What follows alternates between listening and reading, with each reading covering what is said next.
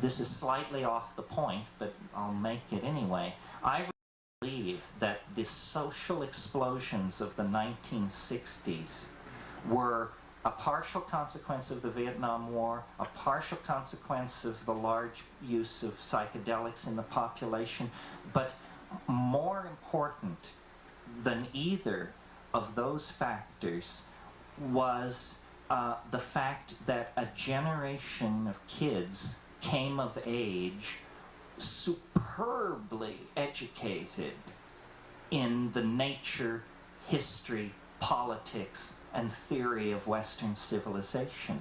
Essentially, the American dream perfected itself in my generation.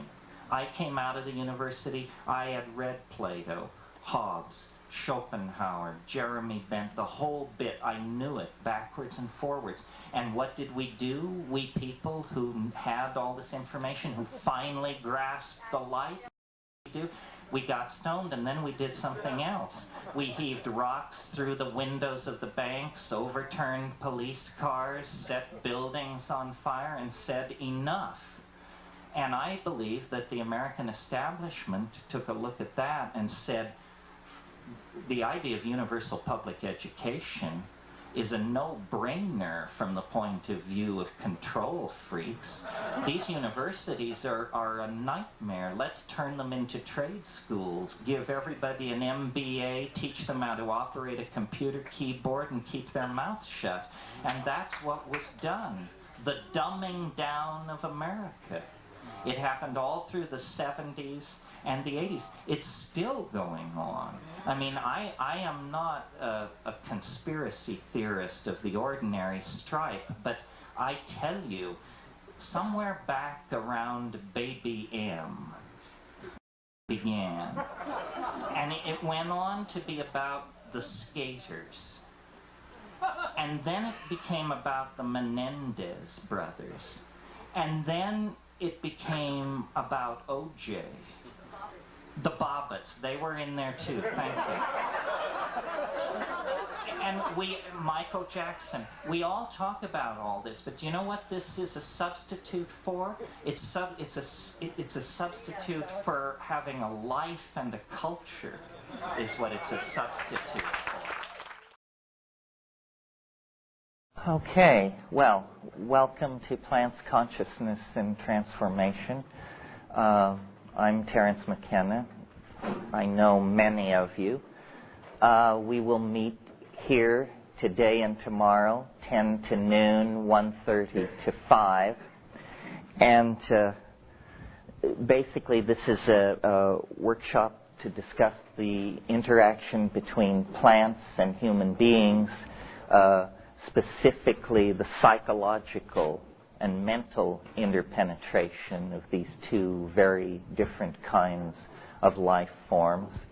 And those of you who are writing, who are concerned about a paper that you may write relative to this class, I'll say a few words about that before the afternoon session, so don't fret about it. It will all come clear in time.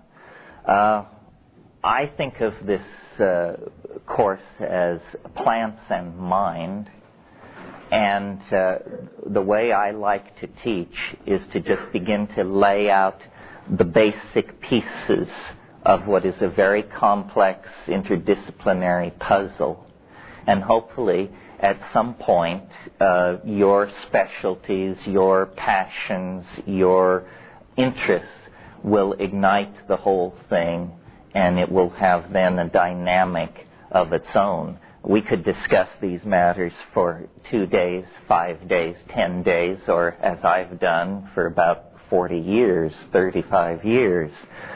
There is no end to it. And very few areas of human endeavor dissolve the disciplinary boundaries of Western academia as thoroughly as the study of human and psychoactive plant interactions do. There are important issues here in biology and botany, in biogeography, in ethnography and ethnology, in psychology and neurophysiology, in the study of symbols. The number of disciplines that have to be brought to bear on this subject is, I think, a central clue to how important it is to understanding our humanness.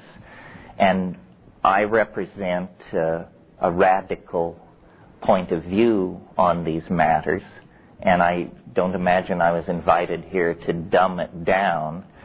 So, if you had Darwin, you'd get natural selection. If you had Freud, you'd get sexual repression. So you've got McKenna, so you're going to get psychoactive catalysis of consciousness, because that's basically why I think these ideas are so important. But before we get to that, let me just lay out some of the field.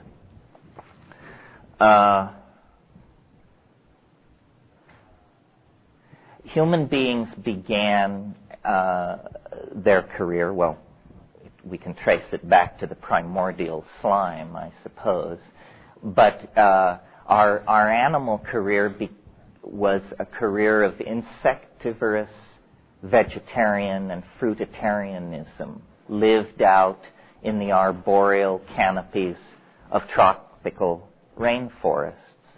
And all animal species, indeed all life, tends to occupy an evolutionary niche and then stabilize itself in that niche.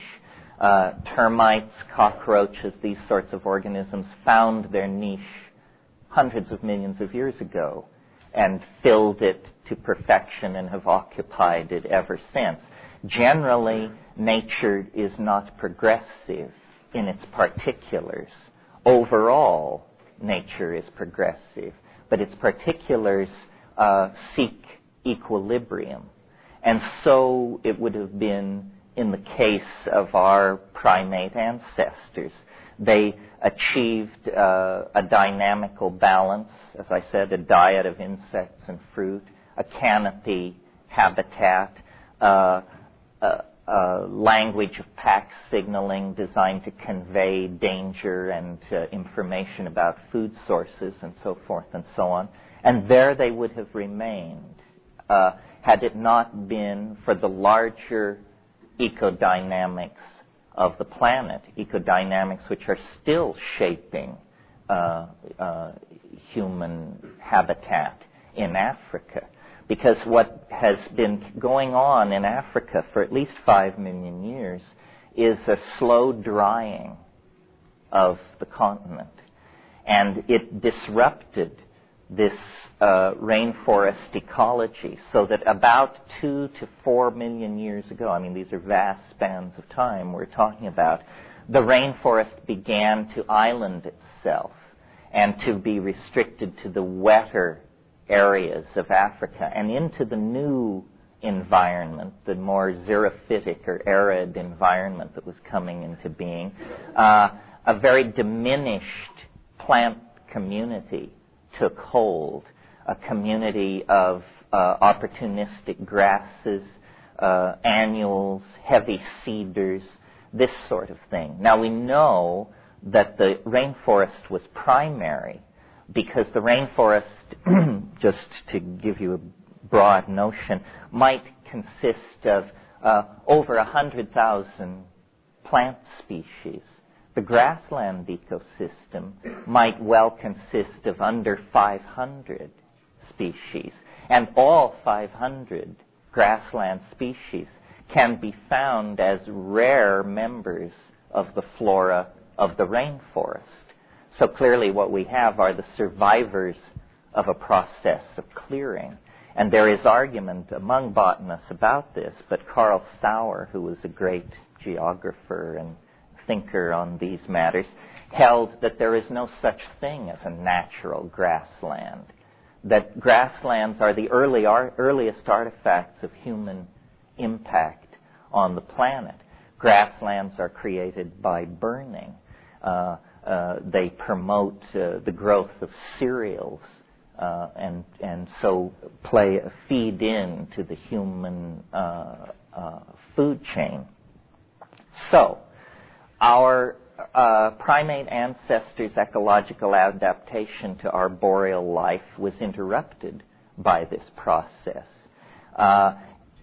And key to my thinking about all this, and those of you who are going to have careers in all this, I hope some of you will take it up and adumbrate it. I think the great overlooked factor in any model of human evolution, and indeed in evolutionary models of many other species, is we have not given enough emphasis to diet. When we talk about natural selection of an animal species, we tend to think that the genome expresses a physical type, and the phenotype is then subject to selection by natural environment. Some biologists have seen the thinness of this understanding. L.L. White wrote a book called Internal Factors in Evolution, in which he pointed out that the womb is itself an environment that makes a very heavy selection before an organism is ever born into the theater of Darwinian selection. So it isn't a tabula rasa that you're born into the theater of natural selection. You have been subject to natural selection from the very earliest moments of the existence of the zygote. So that's one factor. But what I have emphasized is diet. Diet is an input of potentially mutagenic factors into the body that can have enormous consequences on the health of an individual or the general evolution of a population. And I've used the toolbox of ideas that I'm going to put forward here today and tomorrow to try and address what seems to me to be one of the most centrally interesting questions to be asked of this world, and that is, what is human consciousness? Where did it come from? And why does it exist at all? And I believe that we can, by thinking about psychoactive plants, diet, and the early human evolutionary situation, we can make a lot of progress on this question. And we can illuminate some of our political dilemmas that persist to this day, the gender friction that typifies human society, the hierarchy structures and the tensions they create, so forth and so on. So let me run through this and get it off my chest, and then we can talk about the larger materia medica of psychoactive change relative to plants. As the rainforest retreated, our remote primate ancestors came under nutritional pressure, obviously, because their area for gathering food was being physically diminished. Now, when as you probably know or have observed, most animal species are very particular about their food intake. And if you've ever tried to raise butterflies or something for your children, you know that if you capture a caterpillar in the wild, but don't pay close attention to the plant you find it on, you can't just put grass in a peanut butter jar with a caterpillar and expect great success. Animals are highly specialized in their choice of foods. Why is this? Well, as near as we can tell, eating all kinds of foods from an evolutionary point of view is a very reckless move indeed, because plants represent chemical smorgasbords of various types that have accumulated over time in the genome of a particular organism. If you have a very broad-based diet, you are exposing yourself to many different kinds of mutagenic influences. As a strategy for survival of a species, this is not good. Much better to specialize, to evolve special enzymatic pathways to deal with toxins. So, for instance, we know certain animals can eat things that other animals would become ill from or even die. And this is the way it's done. And all animal species tend to evolve toward these very bland monodiets. Now, what happens when there is an upheaval in an environment, geomagnetic reversal, a volcanic eruption, a drought, something like that, and ordinary sources of nutrition become restricted? Then an organism has basically two choices. It can go extinct, starve itself out of existence, or if it has more flexible behaviors, it can begin to experiment with previously rejected potential foods in the environment. Rejected probably because of strong taste or something like that, which are clues to the presence of marginally acceptable chemical compounds of some sort. Our remote canopy living ancestors, as I mentioned, were fruitarian insectivores. They, under nutritional pressure, began to expand their repertoire of foods. They also began to explore the grassland environment. And I mentioned that the grassland environment is much poorer in total number of plant species than the rainforest. Thus, and logically, the potential number of food sources is also limited. Baboons and chimpanzees will dig with sticks for the corms, the swollen roots of grasses. So as our remote ancestors began to explore this new environment of the grasslands, they also began to explore new dietary items. And one of the items that they would surely have observed are coprophytic mushrooms, mushrooms which prefer dung as their environment. Coprophilic or coprophytic is the word for this. Many of these species of coprophytic mushrooms elaborate psilocybin, which, as I assume you know, is one of the major psychoactive alkaloids. Psilocybin occurs in many species of mushroom. It's unknown outside of the fungi.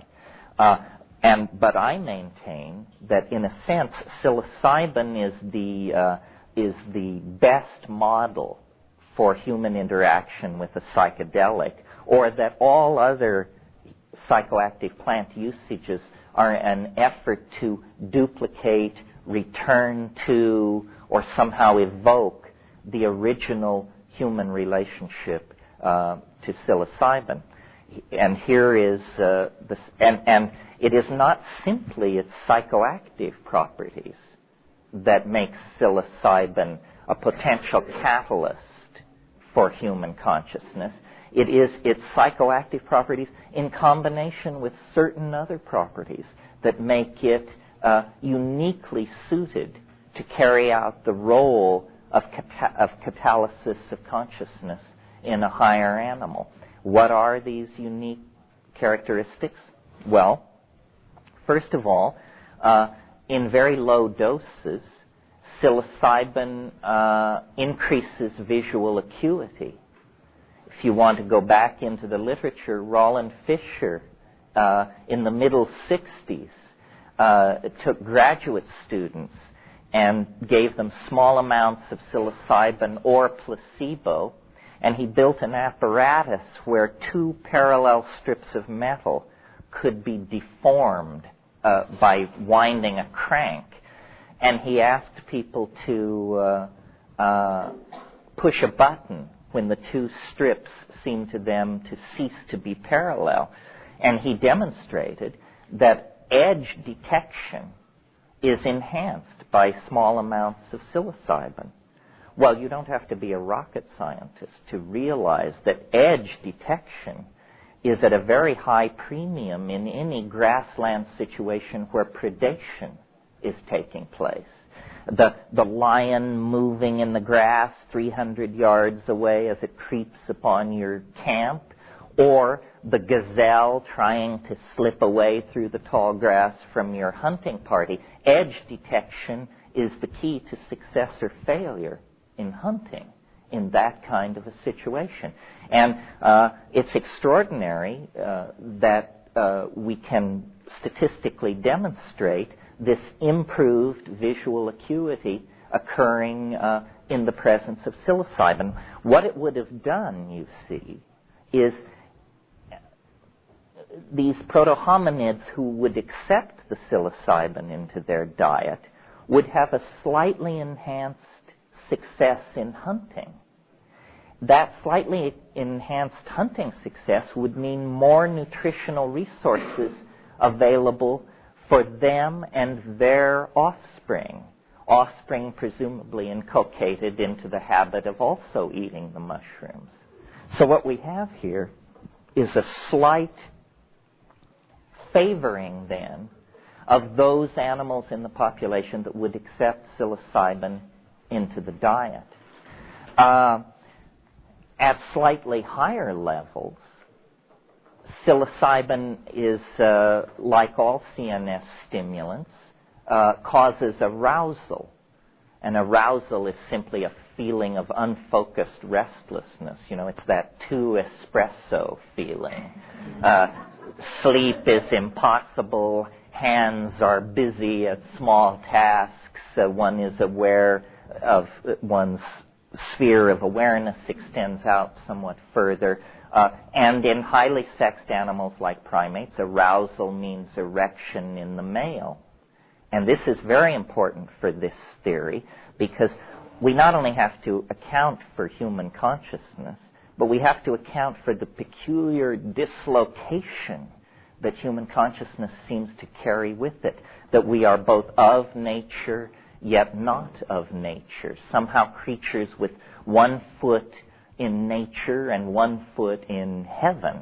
And how does this come about? I believe, and I'm willing to argue it against all comers, that a key element to understanding our sociology and our sexual politics and all that is to realize that psilocybin had 2 effects in the early human populations that were using it. One, we're very familiar with if we're psychedelic sophisticates ourselves.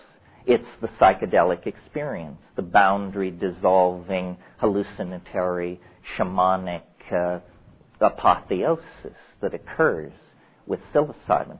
But the other effect is to medicate the tendency to form dominance hierarchies. And this is very controversial. In other words, what I'm saying is that all primates form dominance hierarchies. And what that means, just to remind you, is that the hard-bodied, long-fanged young males take control of the group. They control the children, the women. They order the old, the homosexual, and the young. Everybody is under their thumb.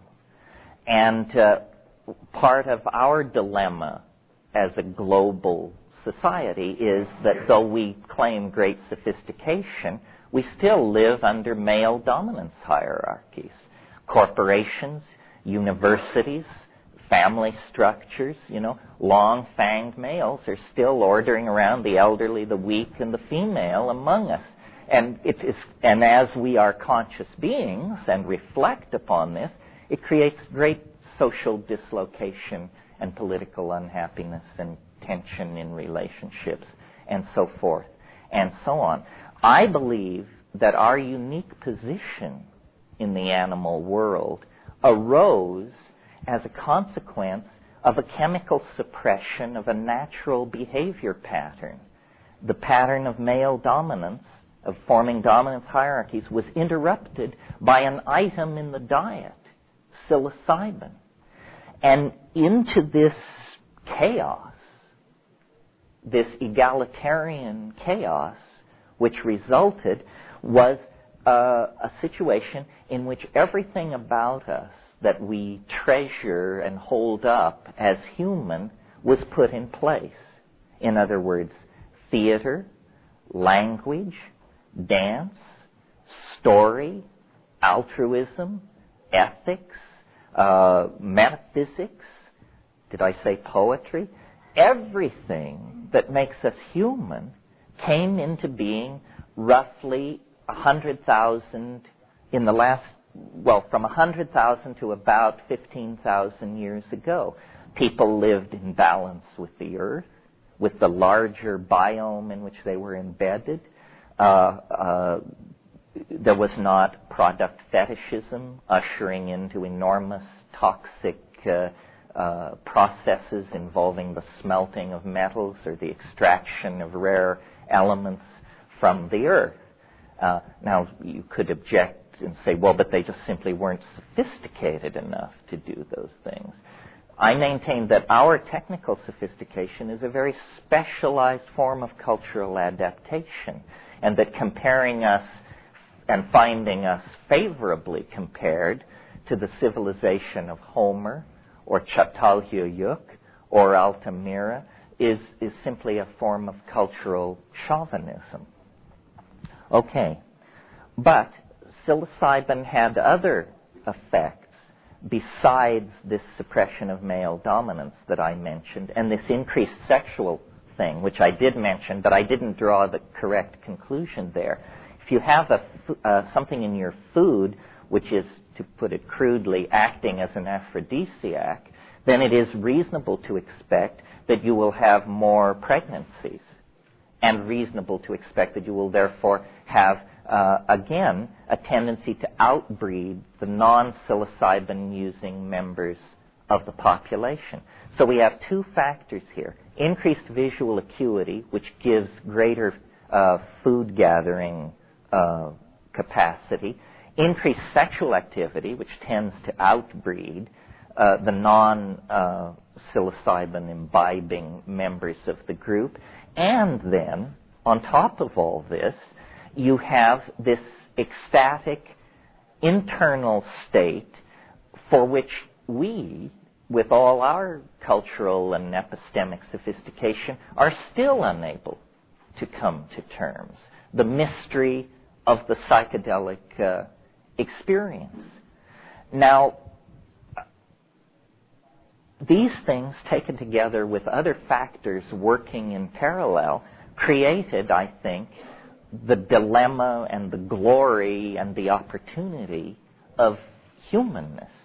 Once we began, under nutritional pressure, to expand our diet, we were delicately poised on the edge of omnivorousness. Because recall, in the canopy situation, we were insectivores, our remote ancestors. We were not simply vegetarians, we were insectivores. In the grassland environment, we began probably to, originally, to follow along behind lion kills and that sort of thing, and eat carrion. One evolutionary theory says that our suppressed olfactory apparatus, the fact that we have a very limited sense of smell, is because there was a period in our evolution when we did a lot of rooting around in carcasses. This is not the noble image we might have wished, but there it is. If you need a countervailing theory, because you don't like that one, the other theory is, no, we lost our sense of smell because when we stood upright, we got our faces up off the ground, and that's where the smells are anyway, so it all sort of became useless equipment, and we dropped it. A point that I've become convinced of in the last couple of years that is definitely not PC is that I've noticed, and my attention was called to it by Philippe de Vaugelet, who's a friend of mine, carnivores are the most conscious of animals. Cows have very little interest in the habits of chipmunks or birds or anything else. All they do is munch grass. Carnivores, on the other hand, have an acute interest in the behavior of other animals. And in fact, I'm on the brink of willing to argue that the earliest consciousness was not self-consciousness. It was consciousness of how dinner thought. Because if you can think like your dinner, you can go out and plant yourself in its path of behavior and have dinner, you see. And if you will look at the difference between, a gerbil and a house cat, the intelligence level is striking. And I think that this attention to the behavior of other animals on the part of an emerging habit of carnivorous behavior is going to have to be taken into consideration. It's interesting that shamanism, which is in a sense the earliest intellectual pursuit, emerges in its early phase as a technique for identifying with animals. Hunting magic is what we're talking about here. And so I think that there was a very interesting mix of factors and players in the early human evolutionary situation. First of all, a canopy-dwelling primate with a pack signaling repertoire is forced into a grassland environment where psilocybin mushrooms occur, where small and large animals are predating upon each other, and where nutritional options are highly restricted. And as this animal makes its adaptive choices, it moves deeper and deeper into the realm of mind. First, the modeling of the behaviors of other animals and the behaviors of plants, because in a hunting-gathering situation, when plants produce fruit, what environments they prefer, what other plants they grow in association with, what soil types they prefer, all of these things are cofactors feeding in to an image of the world. And this image of the world, by its accuracy or falsity, decrees life or death upon those who carry it. The omnivorousness forced us into an awareness of other animals. That made us, that put us on the level of intelligence of a hunting cat or something like that. But the psilocybin experience at higher doses, and obviously by this time inculcated for sexual and ritual and hunting purposes into the society, also impels you into a non-local, invisible, magical world that is, to use a Jungian term, highly numinous, highly charged with the energy of the archetype, of the archetypal world. And as I said, to this day, we are not able to come to terms with this. No matter how much Derrida or Husserl or Wittgenstein you've imbibed, it still is a very challenging thing to dissolve your ordinary state of consciousness and abandon yourself to the dynamic of the larger mind that we find ourselves embedded in. For a long time, therefore, let's say, numbers are numbers, but let's say from 50,000 years ago to 12,000 years ago, there was a kind of paradise on this planet. Poetry coexisted with a balanced ecosystem. Observational sciences, astronomy, botany, biology, taxonomy, the observational sciences coexisted with the natural world. And then, the same factors which created this Edenic situation, which remember what they were, it was the drying of the African continent that caused the rainforest retreat. That same process had been going on, slowly, inevitably, endlessly, and about after the last glacial melt, which began 20 to 17,000 years ago, Africa went dramatically dry. And the Sahara Desert began to form, where there had been a vast grassland dotted by sandstone pinnacles, cut by rushing streams, and crowded with vast herds of game. And that was the theater of human emergence. But when it began to go dry, it went dry rather dramatically. These ice cores coming out of Iceland make this clear. Nevertheless, as late as Roman times, the Roman historian Pliny referred to North Africa as the breadbasket of Rome, because they were growing wheat in vast amounts in North Africa as recently as 2,000 years ago, in areas now where there is nothing. Well, this paradisical African psilocybin matriarchal partnership, psychedelic, shamanic, archaic, whatever you want to call it, society was then pushed into crisis. And a number of things happened. First of all, migrations of people out of Africa. This happens every time there's a glacial melt. Human populations were trapped, or proto-hominid populations get trapped during the glacials, because the last glacial period, the glaciers came as far south as northern Israel. So human populations get trapped, and then in the interglacials, during the melts, they radiate outward. People began leaving the Sahara, settling in the Nile Valley, and this shamanic use of psilocybin was disrupted because the environment which made it possible was disrupted. And when that happened, and this I'm closing the loop here for you, few of my raps are so sustained.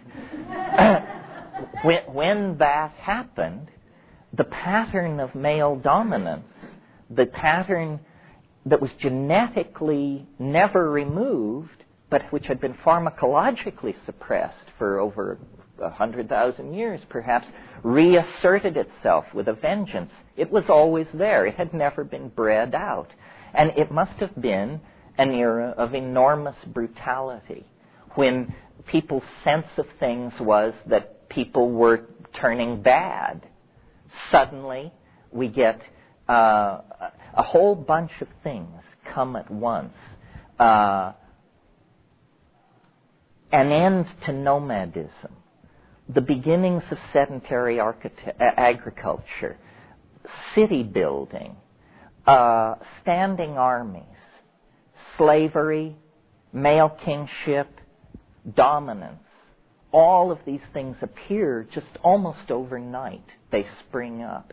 And I maintain they are what a monkey would build as a civilization if suddenly all of its worst behavioral tendencies came to the forefront with a vengeance. And that's precisely what happened. In the period when we were self-medicating ourselves with psilocybin, we passed from being an animal into being the peculiarly spiritual entity that we are. We elaborated observational techniques, theories of magic, language.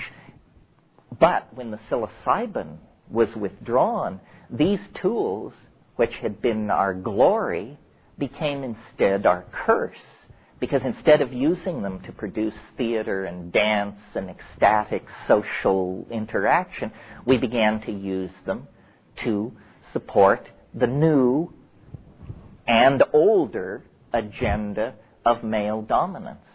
And it's a frightening thing, to think. People following their cattle across the African plain, eating the mushrooms, seeing the mushrooms as part of the output of the cattle in the same way that meat and milk and manure were output of the cattle. A mother goddess religion, a religion of the land that moves lightly over the soil, no evidence of intergroup conflict, so forth and so on. And somehow, then, this process, which took a long time, of domesticating cattle, because I'm sure you can see how it all worked, how these factors were disparate, and then they flowed together. Human beings followed cattle because they were following kills of lions. You follow the cattle in the same way that the jackals follow the cattle to deal with the lion kills made by large predators. Well, then, in the course of this, you encounter weakened animals or abandoned infant animals, and you care for them. And over 20,000 years, this turns into domestication of animals, husbandry of cattle. But you take away the psilocybin, and I think this is a frightening thing to contemplate. The earliest cities, I will argue, were pens for human beings. That's what a city is. It's a pen for human beings. Some of these dominant males said, well, we control cattle. Why shouldn't we control human beings in the same way? Why shouldn't a king order his people with the same impunity that he orders the slaughter and the movement of herds of goats and cattle? And all of the institutions that we labor under came into being at this moment of transition from the late Neolithic, or from the Paleolithic to the Neolithic, to the agricultural situation. The reason for this, I believe, can be traced to the evolution of consciousness. I mean, consciousness is a double-edged sword. One of the factors, I think, that contributed to the reemergence of male dominance was that at some point, human intellectual capacity reached the point where a distant cause could be connected to an effect. And the effect and cause that were being observed was the sex act. At some point, men and women, presumably, but men must have understood that an act of copulation, if carried out successfully and in the right rhythm to the moon, will result in a child 9 months later. If you don't have that understanding, you have no sense of male paternity. So you have a very tight social bond, because for men, the children are our children, the children of the group. Once you have a sense of male paternity, then you have ownership, and this then becomes very problematic. At the very moment that men were figuring this out, women were noticing that in the yearly round of following the cattle, when they would return to the kitchen middens and fire pits abandoned a year previously, that there would be food in those areas, an abundance of food plants from cast-off kernels of cereals and so forth and so on. So then there is this awareness. If we bury food sources, then food will come out of the ground. The problem with agriculture in the early phase is that it's hideously efficient. And what it does is it immediately creates such a surplus that you have to stop moving. Nomadism has to be abandoned. You till fields and you overproduce, and then you must store and defend your overproduction against less fortunate human groups in the area. The most advanced building on this planet in 8,000 BC was the grain tower at Jericho.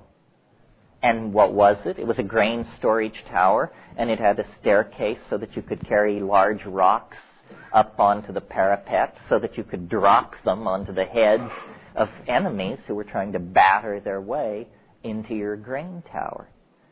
So I've spent some time on this because this could be taught, this course, without any reference to our contemporary dilemma, which is, and by that dilemma I mean the dilemma of gender difference, male dominance, underutilization of females in society, underutilization of feminine points of view in society.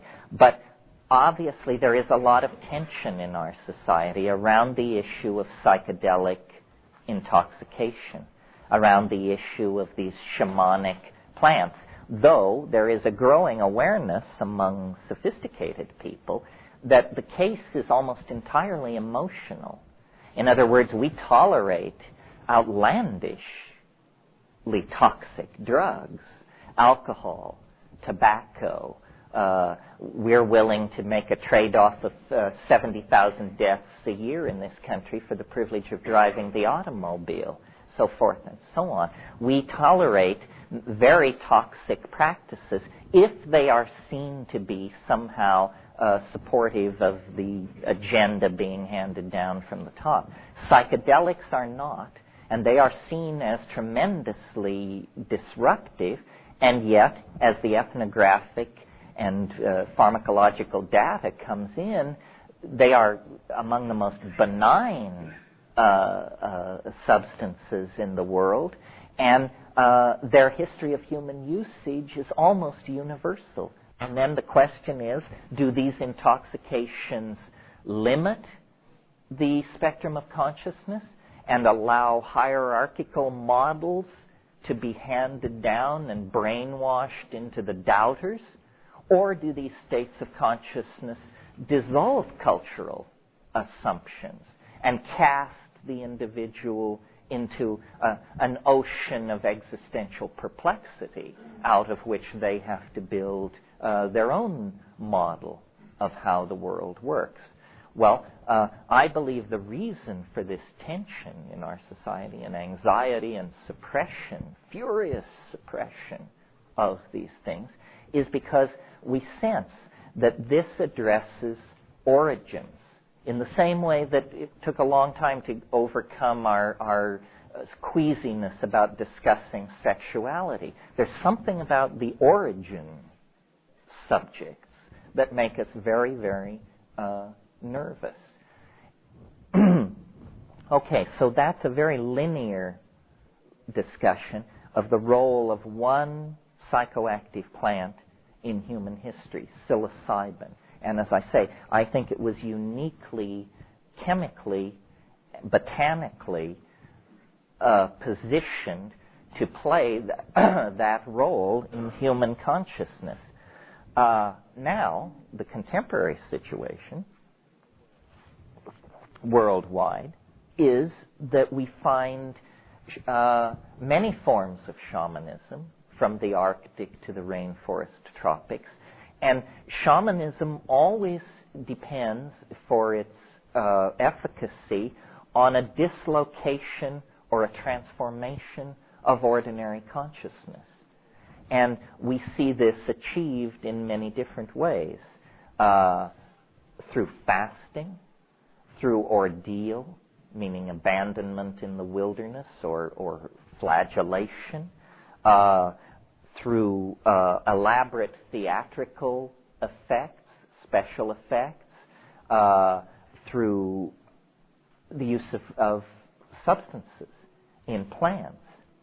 And there has been a controversy in anthropology, never resolved over the past 40 years.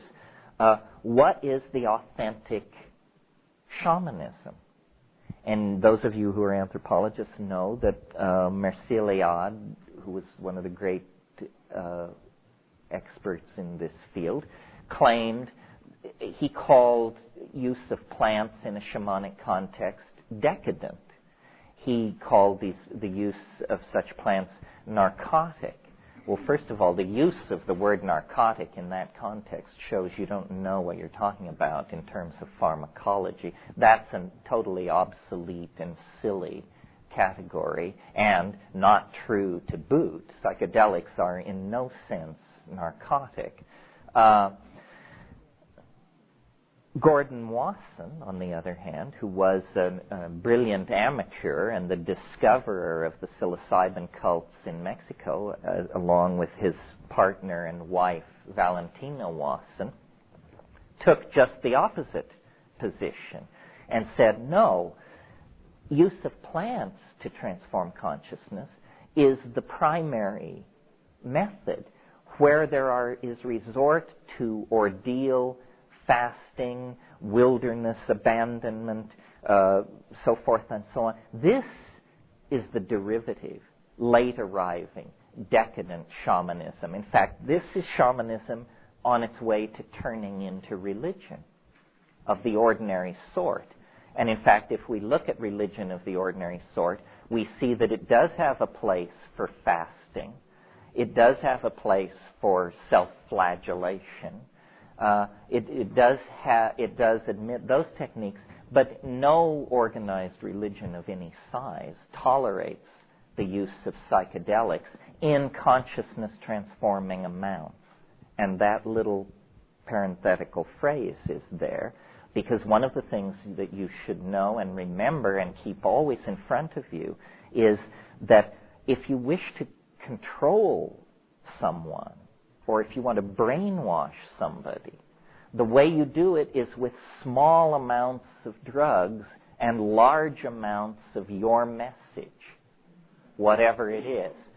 So, but if you give people large amounts of a psychedelic, your message will take its place in the parade of ideas and find its relative importance. So using drugs does not mean, if you come upon a cult or a group or an individual using psychedelic substance, it doesn't necessarily mean that they are on a path of spiritual and shamanic transformation. It may be that they just are self-enforcing some private Idaho of illusion in which they choose to live. But if large doses are being taken, and by large, I simply mean effective, full-spectrum doses. One of the wonderful things about these substances is that the effective dose is a long ways away from a dangerous dose. The LD50, in other words, is very favorable. The boundary... so then let me talk for a minute about the character of this experience generally. What is the plant hallucinogen experience in all times and all places for all people? I mean, I don't know if you can be that general, but it's important to try. What it is it's an experience of boundary dissolution. It's an experience of having categories obliterated, of having previously defined boundaries and differences eliminated. The enterprise of being and the enterprise of language is basically an enterprise of defining boundaries. I am myself, you are you, this is now, that was then, we are here, they are there. These are provisional distinctions about reality that make it necessary, that are necessary for us to keep track of and manipulate our animal body as a machine in Newtonian space. But when a shaman takes a psychoactive plant at an effective dose, he or she falls into trance, becomes immobile, and then the geometry of consciousness, if you wish, is melted and recast in a different geometry. And I use these mathematical terms because I really sincerely believe that at some hypothetical future date, when this is all sorted out, what we're going to realize about the psychedelic experience is that it is the experience of the fact of the higher geometry of the universe in which we live. In other words, it's very easy to see that ordinary consciousness evolved to, let me put it this way. It's a wonderful aphorism. Consciousness takes the contours of the vessel into which it is poured. It's like water. It always takes the shape of the vessel into which it is poured. And so what are we? We are, on the large scale, we are animals in three-dimensional space, given to hunting and given to being hunted. So what has consciousness done? It has evolved into a kind of threat, anticipation, detection, and avoidance machine. The purpose of consciousness, the purpose of your eyes, the coordination of your sensa, is to navigate you through the world without dying, without being ripped apart by predators or being caught in landslides or rushing rivers, so forth and so on. And consciousness fills that need, ordinary consciousness, very well. But because the body has a locus in three-dimensional space, consciousness of the ordinary sort tends to surround the body as an object of concern. In other words, if you're worried about being hit by traffic, you're not worried about being hit by traffic in Berkeley. You're worried about being hit in traffic in San Francisco because that's where you happen to be. So consciousness of the ordinary sort tends to cluster around the physical body. But when consciousness is dissolved of that concern and dissolved of the programming in language that concern has built up over ages, it recrystallizes in a higher dimension, literally a kind of hyperspace. And if you will think for a moment about shamanism, I think you'll see how literally we can take this mathematical metaphor of the psychedelic experience. What is a classic shaman expected to do and be? Well, shamans predict hunting. They see where the game will be. Shamans predict weather. They can tell what the weather will be. Shamans are brought in to mediate complex social hassles of the who is sleeping with my woman, who stole the chicken, who shat in the stream kind of social hassles. Shamans are brought in for these kinds of purposes. And then finally and most importantly, shamans cure. They cure sometimes.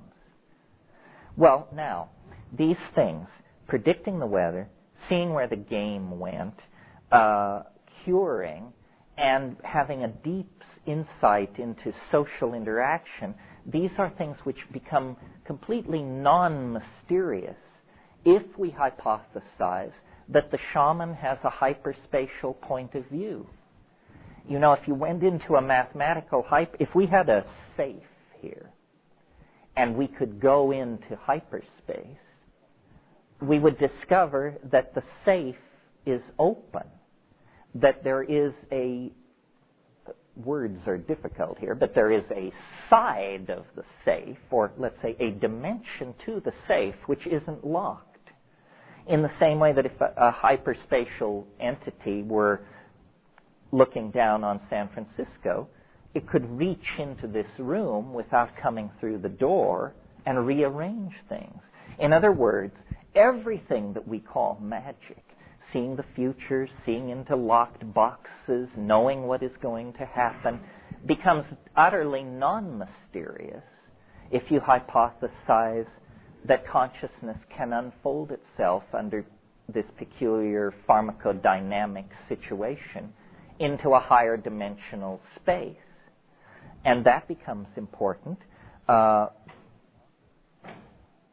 in the modern context more than in the archaic context, because the collective future has become for us a focus of major anxiety. We need to know where we're going. You know, Marshall McLuhan said, the way we run our societies is like driving an automobile using only the rear view mirror. Well, in shamanically guided societies, they actually turn on the headlights. Running by the rear view mirror means you only have past experience to guide you. Running with the headlights on means you actually have an insight into the forward dimension into which you're moving. Okay, so that is sort of a broad sketch of how one plant, psilocybin, may have catalyzed, shaped, impacted human consciousness, how the abandonment of that archaic shamanic style through climatic change created the fall into history, how the fall into history is the absence of this hyperdimensional point of view, and then what we'll talk about when we come back after the break is how can we utilize the botanical and ethnographic and pharmacological data that we have garnered in the last 100 years to recapture, revivify, and explore this dimension of human potential in such a way that we can actually inject some hope into our political circumstances. I don't believe if we remain as we are, half angel, half monkey, ruled by dominance hierarchies, ruled by the most ruthless among us, that we have much of a future on the evolutionary stage.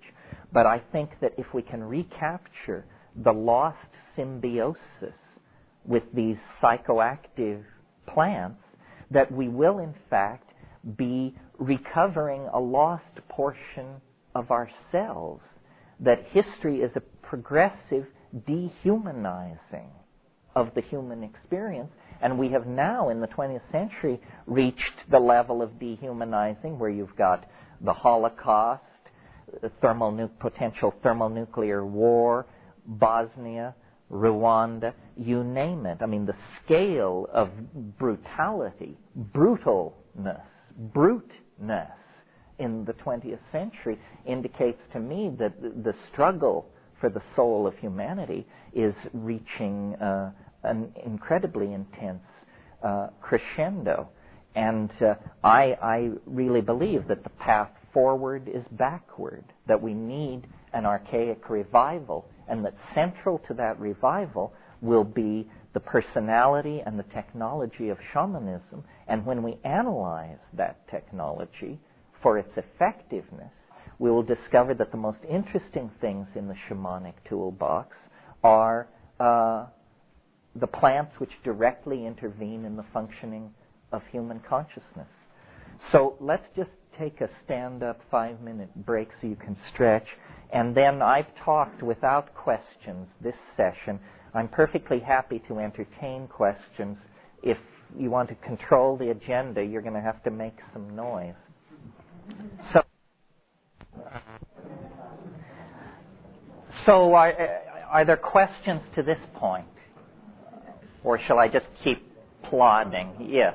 I have a question about the problem that the idea of a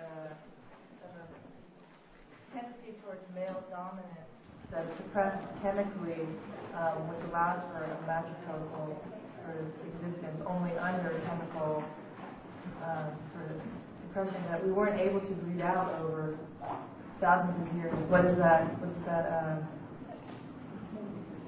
I mean, do we have to mainline men for the rest of throughout eternity? Well, I think the implication is yes. In other words, had we remained monkeys, we never would have gotten into this crazy situation.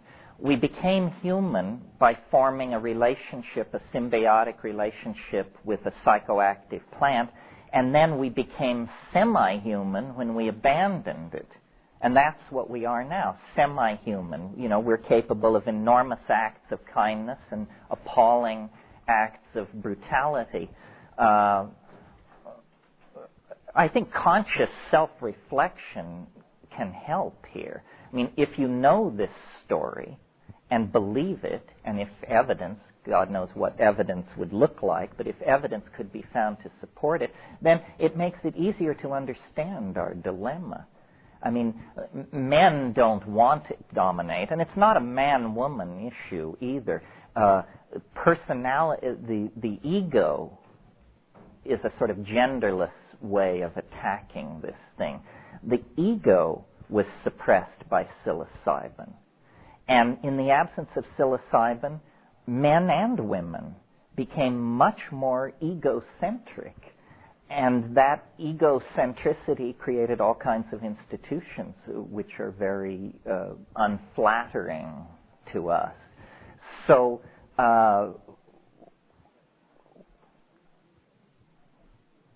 we need, I think, to, if this idea were accepted, that this is what happened, this is why we're conscious, this is why we're so uncomfortable with consciousness, and this is where we are, and somehow this dialogue could go on outside the distorting effects of Christianity, male anxiety, and so forth and so on, then I think the conclusion would be we need some very radical social reforms.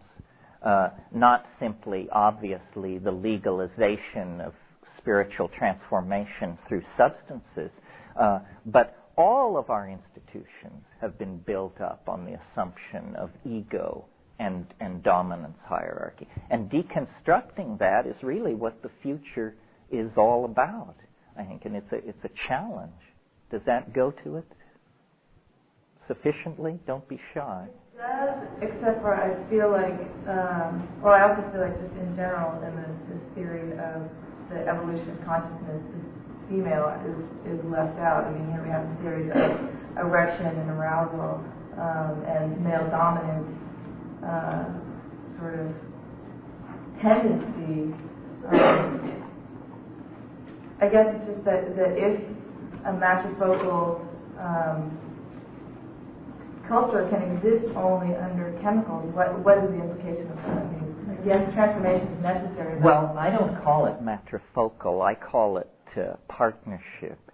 I don't think there's a pendulum swing between patriarchy and matriarchy. I think there is partnership, which is appropriate role expression. Everybody does what is appropriate to their position, and then there is the assigned role of the hierarchical situation. I think it was in Science last week. Here is a frontier that is breaking right now, which is it's just being realized that men and women are incredibly different anatomically and at the microanatomical level. I think there was a list of 40 physical differences between the brains of men and women. And in a sense,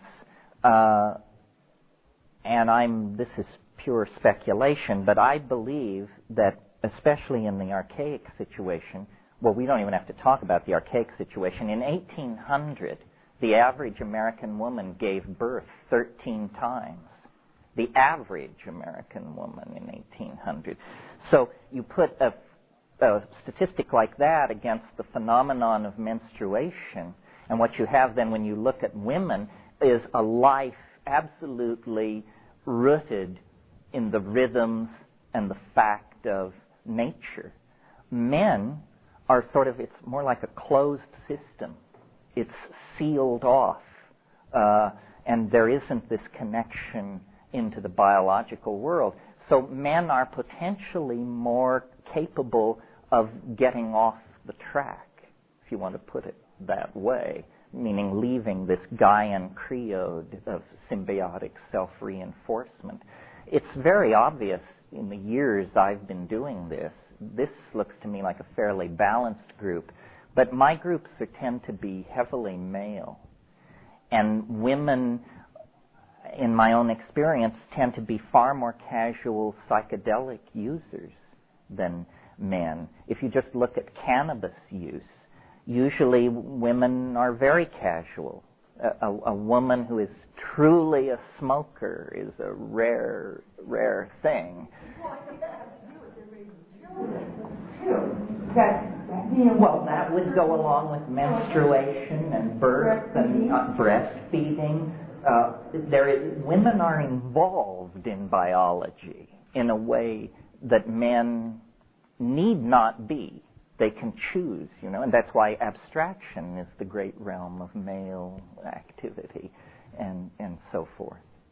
I guess I want to pick up your example of women in the 1800s giving birth so many times and point out that that also was an aberration that came from what I consider to be the learned behavior of males into domination. That when women were in control of their own reproductive cycles, there was not that many births. They were appropriately spaced because the sexual activity was not dominant. And the women determined when sexual activity would take place based on what was best for the community and the offspring. No, you're right. I probably yield on that. I guess then, but I try to save the point by saying this. You're right. Probably in this archaic situation, women had knowledge of plant contraceptives, and they were well in control of. They were not forced into sexual activity, which was an important piece of the domination cycle. That women controlled the reproductive cycle and the sexual cycle, and so children were safe. It was when the concept of domination began that they lost power over when they would have sex, and then also how often they would have babies. And that was a real turning point in that reproductive aspect. But don't you imagine that in a world without anesthetic, even if you gave birth only 3 or 4 times in your life, these would be immense boundary-dissolving psychedelic extravaganzas. I don't have any problem with the conclusion. It's just sort of the pathway there and what the constructs were before that. I think you're right that such a large number of pregnancies and births indicates a pattern of subjugation. There was something else I wanted to say about that. Well, it'll come back. Yeah. I'd just like to add something about gender. I think we need to be really aware of how biochemically mediated it is. I had a friend who went to a hormonal change, became a woman over a 5-month period, hormonally. And you could feel his aggressions drop away, he became more generous in his body. And then 5 months later, he changed his mind and came back. He hates being generous and loving. It's off of me. And you could feel his aggression coming back, and now he's in a really, actually quite beautiful androgynous state. Well, now I've seen it from both ends of the spectrum. That's what he said. He really understands how women feel and how we think, and he just totally understands women. Oh, I know what I wanted to say about this. I don't want to spend too much time on it, but you should be aware of this. And it's interesting. It's always fun to talk about sexuality and so forth and so on. But you're probably aware of these things called bonobos, these so-called pygmy chimpanzees. They're actually not noticeably smaller than ordinary chimpanzees, but they are a distinct species. First of all, we differ from chimpanzees by 2% of our genome. 98% of us is chimpanzee. We differ from the bonobos in about the same amount. Chimpanzees are male-dominant, highly monogamous, very territorial, so forth and so on. The bonobos, which are to a non-zoologist indistinguishable from the chimpanzees, all aggression is mediated through sex. Incredible. I'm surprised such animals can exist because I would have thought a virus would have jumped into this situation. But the bonobos are incredibly highly sexed animals. All forms of sexual activity are going on almost constantly, and all aggression and all social difference and everything is ameliorated by sexual activity, usually initiated by the females. Well, if you look at these two animals, chimpanzee and bonobo, you can't tell them apart. I think what it means is that this matter of our sexual expression and dominance and so forth and so on is riding on a cusp of some sort. We can go either way. That's why we're the only animal species where there is no defined style of pairing. In other words, we have monogamy in some societies, polygamy, polyandry, a whole smorgasbord of social and sexual arrangements that we will tolerate. No other creature is like that. And I think it indicates that we are in a zone of ambiguity on this matter, and that means we have a lot of leeway. We can send ourselves one way or the other. We can build a nightmarish, male-dominated, crypto-fascist kind of situation, or we can go the other way. Bonobo or chimpanzee, we're looking down both those roads. Yeah. Are you saying that basically as a species we have not been stabilized, such as the cockroach or the... Well, we've been destabilized. I think we were stabilized in the chimpanzee dominator mode, and then 100,000 years of psilocybin use put us closer to the bonobos. Now, the bonobos are almost extinct. There's only a few thousand of them left. They need to be studied. There was a paper recently, I can't give you the citation, but if you write me, I can, studying chimpanzees in Africa. They would only leave the nest, they would only leave the trees and descend down onto the ground to forage, but the only thing they would do this for were mushrooms. Well, curiously enough, the pygmy chimps are really the only animal where any success has been gleaned in the sign language communications and the more modern versions of that. But the pygmy chimps are the ones which can use the message boards actually to some effectiveness. The only ones that appear to have language ability. The oaks for dolphins, whales, and regular chimps. It's still a blank. But the pygmy chimps, they're doing it. So here we have the language thing come on the cusp for them. So it would be very interesting to know if psilocybin, they might be an image of us 500,000 years ago. In other words, were we to go extinct and the bonobos to flourish, there might be another anthropoid species take the stage in 1 million or 2 years. Yeah. This is sort of a question to mainlining psilocybin. In my experience, I've seen many men, especially a lot of heavy hitters in the psychedelic movement, take high doses and don't care one hoot about gender issues or justice or equality. So I'm not sure that has. I think the psychedelic experience can reinforce all your prejudices. That psilocybin itself can't necessarily open you up, melt boundaries, have you seek out justice. Well, I guess I'm more of a believer than you are. I just say they didn't take enough. And and the other thing is, you mentioned these were heavy hitters male heavy hitters in the psychedelic movement. It may just be that some people can't be saved. That Christ himself couldn't lift some people out of chaos. I haven't had that experience. I think that... Well, I think it would serve you to ask the women in the psychedelic movement about their experience. Because, you come from a certain perspective of male dominator. Uh-huh. And to check it out. What specifically should I ask them about their experience? If they feel that the men in their lives change through strictly high doses of psilocybin or other psychedelic use, that there's more justice. My thing is that the family is the most interesting political stage there is. Is there justice in the family? Is there a partnership model happening in the family? Is the father actively taking care of the children in the family? Well, that's sort of a different question. I liked your first question better. Do they see in the men in their lives a tendency toward a softening or justice? But the stage of that is really a relationship, the family. Yeah, the problem I have with that is I think the modern family is, first of all, a very modern invention and basically a cauldron for the production of neuroses. But that's what we have to work with. That's what we have to work with. And I think well, let's ask these women, how about this proposition that psychedelics make men smoother, evener, more... Does anybody want to denounce that? Yeah. In my experience, and I will use the word rage because that's all I can, that's the culture that I've been involved with for the last 10 years.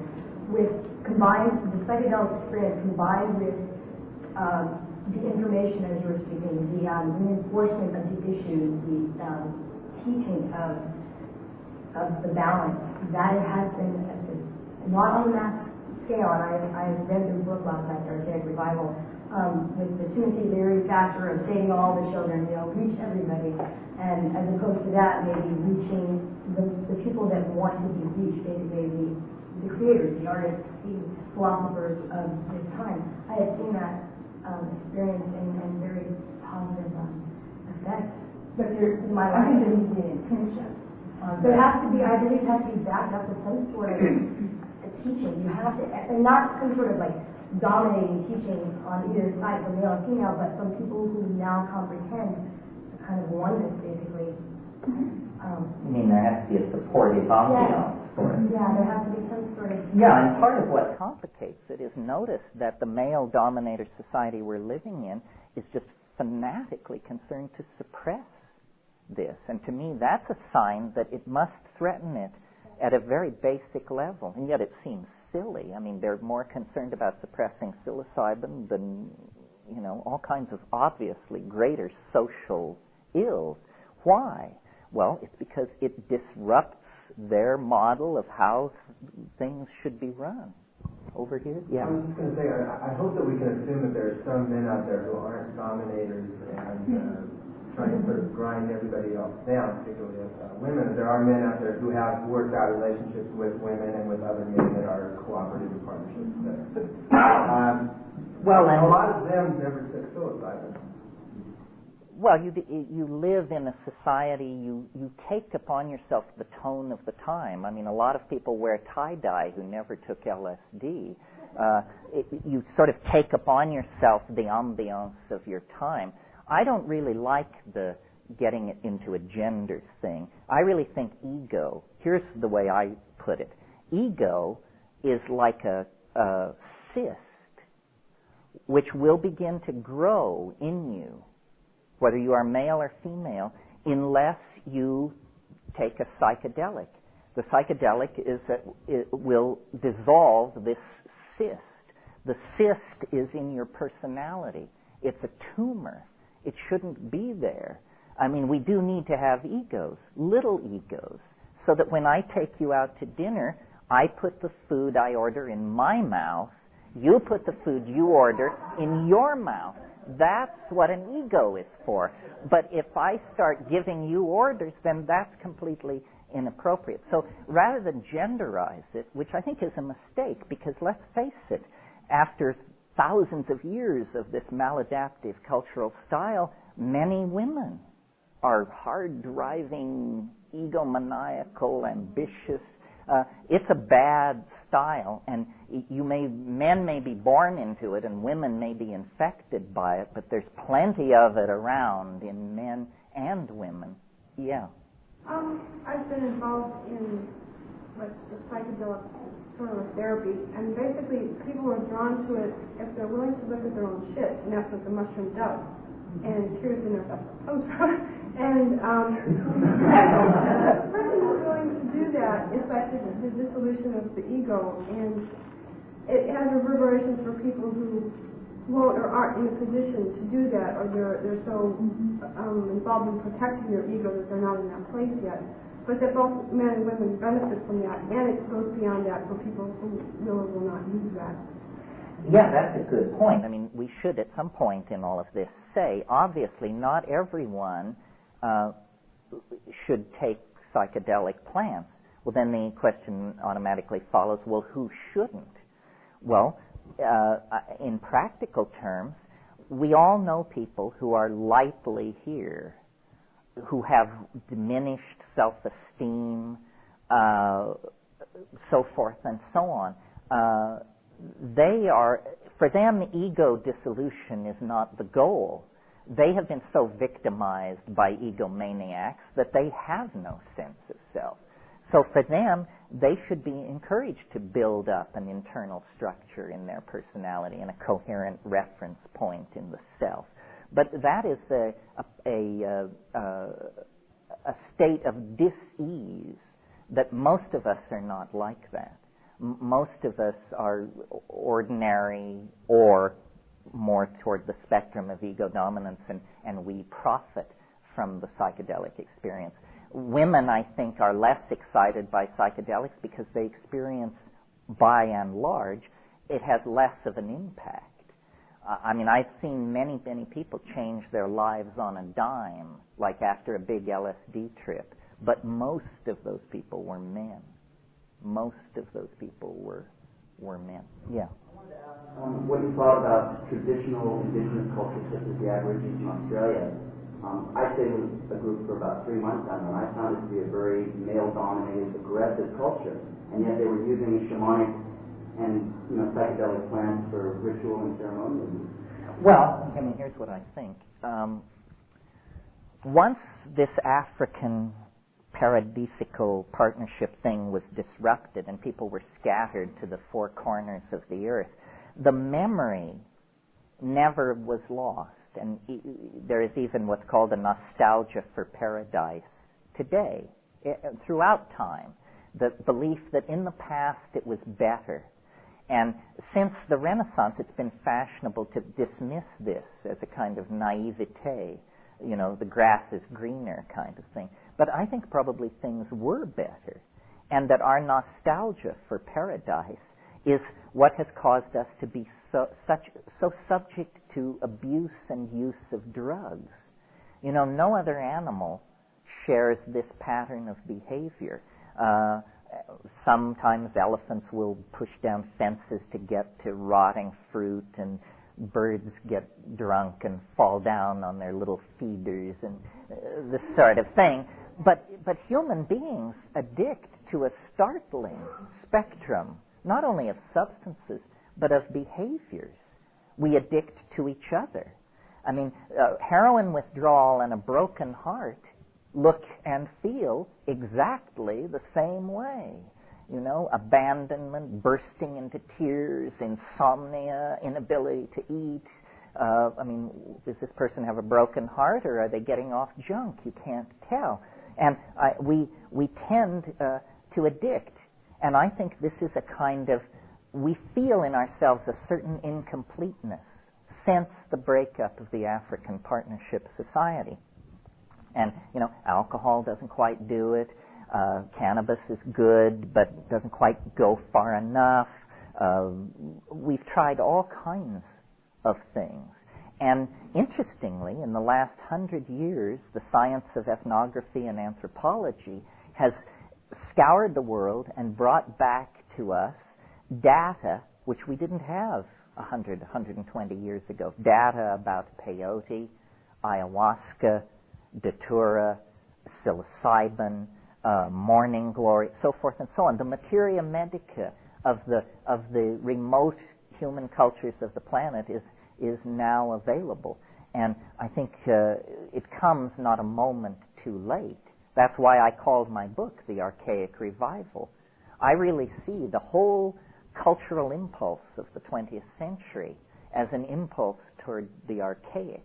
In other words, if you think about it, it begins with Impressionism. Well, what is Impressionism except LSD 30 minutes in?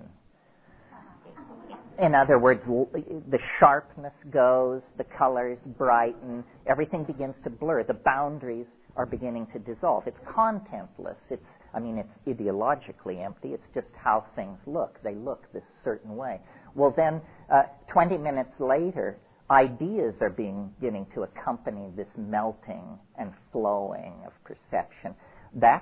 We've now reached surrealism, and Freud and Jung, the discovery of the unconscious. Well, then it keeps going, it gets more and more intense. Now we don't see dreamscapes, distorted gargoyle-like figures melting watches and burning giraffes. That has all been now replaced by just a blur, an energy storm. Now we're in a Pollock of some sort. We're down at the quantum mechanical level where energy is flinging itself around.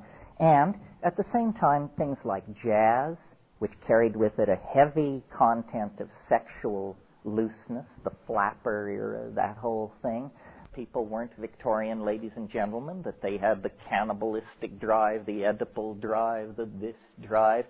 Hitler proved that, 500 years of Western ethics have you shoving people into ovens as a political course of action.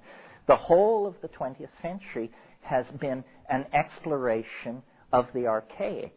And then in the 60s, LSD appeared, but without the rhetoric of shamanism.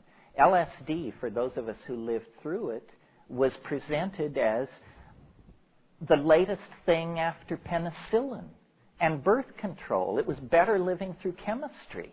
It was now we have penicillin, and now we have orthonovum, and now we have LSD. It was better living through chemistry. You've all seen the poster of the kids in the hate holding the banner.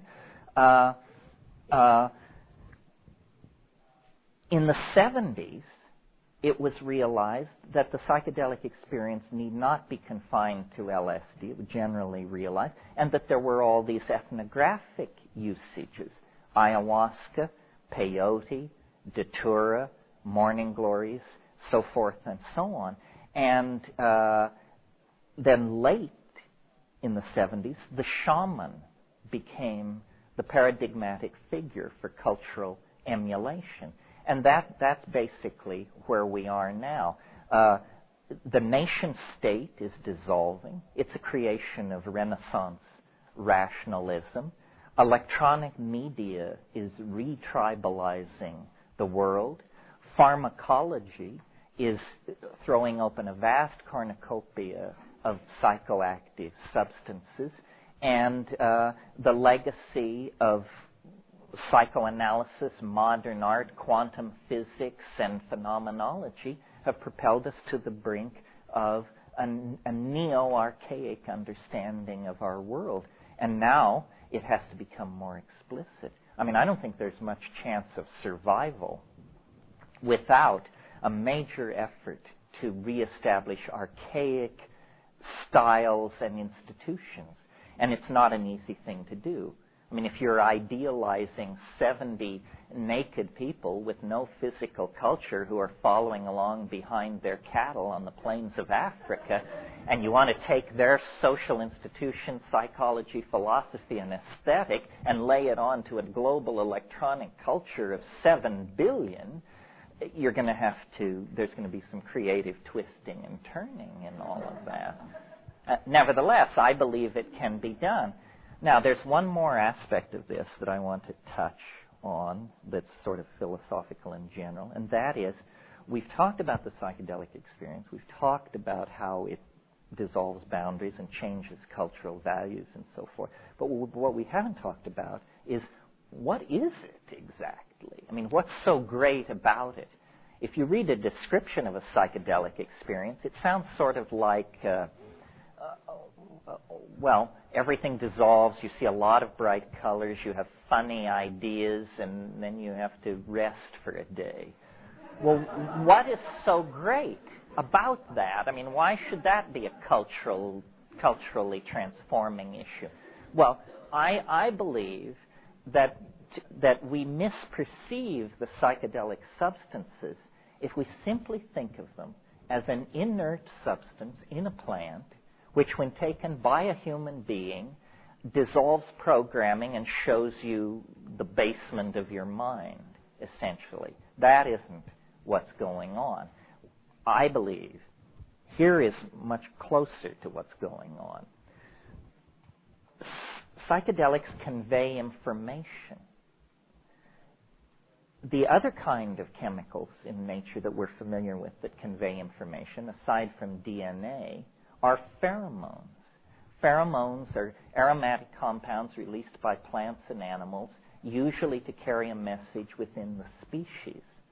So ants, as you know, lay down chemical trails that other ants sense and can follow.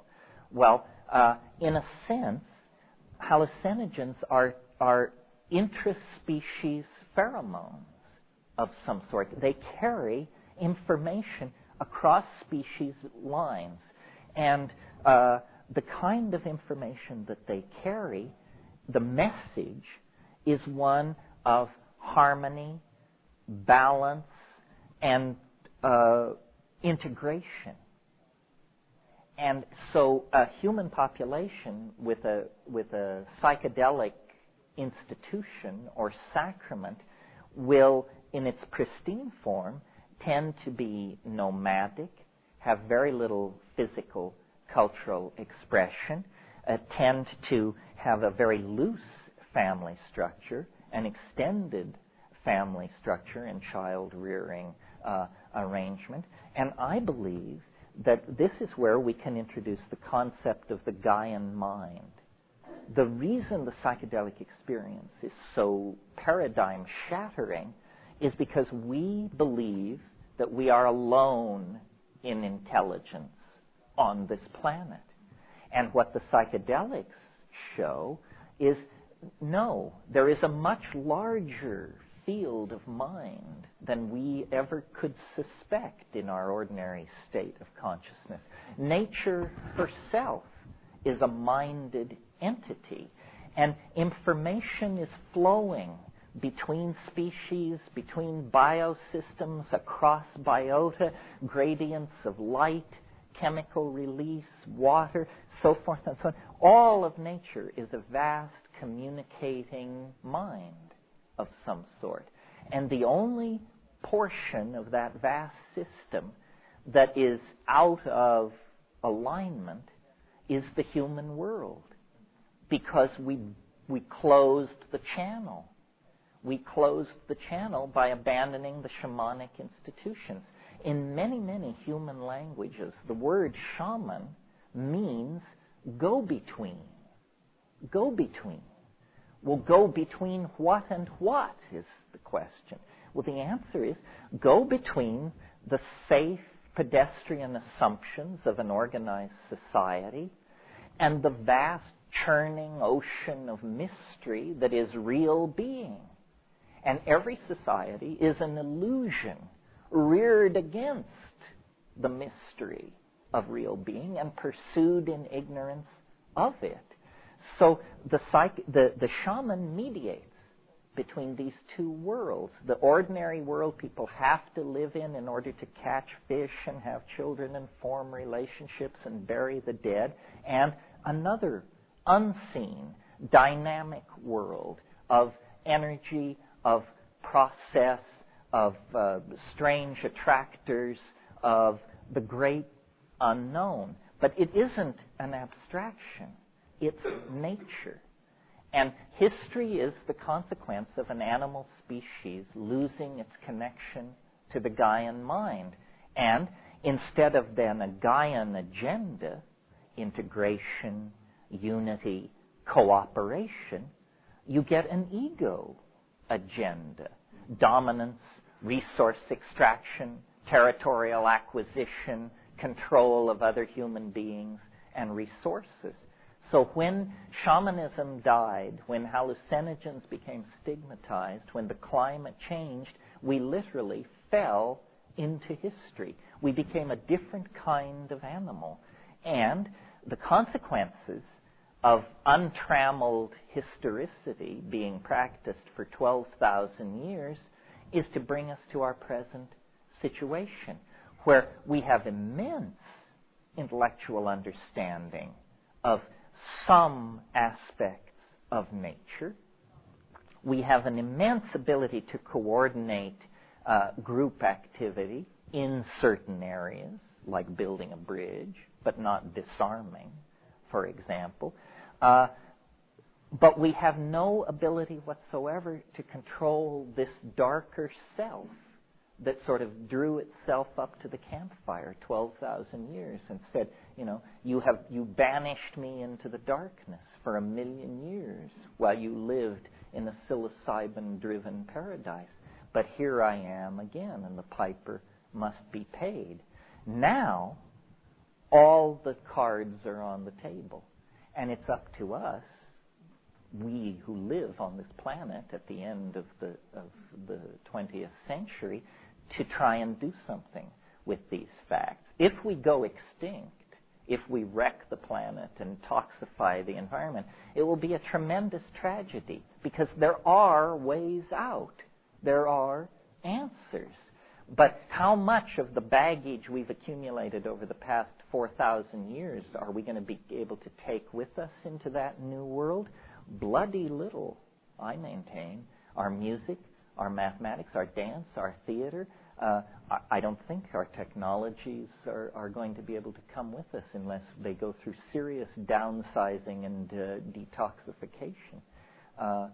So really, the discovery in the 19th and 20th century of these ancient ways of relating to plants, it's not just a curiosity of anthropology or an exciting subfield of botany.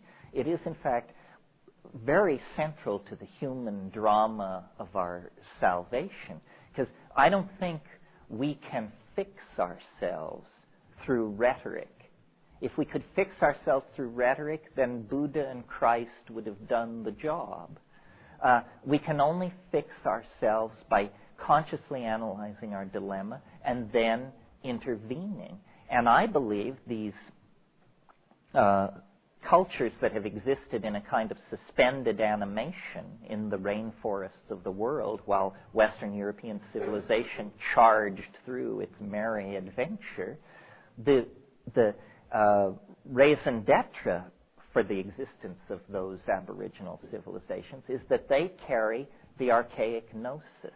It's all still intact for maybe 30 or 40 more years if we act quickly. The material is there, the techniques are there, it can be saved, but it has to be brought into modern civilization. And so, classes like this. Yeah. One question. If it is that Gaia is trying to get us into equilibrium, and if there's some certain type of consciousness that humans need to have in order to bring about that equilibrium, why is it then that Gaia has made these hallucinogens taste so bad?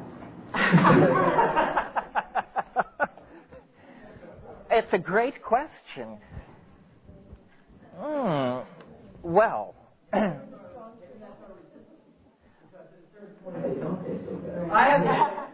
here's an answer, and then I have because the essential thing we all need is courage, and most of us don't have it under every circumstance. That's a good answer. Really, that's very deep. You have to say, I'm going to do this because my life is dependent on it, where my future is, whether there's an existential future, whatever. I don't want to go to hell. I want to uplift myself, and I'm going to do this because I know there's love in the world, and I'm going to prove it because I'm going to be it. And I will now offer a tremendously down interpretation of the same thing. These things are all alkaloids. It may just be that in this universe, alkaloids are always bitter. So that Gaia herself, it's like, can God make an object God can't lift? Can Gaia make an alkaloid that isn't bitter? I don't know. It's a challenge. I know that alkaloids taste bad. My question is that are these alkaloids something that we really should be taking? I'm trying to figure out the role of these hallucinogens in our consciousness.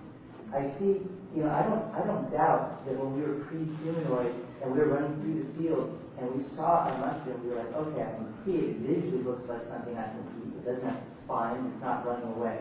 And I don't doubt that it probably even tastes good. Now we see fruit and it's colorful, it's sweet, and maybe the consciousness that we have when we eat fruit is just a different consciousness than we would have if we eat mushrooms. But I know that mushrooms taste bad, peyote tastes bad. Datura practically kills everyone that doesn't die from it. And there's a recommendation. And Well, I think we have tremendous resistance. I think the private issue, certainly for me and for probably most of you, it's easy to take psychedelics the first time because you don't know what you're getting into. Ever after that, you have to really have a little chat with yourself. And there are barriers to overcome. I have to think about this question of sweetness, yeah. I think that you made a point there. You know, we see fruit and its color and all that. I think we're very conditioned in our eating habits and everything. Like you said, we're almost over-civilized to eat a very specific and very, taste, touch, smell-oriented realm of foods, basically. And I think that probably our ancestors who probably took us these mushrooms in the first place were not that, they ate insects. They went from insects to mushrooms to meat. It was more instinctual and a lot less with all of the language build up there where you're sitting and analyzing something. You mean that good and bad is an aesthetic judgment when you're a hungry primate. It either kills you or it doesn't. There's another issue around bitterness, the taste of alcohol. The bitter taste has a very important therapeutic role. Quite apart from psychoactive effects of summary alcohol, there's 6 or 7 physiological responses when you taste something bitter, all of which are vital to immune functioning and homeostasis in general. And from holistic medicine, you can really say that some of the causes of the explosion of autoimmune diseases and degenerative diseases that we don't let the bitter taste. It really could be that simple. And yes, they do taste better. Yeah. I think there's a cultural bias as well. Well, it's not so good to hear him. Could you say it a little louder? When you taste something bitter on the back of the tongue, bitter receptors, there's a series of reflexes that are triggered off by the brain, one of which is the stimulation of all the digestive enzymes being released. There's all the exocrine glands stimulated. The liver is stimulated to work a little bit more efficiently. There are certain forms of depression which are lifted. There's a whole range of things like that. So just because they taste bad to our culturally conditioned sense of what is good and bad in taste doesn't mean that they're biologically inappropriate. It's increasingly becoming clear that things that taste like that are actually very, very important to homeostasis and wholeness in general. Yeah, I just wanted to elaborate on that. This is a cultural condition. I know in Chinese medicine, there's the different tastes, the sweet, the salty, the bitter, and these are all essential, to do these for balance.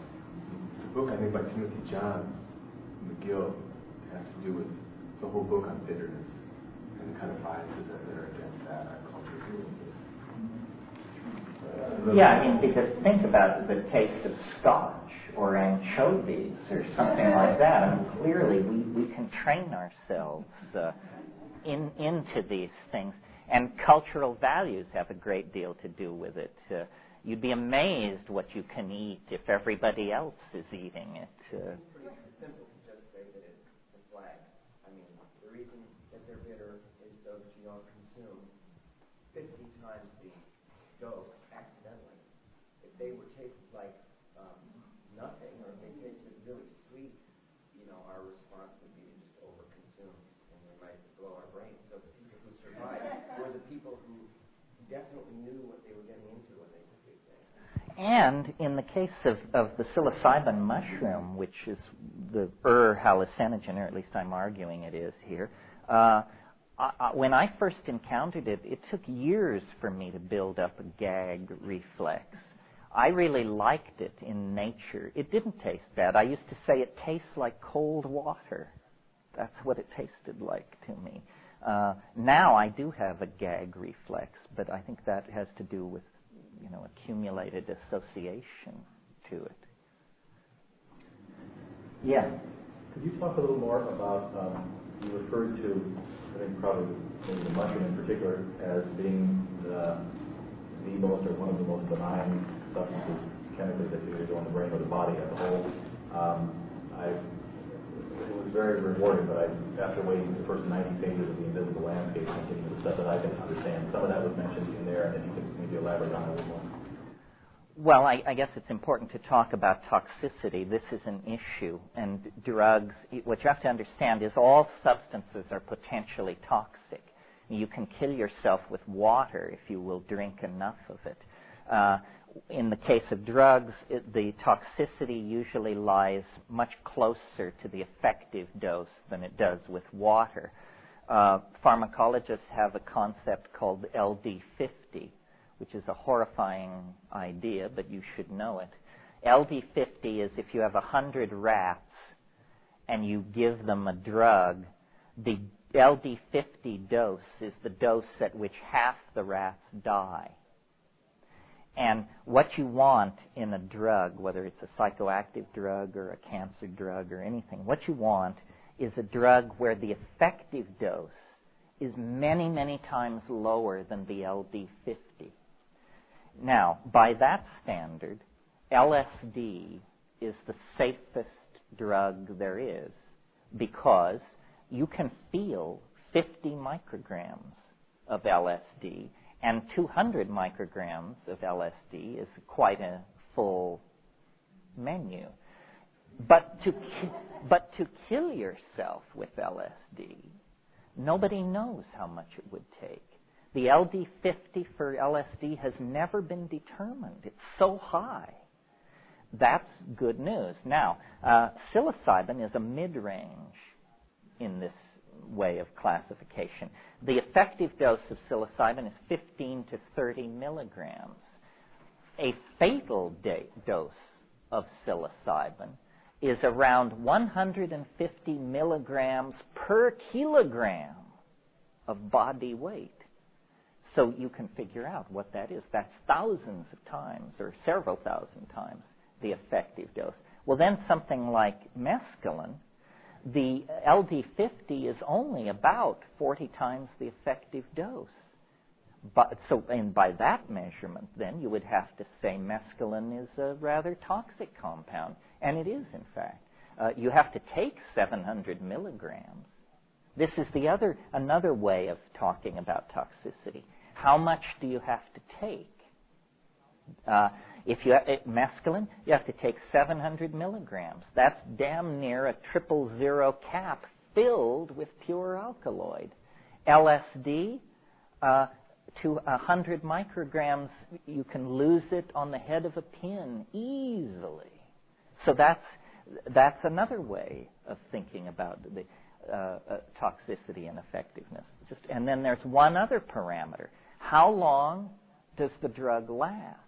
If you take a substance and 48 hours later you still have your phone turned off and you're lying around in warm baths and wishing for a massage, then you took a toxic substance. It's not supposed to do that to you. It's not supposed to leave you with backaches and insomnia and a wreck.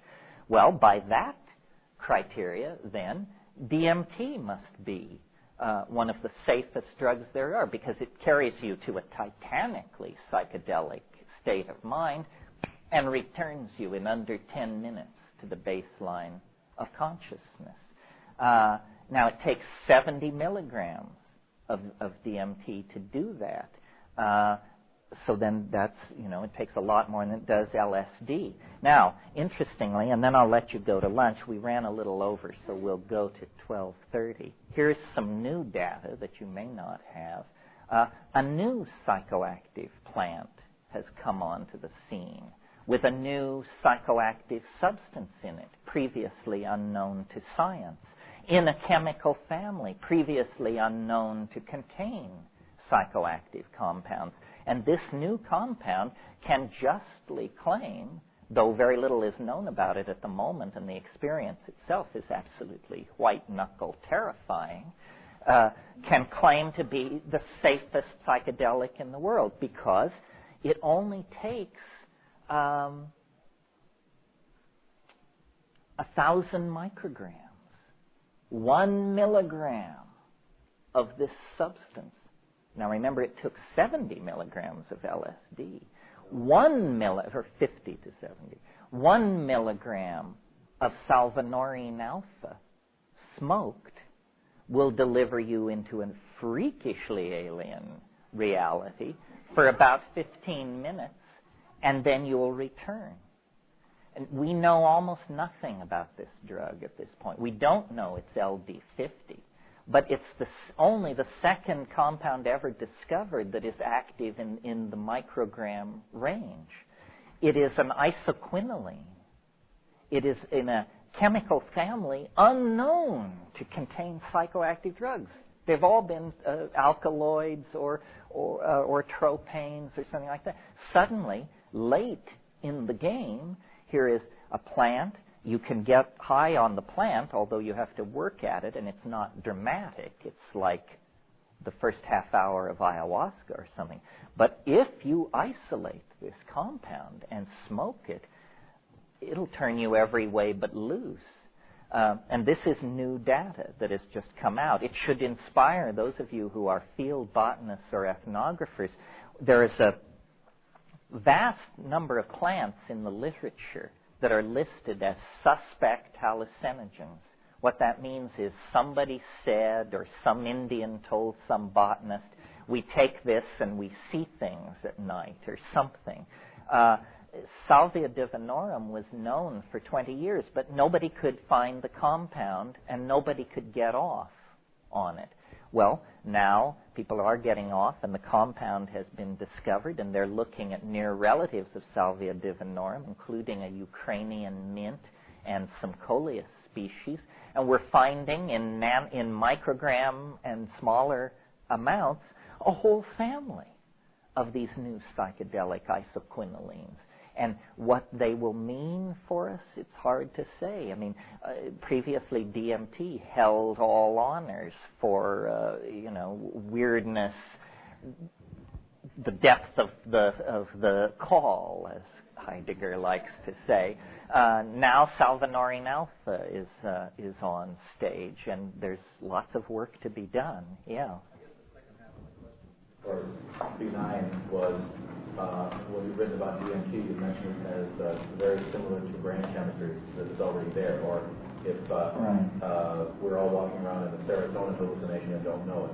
And DMT, is it closeness in chemical structure to what's already there that you refer to it as benign, or? Yeah, I mean, I think it's fairly logical. It seems reasonable to say that, first of all, you don't want to insult the physical brain in any time, anyhow, because you only have one or two. So you have to keep care of your brain.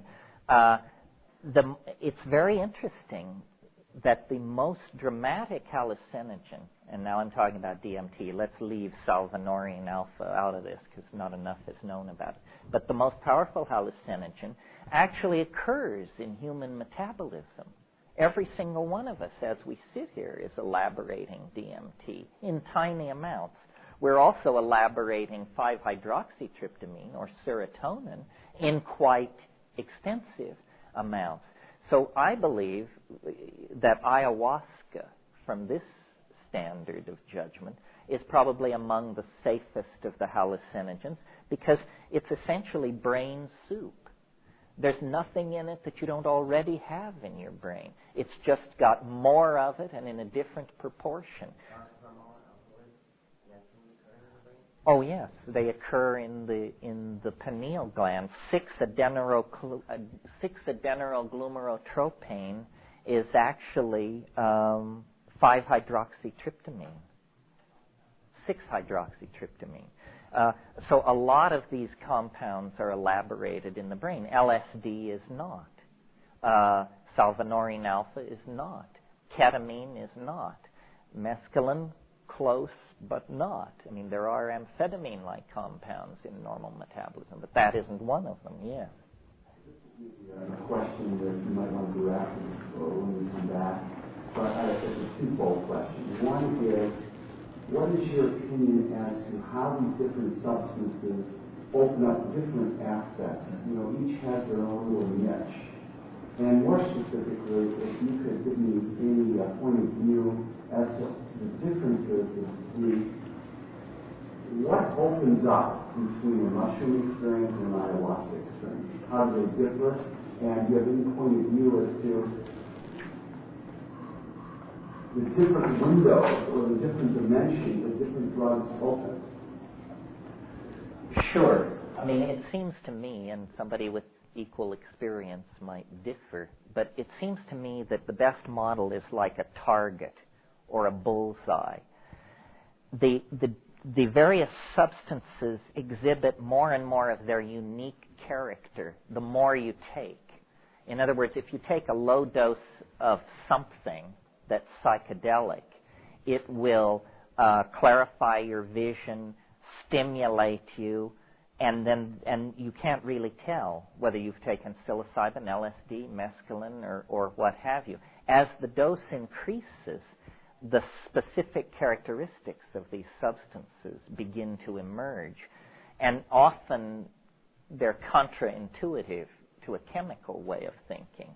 For example, ayahuasca and mushrooms, psilocybin is 4-phosphoryloxy-N-dimethyltryptamine.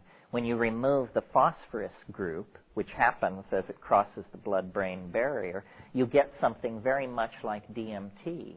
However, when you take psilocybin, you don't get something like a DMT trip. You get, in the case of psilocybin, the most startling quality of it is that it speaks. It speaks in English. It tells you things. I mean, this sounds preposterous unless you've had the experience. It sounded preposterous to me for years. I just could not imagine what my friends meant when they said these plants talk to you until I had a conversation with it. So psilocybin speaks, and it's a kind of a Spockian kind of message. It's about enormous machines in orbit around alien planets.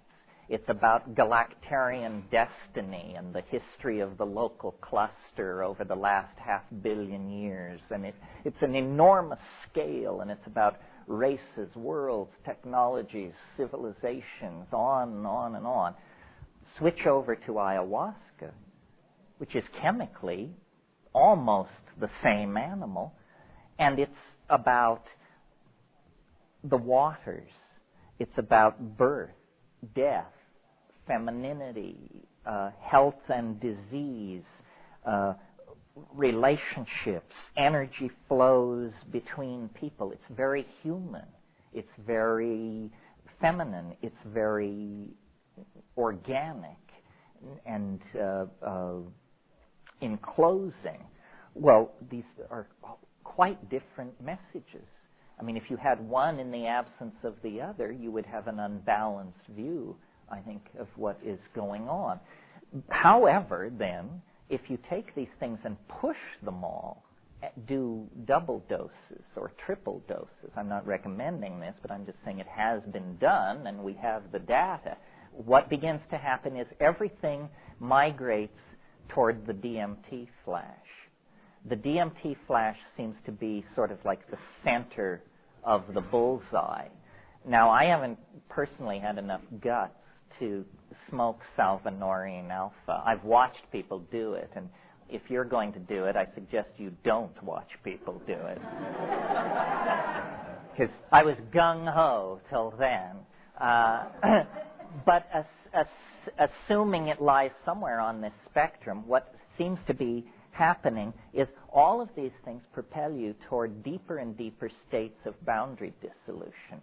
At the first level, you simply dissolve the boundary between yourself and the part of yourself you don't want to look at. That's called dealing with your stuff.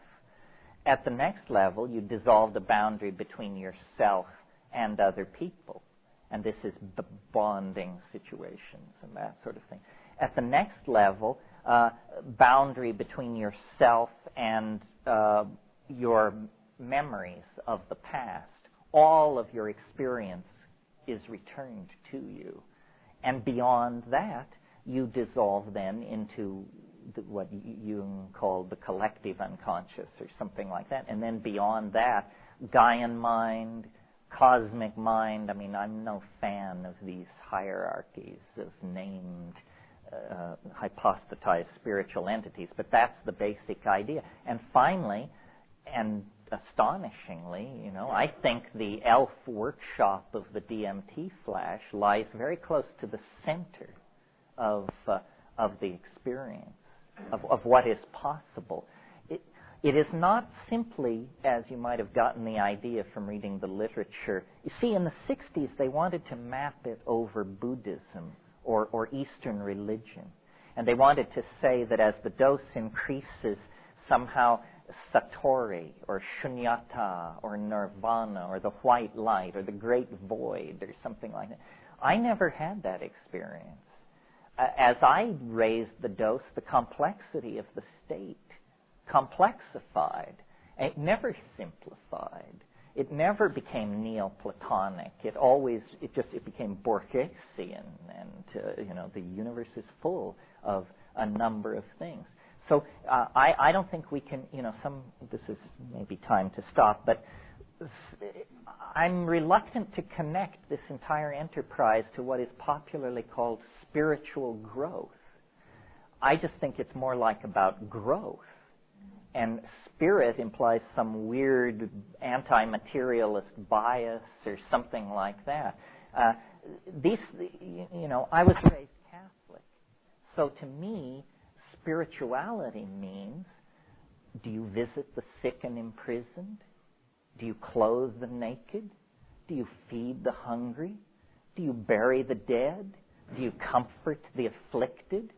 This is when I see somebody doing those things, I say, this is a spiritually evolving person. When I see somebody taking psilocybin, I say, there is an explorer. But I don't try to lay on some moral judgment about good and evil. I think that's inappropriate. Spiritual accomplishment is manifested by moral action. And the role these psychedelics play is they may make moral action easier because they show you your memories and your debts and your mistakes, but intrinsically they are not tools for spiritual development. They are tools for the exploration of mind, and we don't know what that is. And we probably won't figure it out this afternoon, but anyhow, we'll come back here, and since it's now 12:30, let's come back at 2 o'clock. We'll place 2 announcements, actually. The first one is the constraints and the rules on the paper, that those of you who are taking this for credit, we'll meet at break tomorrow morning and discuss that. So don't worry about it until then, but it will be discussed. This is for those of you who are writing a paper. And the other announcement is Sound Photosynthesis, which distributes my tapes and videos and a lot of other people's tapes and videos, are taping this event and will provide those of you who want it with a tape of this event when it's finished, for a fee, of course. And they also have many books, videos, and recordings back there that deal with this subject or are my books, and sometimes these things are hard to find. So if you're looking for something and you see it, buy it, because you can't always be sure that it'll come back around. And they've gone to the effort of bringing all these things in for you. Okay, we'll go to 5. So at 3:30, or roughly, we'll do a little break. Well, is there... you all went off to lunch somewhere, not where I was, so I don't know where you went. You found the restaurant I couldn't find. But did you, are there issues outstanding from this morning or a direction you want to send us off in? Yeah. I keep getting the feeling that maybe psychedelics used more for teaching rather than continued use, in terms of what in radio they were saying about needing to be mainlining all the time. I can't see that that's what the purpose is. That maybe once you learn the territory, you learn the state, that the onus is on you then to operate from that more and more and more and more rather than to keep taking more psychedelics. Well, was just talking to this reporter from the from the Sacramento Bee about this very thing. I think if you're stupid, there's just no hope. You know, you have been afflicted with a terrible circumstance, and you have to struggle with that. You know, a lot of people took LSD in the 60s, and it seemed to have no effect whatsoever on them. I mean, you know, a lot of pretty colors and this and that, and then they went out to be war planners and corporate executives and so forth. I think it's very important to talk about and analyze your experience. There is no communication, even within the confines of your own mind, if you can't describe what's going on. And so, you know, the idea here is not that you should take psilocybin day in and day out, or week in and week out, but that when you do it, you should do it with dedication and attention and pre-planning, and while it's happening, you must pay attention, and after it's over, you must analyze it. You must understand it. You must try. It's a tool for thought. It's a tool for understanding. And as far as education is concerned, you know, I think one of the reasons I keep coming back to CIIS is because unspoken in what's going on here is the idea that modern psychotherapy of the transpersonal sort is an embryonic kind of neo-archaic shamanism. And there is something to be said for judicious use of the concept of the guide. I think that the guide should, first of all, be very psychedelically experienced. A therapist who has never taken these substances can't guide you because they've never been there. But in the presence of a skilled therapist, all kinds of progress in dealing with personal issues and complexes can be made. People say this stuff is escapist, but nobody who's ever taken it will line up behind that. It's too difficult. I mean, I've had people say to me, I've heard people refer to psilocybin as silly-cybin, and said, I've never had a bad trip on psilocybin. And I think to myself, gee, I wish I were you, because I don't think the goal with this stuff is to get through it without ever having a bad moment, sort of unscathed with the parental seal of approval stamped across your chest. The goal is to learn, and learning is often painful. And the most important lessons are often the most painful. I mean, if you're going to have to drop an attitude or a way of relating to somebody or an opinion about yourself or something, these things are painful. And often you don't just say at the height of the psychedelic, oh, I see, I should change my mind. No, often there's tears and soul-searching and then a sense of dawning light and then the conversion. This is not easy work to do. It's not easy for anybody to do. I had a guy tell me once in the Amazon, he said, just don't think because we wear penis sheaths and live in the rainforest that this is easier for us than it is for you. It's not. It's as challenging to your humanness. It challenges your humanness no matter where you start out from. So you have to bring something to it. But if you bring something to it, it will work for you. And I'm of the opinion, and I get a lot of flack from this, and you're perfectly free to pile on, that many other spiritual techniques of advancement don't work. Even if you are intelligent, dedicated, attentive, they just don't work. Or they didn't work for me, that's all I can say. This will work, and if you bring sincerity and integrity to it, it will respond beyond your wildest dreams. Yes, did you want to say? Along these lines, I was thinking, there's a thought that came to my mind while I was at lunch, which I'm going to call it embodying the logos. And I'm not sure that phrasing is correct. I'm not even sure I know exactly what I'm talking about. But it's connected up with something Lisbon said earlier about, it takes it a little bit further, and connects up with the idea that ego and lessening the constraints of the ego. So, okay, I'm not used to talking in front of groups, so I get all nervous as well.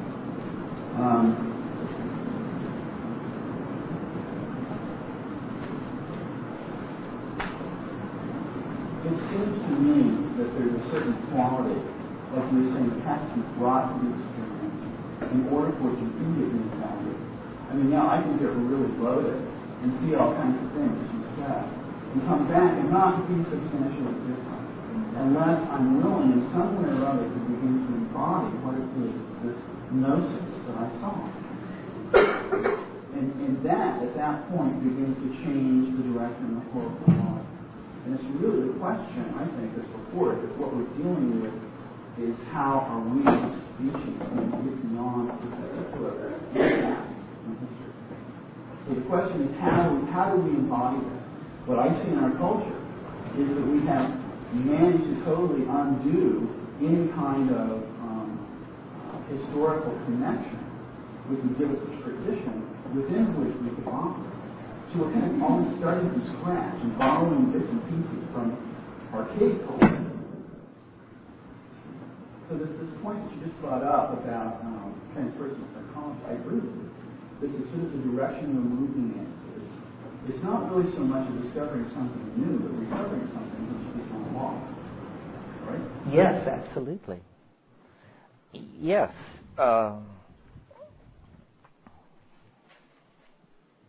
Well, I don't really hear a question. I agree with what you're saying. It is a... What do you have to offer in terms of some insight from your experience about how to get into the body? Well, it's a complicated question. I'm an alienated intellectual. Probably most of you are as well. I may have been that before I ever reached psychedelics. Basically, I think that it almost comes down to practicing a noisy form of aesthetic criticism of the society. If something is stupid, you should say so. And if something is tasteless or brutal or insulting or demeaning, we just have to say so. Now, the problem is there is so much that is tasteless, insulting, and demeaning that you would spend your entire time doing that. Well, isn't that what the countercultural milieu is? I think it's a group of people who, to greater or lesser degrees, are entirely uncomfortable with the official culture and then try to embody an alternative culture. And it's a culture of tolerance, of broad-mindedness, of immediate experience. It's not a work ethic culture. It's not a pile-up wealth kind of culture. It's a culture that lives in the moment. I mean, and to my mind, what we can do is be more adamantly countercultural and creative.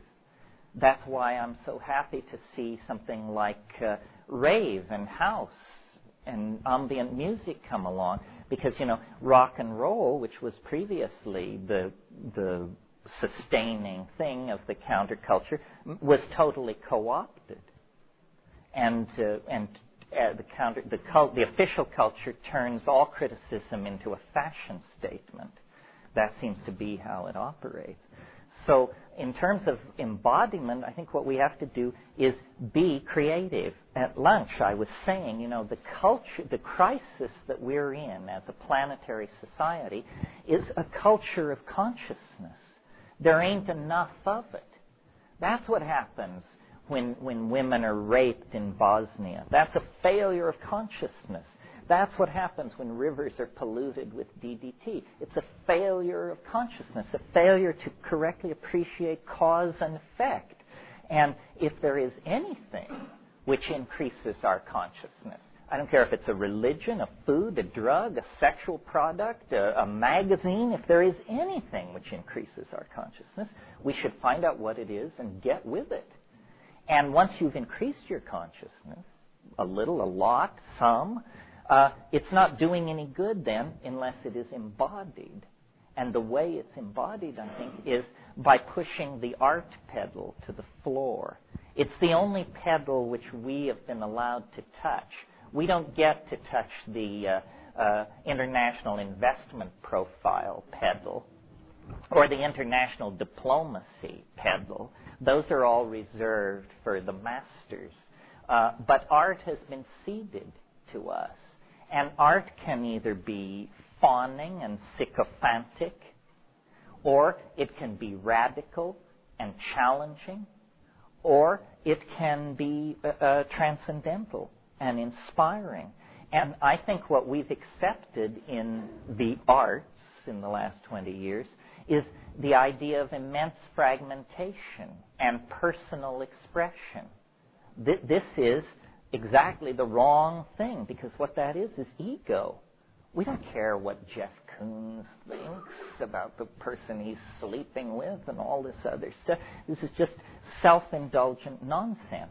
The idea that art should save humanity is very out of fashion in the cynical 90s. But I believe it. And I believe that the technologists who are working at our elbows are giving us tools more powerful than we or our critics ever imagined could exist. And if we use those tools for the explicit purpose of creating a new cultural agenda, it will be done. You know, we're all a little confused about this, but those folks over on the extreme right wing, the Pat Buchanans of this world, they know exactly what's going on, and they call it cultural war. And while they're moving up their tanks and digging foxholes, what are we doing? You know, wandering around asking what's happening. Cultural war is very real, and the people who are, you know, I realized sometime in the last 48 hours that when fascism comes to America, it will be called traditionalism. That seems to be how it's going to present itself. So I think art is our great ace in this game. Right now, the most, yeah. Well, one more thing. I was going to say, right now, the most exciting cultural frontier, to my mind, on this planet, is the Internet and the World Wide Web. And that is a beast which escaped from the control of the dominator institutions. It was built to wage thermonuclear war and to be indestructible. Well, when thermonuclear war ceased to be a hot option, the indestructibility of it remained. And now it can't be turned off, it can't be controlled, it can't be regulated, and look who's on there. I mean, guys with long hair and girls with short hair, and this drives the masters crazy.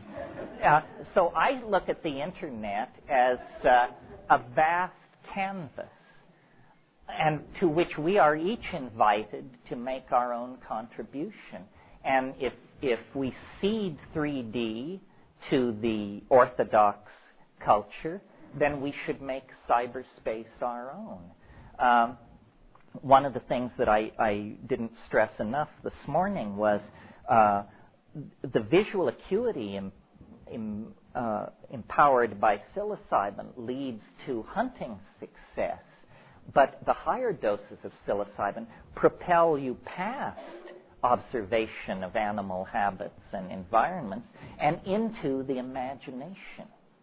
And I think, you know, that the cultural compass of this species points toward the imagination. That's where we're going to live in the future. That's what we were born for. That's where we are at our best. In 3D, well, as James Joyce says in Finnegan's Wake, here in Moycane, we flop on the seamy side. Moycane being the red light district of Dublin. But up nient, prospector, you sprout all your worth and you woof your wings. Well, up nient is spelled these days http://www yak yak yak, right? In other words, the imagination is being turned into a piece of real estate. And the faster we can occupy it and give it the caring, boundaryless, psychedelic, communal tone of our community, the closer we are then to having a foothold or a grasp of a real solution. Yeah. Specifically around psychoactive substances. I wanted to ask about intention. I noticed in journeys that I've had, particularly with ayahuasca, that intentions were an important component, and they shaded the experience and filtered the experience. And sometimes very strongly, and sometimes hardly at all, or at least not what I noticed. I'm curious, any comments you have on the issue of intention, and also the intention as it relates to different substances. You get the same result, you get the same influence with the various substances with intention. Well, I would sort of agree with you and sort of differ. I remember once I was at some impasse in my personal life, and I decided I should take a psychedelic and pose a question. You know, and they sometimes say you should pose a question. And I had never done that. So the question was, am I doing the right thing about my life? And, well, the answer came back, what kind of a chicken shit question is that to ask a galactarian intelligence? Well, I suppose that was the answer I needed to hear. It put my problems in perspective. I realized, you know, you don't ask Freud to clip your fingernails, for God's sake. So, in that sense, I'm not sure about intention. But the way I understand intention is that you should very conscientiously control set and setting going into it. Don't take these things in crowded, noisy, socially complex environments on an empty stomach with people you don't know. That this is definitely a bad strategy to follow.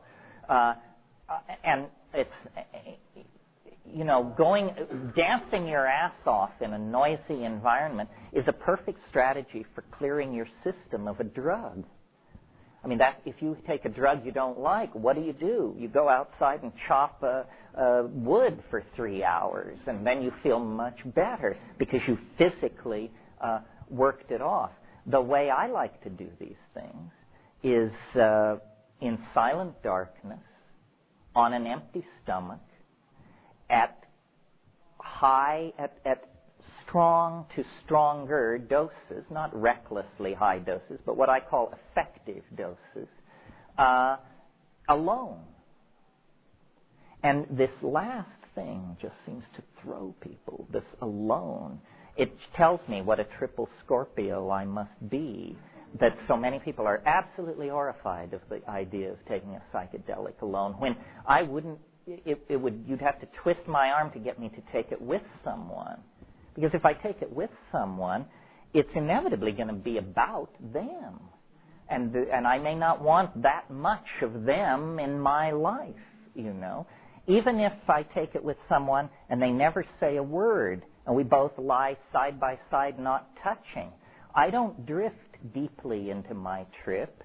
I find myself listening. Are they breathing? I can't hear them breathing. But now, so maybe they're dead, but maybe I just can't hear them. So if I disturb them, that's not cool. On the other hand, if they're dying, and as a courtesy, and then my mind just, you know, it just goes into a tizzy. Well, maybe you're not as neurotic as I am. But, yeah. I have a question related to what you're speaking of around methodology of this usage. And I used to adhere to a similar model in terms of high dosage use on my own, and then became involved in the Roquette type group, which for a variety of reasons has left, including, and I guess there's another part of that, which is that there was a tremendous amount of undercurrent deception and guru abuse in the group, which unfortunately I didn't become aware of until quite a while later. So I guess the two-part question is, now I've returned back to the previous model, basically taking it by myself. Now, so I'm wondering what you think of a highly structured roquette-type model, and secondly, whether you have any thoughts about guru abuse and the use of psychedelics. Do you all understand what he's referring to by the roquette-type model? He's referring to a person, a psychiatrist, Salvador Roquette, who's operated in Mexico for years. I've never met him, so correct me if I'm not doing it justice. But as I understand it, this is basically the assault theory of psychedelics, where you give people, first of all, you give them multiple substances. It may be LSD, it may be LSD with ketamine, a lot of substances, and then a lot of input. It can be music, but I've heard of cases where he took a group of Jewish housewives from Long Island and showed them Holocaust footage.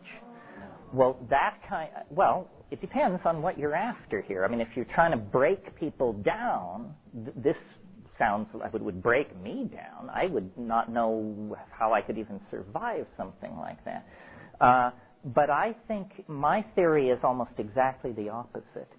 I say there should be very little input.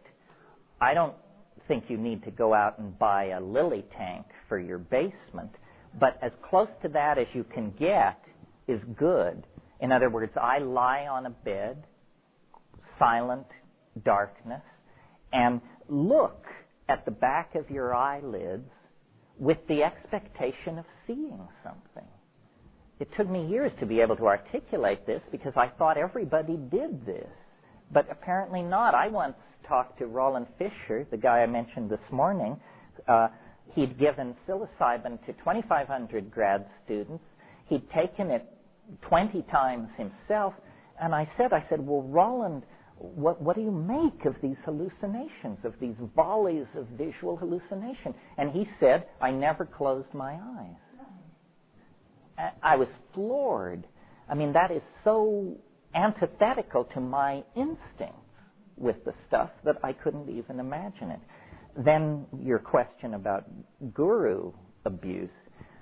I don't know what it is in me. I guess it's just deep cynicism. I discussed this once with the mushroom, and what I was told was simply this. For one human being to assume that they could attain enlightenment from another human being is like a grain of sand on the beach assuming that it can attain enlightenment from another grain of sand on the beach. In other words, all grains of sand are alike. Didn't you know that? And all people in this particular area are alike. How many gurus have to be caught with their hand in the cookie jar or the nookie jar or whatever it is before you get the message they are just like us? And that may be granting them a level of moral sophistication they lack as a class. What I truly believe is nobody knows anything. The more generous position is, the Buddhists have a piece of the action, and the Mormons know something, and everybody has a piece of the action. The mushroom says nobody has a piece of the action, that no one knows anything. And that's tremendously liberating, and it carries a responsibility for you to take yourself seriously. You have no other source. Everything else is going to be hearsay, secondhand, rumor, thrice told. Yourself is your instrument for the exploration of these dimensions. There is spread through the world a lot of what I call, and I hate the gender bias in calling it this, but it would be dishonest to change it. I call it wise old man woman. I wise old man knowledge. It could be wise old woman knowledge. There's a lot of this all over the world. If you go to Asia, you will see men sitting in doorways at evening, smoking their pipes and watching the sunset as their grandchildren play at their feet. It's a safe bet. This person never took LSD or psilocybin, and yet they've attained a certain kind of existential validity, wisdom, comfort with the phenomenon of their own being. And that can be taught and handed down and talked about and inculcated and cultivated. But this psychedelic thing is something very different. I don't think anyone can lead, because I don't think anyone is in a position to lead. If you counter by saying, what am I doing? I'm pointing toward an open door. That's all. The method and the material is what you need to take away from this weekend. The opinions of Terence McKenna are simply that, and worth just that much. But if you take the techniques and the materials, you can create your own world of meaning and coherence. Yeah. By strong dose, how many grams by mushrooms? 5. If you weigh 145 pounds, 5 dried grams. Weigh it. This is the other thing. People don't weigh their doses. They eyeball it. Well, the ego, in a frantic effort to save itself, has an amazing ability to overestimate the weight of mushrooms. When you actually show somebody 5 dried grams lying on a plate, they usually pale visibly at the very thought that that's what you're talking about. Yeah. One, does that 5 dried grams include capstan? Doesn't matter? Capstan doesn't matter. I just wanted to add that there are species that are quite a bit stronger than others. Yes, good point. When I say 5 dried grams, I mean Stropharia cubensis, Psilocybe cubensis, which is the commercially cultivated one, the large, silvery, stiped, golden capped mushroom. Some of the Pacific Northwestern species are twice as strong or 3 times as strong. But if you were to have just applied this literally across the board, you probably get further faster than if you are careful. What about picking them in fields around in the area? Well, you know what they say. There are old mycologists and bold mycologists, but there are no old, bold mycologists. If you're going to do that, learn your taxonomy or join the San Francisco Mycological Society or something. Many of these things are hard to confuse with anything else, but Psilocybe semilanceata is in fact easily confused with a species of Galerina that you don't even know there's a problem till 12 hours after you've eaten them, and at that point you're dead on arrival. There's nothing science can do for you. Your liver has just turned to mush. So what I believe people should do is cultivate mushrooms. I mean, you want to take the alchemical path. The cultivation of mushrooms is an incredible spiritual and physical discipline. It will teach you all those good Lutheran values, cleanliness, punctuality, attention to detail, how to keep a clean workspace, for God's sake. And then you are absolutely confident, and you have also obtained karma-free mushrooms outside of the cycle of inevitable criminal syndicalism and the karma that carries with it. And I've participated in it plenty myself, so I'm not knocking it. But it would be nice if people would produce their own mushrooms, because inevitably you produce more than you can use, and then, can help people out down in 5B or something. Yeah. And how much do you take of wet? How long does it take to grow mushrooms? Oh, start to finish, 6 to 7 weeks. It's not like growing any plant you've ever grown. Mushrooms are not a plant. It requires, the sophistication normally reserved for an 8th grade science project. You have to be able to cook petri dishes and this sort of thing. And then? How many days fresh? Fresh. If you will dehydrate the mushrooms, you'll discover they're 90% water. So 5 dried grams becomes 50 wet grams. And again, this is a plateful. So figure 10 times more than if it's dried. Or if you're a little conservative, 8 times more than if it's dried. Yeah. Is there any book that you can recommend on that whole procedure?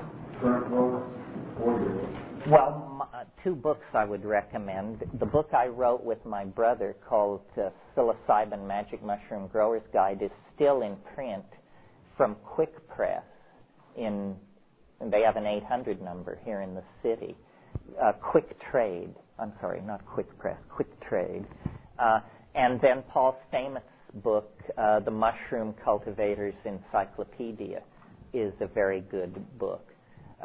If you are serious about this, try and find someone who's done it and get them to teach you, because it's very easy to do, but doing it without being shown by someone is a little like trying to assemble a complex toy on Christmas Eve. You know, flap F into slot P, that kind of thing. It's much easier to just be taught by someone.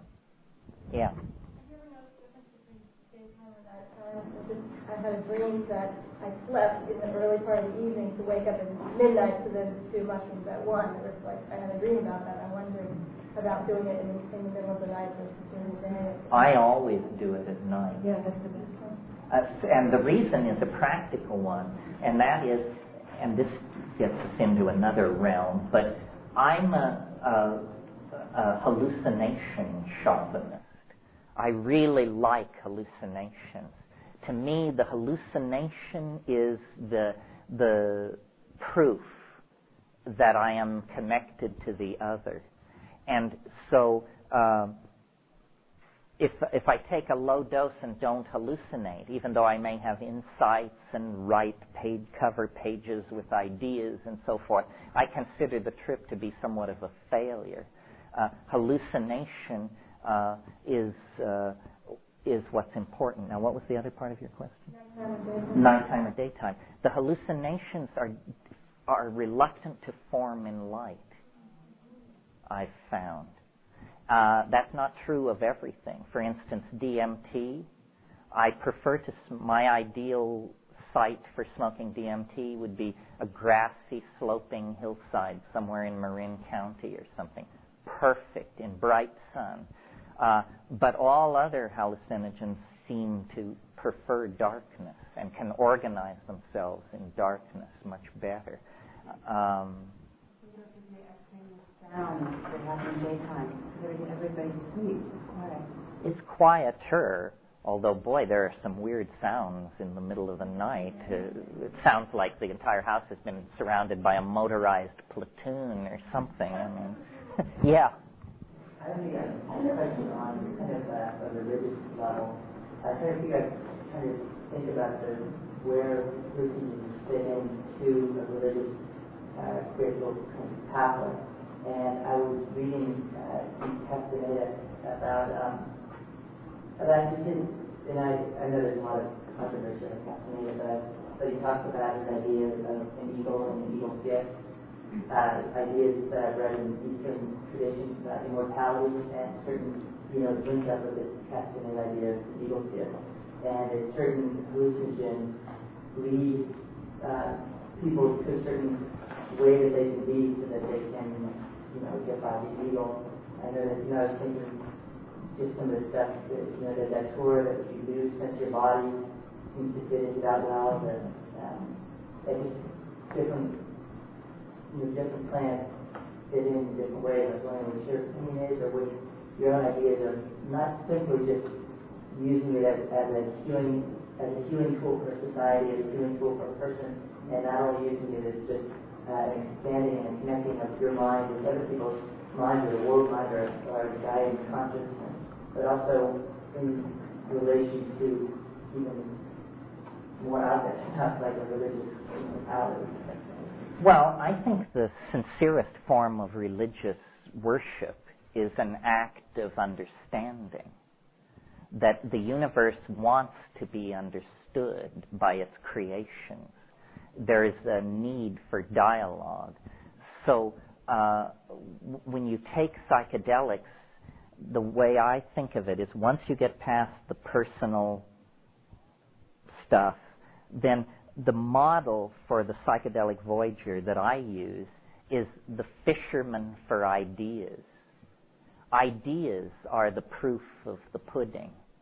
And so you put your little boat out on the sea of mind and let down your nets. And what you're hoping for is that minnows don't swim through the net. Minnows are ideas that have a certain striking peculiarity but are utterly, ultimately unsatisfying. An example would be to spend much time meditating on why your little finger just fits your nostril. It's an interesting insight, but you can't build on that much, I think. And if an idea is too large, it'll rend your nets, and you won't be able to wrestle it into the boat. And in fact, you and your nets and your boat will be dragged into the ocean, and we'll just put you in a corner somewhere and look in on you once a week. So what you want is middle-sized ideas. And they can be, any idea counts. It can be an idea for how to reorganize an investment plan, or what quantum physics is really trying to say, or, the structure of cytochrome C. It's a specific problem with an answer. And I really believe that salvation is an act of understanding, that the moral life is a precondition for salvation, but that the final step is an act of understanding. So I take seriously the idea that these things are consciousness expanding, and that we should use them to add to the storehouse of culturally validated ideas. Yeah? I've been wrestling with the issue since lunch, and I'm just trying to think how to articulate it. It's kind of confusing me. I'm wondering about how age and intention come into the use of psychedelics. I mean, I know when I was a lot younger, and I was using LSD and mushrooms, I didn't have the intention to really use them for personal growth or for understanding. And I did it just to kind of have a good time. And as I got older and my own awareness increased, my use of them changed. And I'm wondering what your views are, or if you have any insights on, is there a certain age when you think it's appropriate to use these as part of the process for personal growth as opposed to abuse, which a lot of children I think it's more about the culture in which you're embedded. In other words, I'm obviously considerably older than you. In the 60s, we actually did it with fairly high purpose and did it at fairly high doses. I mean, you weren't even getting into the game if you didn't take 500 micrograms. Now people take 70 micrograms and feel that they can hold forth on the subject of what is LSD.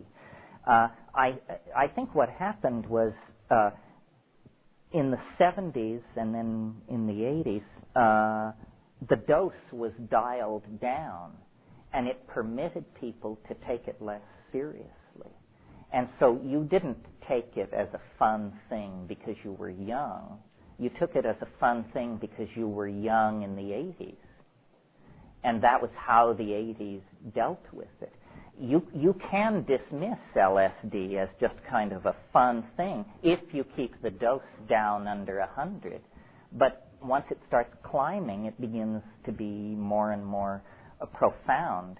I have noticed as I age and my peers age that we seem to get more sensitive to it. Which is not to say that we don't need to take it, but that when we do take it, we don't need to take quite such flattening amounts as in the old days. But I think once you are conscious of your identity and of the world you're in, sometime around 16 or so, then I think it becomes just a matter of circumstance and predilection and intelligence. I don't think, psychedelics work with intelligence, but they can't increase it beyond a certain point. And some people are just, I almost said shallow, and then I decided simple, and then some people just are beyond the reach of these things somehow. It just doesn't address their agenda. What this seems mostly to have an appeal for is slightly culturally alienated members of a ruling elite. I mean, where are the black people who should be at this thing? Where are the Latino people who should be here? These things are inevitably incredibly white and male. Why is that? Well, I'm not sure. Yeah. In nature, is that intention? That's a good one. What I would say is just make sure you are really in nature. Because the reason I stopped taking LSD outside, or psychedelics outside, was because every time I would take them, something so weird would happen that I just could not stand it. Usually having to do with another person, usually a stranger. I mean, you can go up to the top of Mount Whitney, look around, make sure nobody is there, drop, and within 15 minutes, the ranger wants to see the camping permit, the Army is doing helicopter maneuvers, 30 Cub Scouts show up. I mean, it's uncanny. So and some people like to do that. I mean, some people's idea of a good time is to take 500 mics of LSD and wander around Lower Manhattan meeting people. Listen. What you just said, what do you think on people that take psychoactive drugs around a lot of people to absorb, like, a learning experience from interaction with other people? Let's say like mine, a similar mind. Well, these have to be small doses because at effective doses, you're lying on the floor as dead. So, yeah, I mean, and you learn what you can handle. I mean, some people can take vast amounts of LSD and it would never enter your mind that they're loaded at all. And other people, you look over at them and they're bursting into laughter and can't behave themselves. I was always glad to learn DMT is like insights, experiences. Well, I think DMT is, if DMT didn't exist, we would have to invent it. It's sort of, there has to be something in the world. There has to be a weirdest thing. Once we have the concept weird, there has to be a weirdest thing. And DMT is simply it. DMT is that thing which, above all other things, you have convinced yourself doesn't exist. It's the one thing you are certain is impossible. That's how it seemed to me. It completely deconstructs reality in a completely unexpected way. In other words, reality can come apart many different ways, and if it begins to come apart, you hope it will begin to move along some traditionally sanctioned spiritual arc, toward Jesus or heaven or hell or something identifiable. What happens with DMT is there's an eruption of the unexpected. It seems to be in its nature to be unexpected. And it seems to carry the message with incredible intensity that everything you know about reality is wrong. It isn't what you think it is. When you smoke DMT, when I smoke DMT, and according to Rick Strassman's research out at New Mexico, when most people are exposed to DMT, very quickly, like within 30 seconds to a minute, you are conveyed into an inconceivably alien and dramatic environment of 100% hallucination. Nothing you have ever seen before is there. There is nothing there that the English language can describe. because there is nothing there that any English-speaking person ever has encountered before, or German, or French, or Swahili. You are conveyed into not a unitary world, not the white light, the one, or any of that, but a complex, multiplistic world of motion, light, color, depth, interaction, and none of it makes very much sense at all. It's a metaphor for what I'm talking about is, imagine that you were a Paleolithic person getting loaded around a campfire somewhere on the grasslands of Africa. And imagine that for a minute and a half you suddenly found yourself standing in Times Square at rush hour. Well, you could sort of make sense of it. I mean, when you came back, you would say, well, there were people, sort of. There were sort of people, and then there was a lot of motion, and then there was a lot of verticality, but basically you're just thrashing and clawing the air in front of your companions. They are not getting a picture of Times Square at rush hour from this description. DMT is like that. It seems to punch through to an impossible world, a parallel dimension. And it's not as if it would be shocking enough if it were purely incomprehensible. The problem is, it's not quite purely incomprehensible. There's a 2% residuum that you seem to be able to relate to. These self-dribbling basketball-like entities that I call tykes that come bounding up and leap into your body and crawl all over you and jump in and out of your chest cavity. They are singing in some kind of a language that you don't hear but see. And so they're singing objects into existence. Some kind of musical grammar is condensing small pieces of furniture around you. And you have to remember, 30 seconds before you were in some shabby apartment, you and your strange friends, fiddling with some drug, and now that's all gone, and you're not sleepy, you're not dazed, you're absolutely who you were. That's the strange thing. DMT doesn't affect the part that we call ourself. Say, I am who I was, I'm exactly who I was, but what the hell has happened to reality? And it's been entirely replaced by something that I never saw in any science fiction film, never heard about in any fairy tale, never dreamed of, never hinted of, and now I'm fully there. And these little entities are dancing around attention, and then they want you to do something. They want you to sing objects into existence with your voice. And they're doing it. They're showing you how it's done. They somehow, grammar is seen in that world. It's as though a switch has been thrown in your neurophysiological machinery, and language, which you used to hear, you now see. And these things are putting a lot of pressure on you, saying, do it, don't question, don't think, don't reflect, just do it.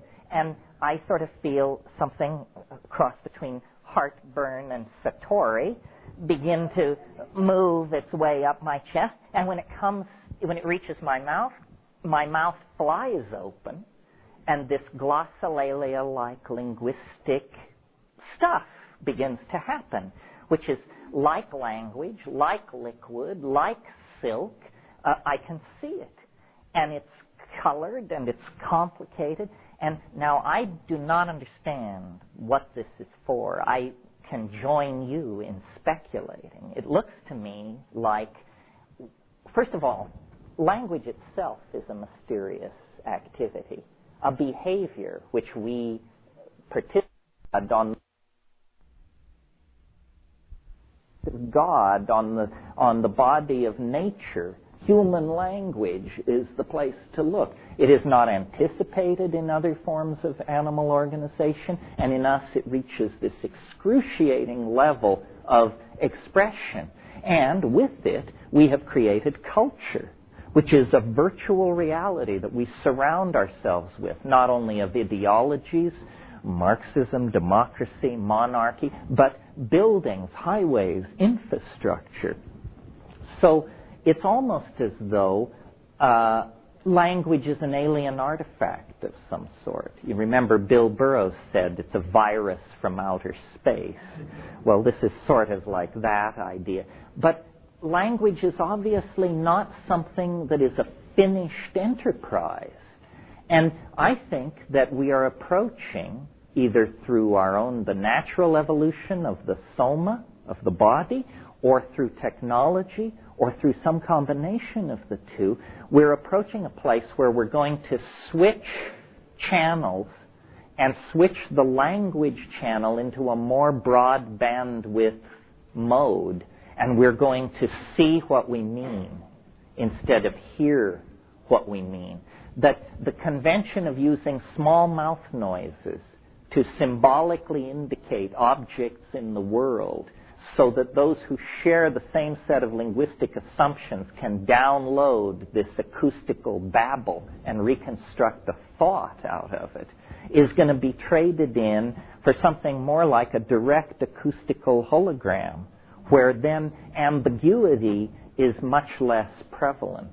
You know, if I read you a paragraph from Proust, we can spend the rest of the afternoon discussing what did the author mean. You've all been in those situations. What did the author mean? But if I show you a sculpture by Brancusi, we just walk around and look at it. It self-evidently is what it is. It does not have the ambiguity that adheres to written and spoken language. And I think this ambiguity has allowed misunderstanding, and misunderstanding has allowed pain and agony. So it may be that we're on the brink of a higher form of language, the descent of the logos. This would be it, the manifestation of the logos, and the psychedelics, by allowing a look through the hyperspatial window at future states of human organization, as I argued this morning, is actually giving us a taste of a human future that may be far in the future. In the same way that if you had smoked DMT 20,000 years ago, you might have landed in Times Square circa 1960.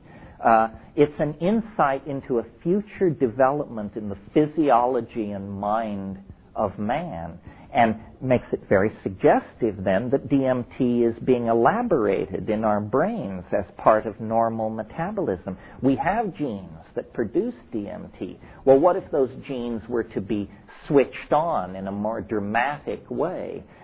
Then what would the quality of culture be? If culture is the serotonin trip, then what kind of culture would we live in if the serotonin were backed out in favor of a DMT-maintained neural substrate? I don't know. Lots of hands up. You've been patient. I have two questions kind of pertaining to a little bit what you just said. You said that when you take the correct amount of psilocybin, it speaks to you in English, and I know this sounds really silly, but what about people who speak other languages? Are you saying that it speaks back to you so that you may understand? It speaks to you in your own language. Let me tell you a story which seems to me really a strange story, but it happened to me, so I'll tell it. When I first started growing mushrooms, I was testing all these batches and taking it quite a bit of the time. And one evening, I got locked into this voice thing, and it was singing a little song, and the song was something like this: da da da da da da da da da da says, da da da da da da da da da says. It ended each line with the word says. So I thought, interesting. Then I went back and listened to Maria Sabina's Mushroom Velada, where she's singing in Tzotzil, which is a mountain Indian language of central Mexico. She's singing in Tzotzil, and the interlinear translation is right there on the page. Da-da-da-da-da-da-da-da-da, su. Da-da-da-da-da-da-da-da-da, su. This word means says in Tzeltal. So I thought, this thing can do it in any language. It is apparently omnilingual, yes. And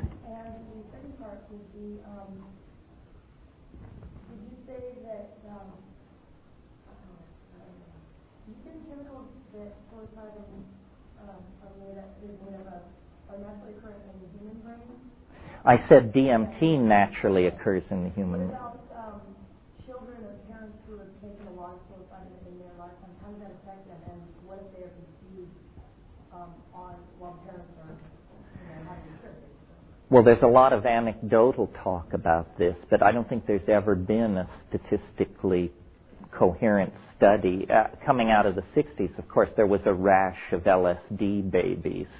And some of those LSD babies are now 19, 25 years old, and they are perhaps in this room and can speak for themselves.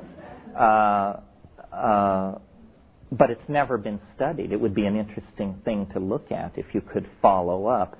The idea that LSD breaks chromosomes was simply a government lie, a smear, that to this day survives in certain portions of the literature.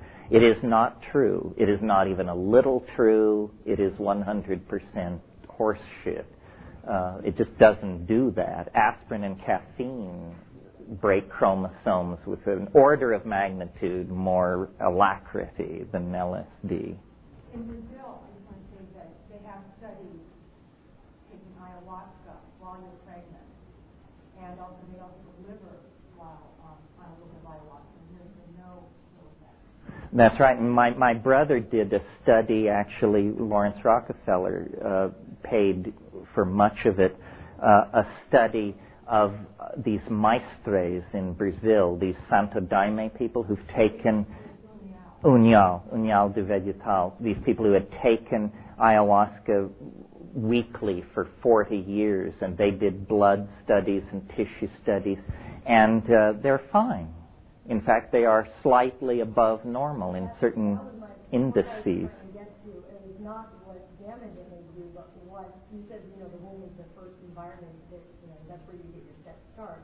I'm thinking more along the lines of what benefits, because you're saying a human animal is ingesting it, if an embryo is ingesting it also, would that have a similar effect that it would on an adult that's taking it of their own?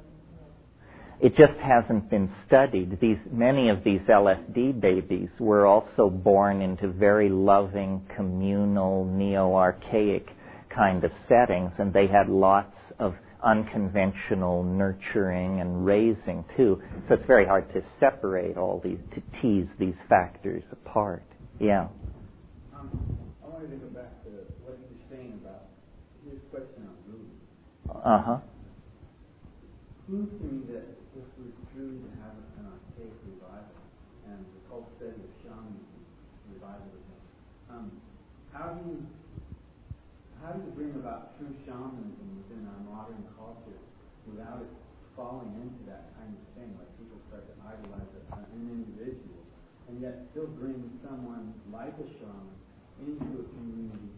And indigenous tribe shamans are often not necessarily idealized like they are in guru situations, but they're respected and they're thought of as being more learned, and they often have the archive of knowledge that often not everyone in the tribe has. Well, Merciliad, in his great book on shamanism, he subtitled it The Archaic Techniques of Ecstasy. What a shaman is in command of are techniques, and they're not based on his personality. That's where it's different from the guru. If once the shaman has told you his techniques, he's told you all he can tell you. And you then have to apply the techniques. The ideology is fairly absent in shamanism at a practical level. It's basically about experience, not about an ideological preconception of things. The way I handle gurus is just to simply say, what can you show me? And then if you're told, well, you have to sweep up around the ashram here 12 years or so and do daily prostrations, and then we'll cut you in on the good, you just can pick up your knapsack and keep going. Because the real stuff is not hidden like that. When I went to South America and people said, I said, what can you show me? And they said, well, let's just sharpen our machetes and go out here into the woods a half a mile and cut some vine and bring it back and boil it up, and I'll show you what I'll show you. I'm very suspicious of lineages and secret knowledge and situations where somebody decides where somebody else is worthy to ascend to the next level, because man for man and woman for woman, there doesn't seem to be a more scheming, tawdry, and venal subclass on this planet than gurus. I mean, there may be some good ones, but my God, they keep bad company. Yeah.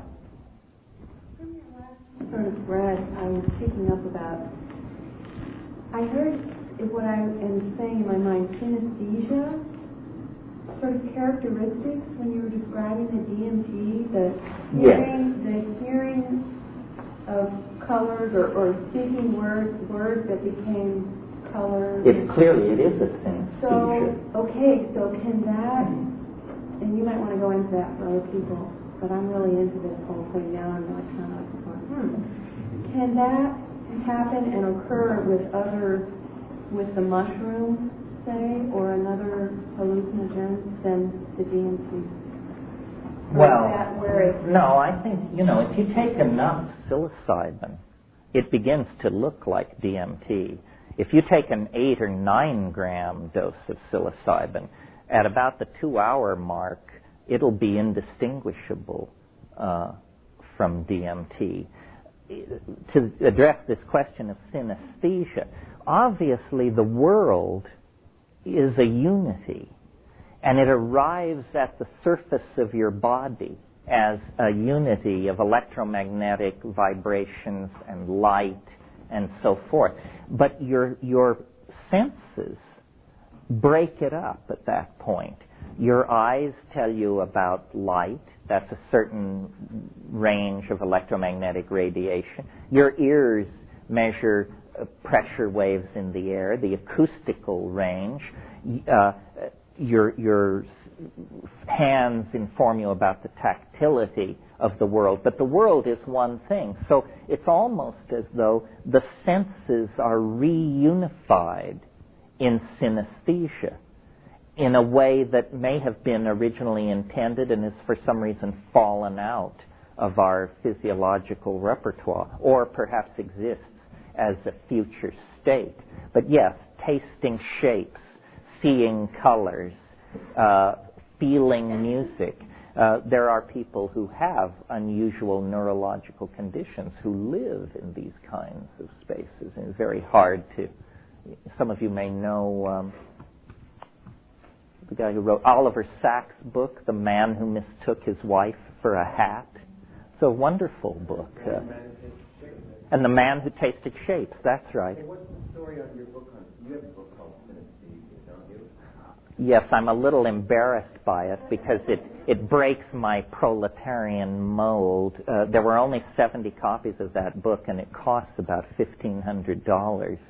And what it is it's a showcase for an artist named Tim Eli, who is very famous in the world of made books. And he's at the top of the made books thing. So I contributed a text. He made the paper and the binding and set the print and painted on each page of each book in a special, unique way. And it's an art object. Yeah. Your book on cultivating psilocybin mushrooms had a very strong impact in terms of the accessibility of mushrooms. And DMT is much harder to obtain than mushrooms. And I know people have explored Jonathan ayahuasca analogs, and he interviewed the switches around Polaris with very mixed success. And I'm wondering if you have any thoughts about similarly accessible ways of making DMT come into existence. Yeah. Well, I don't advocate, if you're not at least a 3rd or 4th year biochemist, you shouldn't attempt it because it involves in the laboratory, because it involves the use of LIAH. Here's a book called Psychedelic Shamanism that has recipes, but LIAH, lithium aluminum hydride, is very explosive, and don't make a fuel of yourself.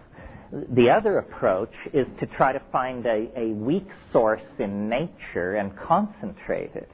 And phalaris grasses, Phalaris tuberosa and arundinacea, you can grow them and do a low-tech water extraction.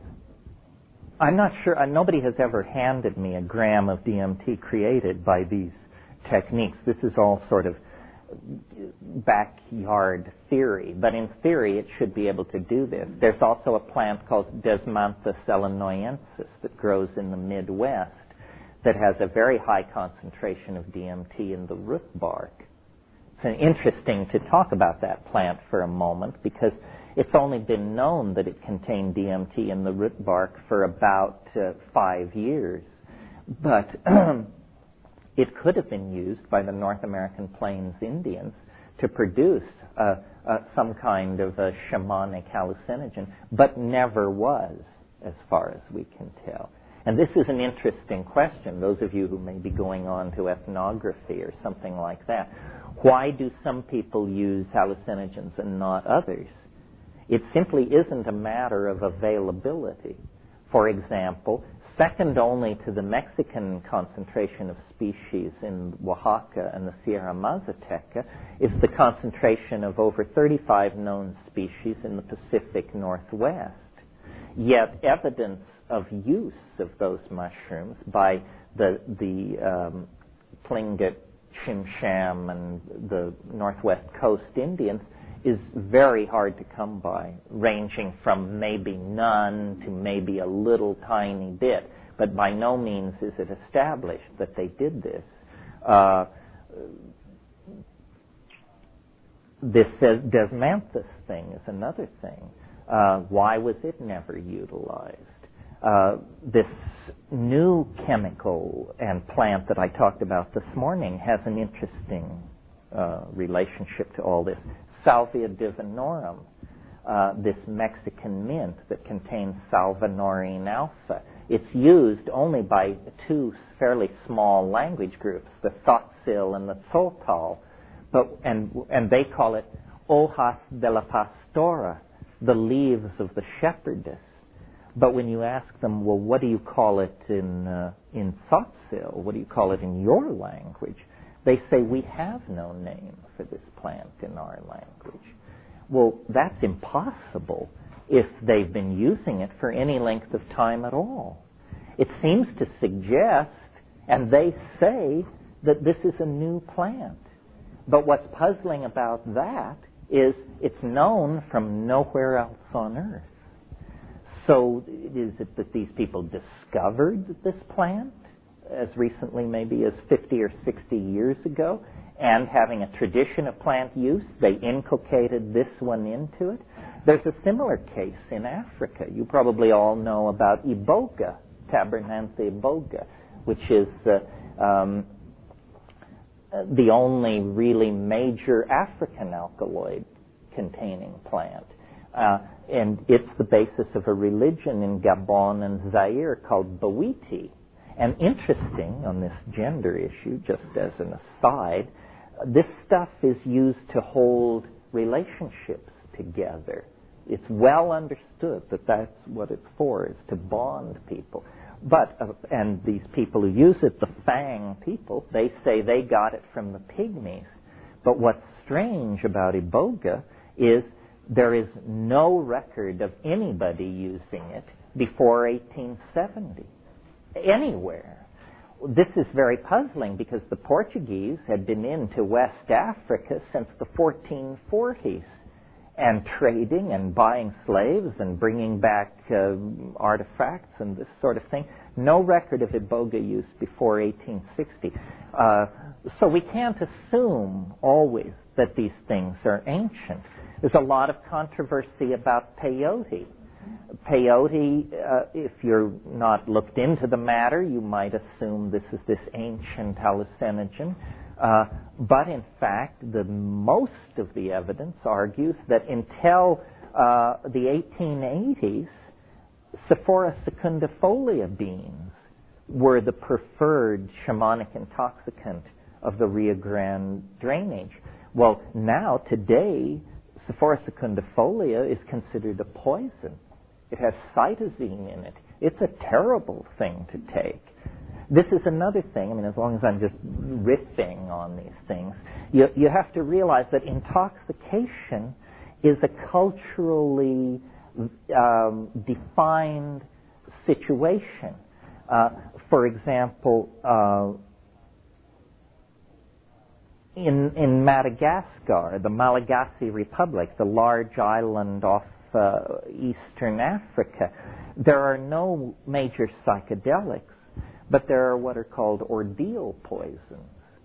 Well, these are plants where you take it, you think you're going to die, you beg to die, and then you get better and are fine. Well, people come out of that reborn, rededicated to their families and their professions and their position in society. Why? Not because it was psychedelic, but because a near-death experience is intrinsically an experience which causes you to re-examine and re-evaluate your relationships to the world and other people. Yeah. But I heard a couple of years ago a popular underground designer drug in Japan or something that invoked a certain kind of near-death experience. It's something that I think was described as being a kind of neurological state that the body then undergo in cases of very catastrophic, and basically it would give you a certain kind of experience of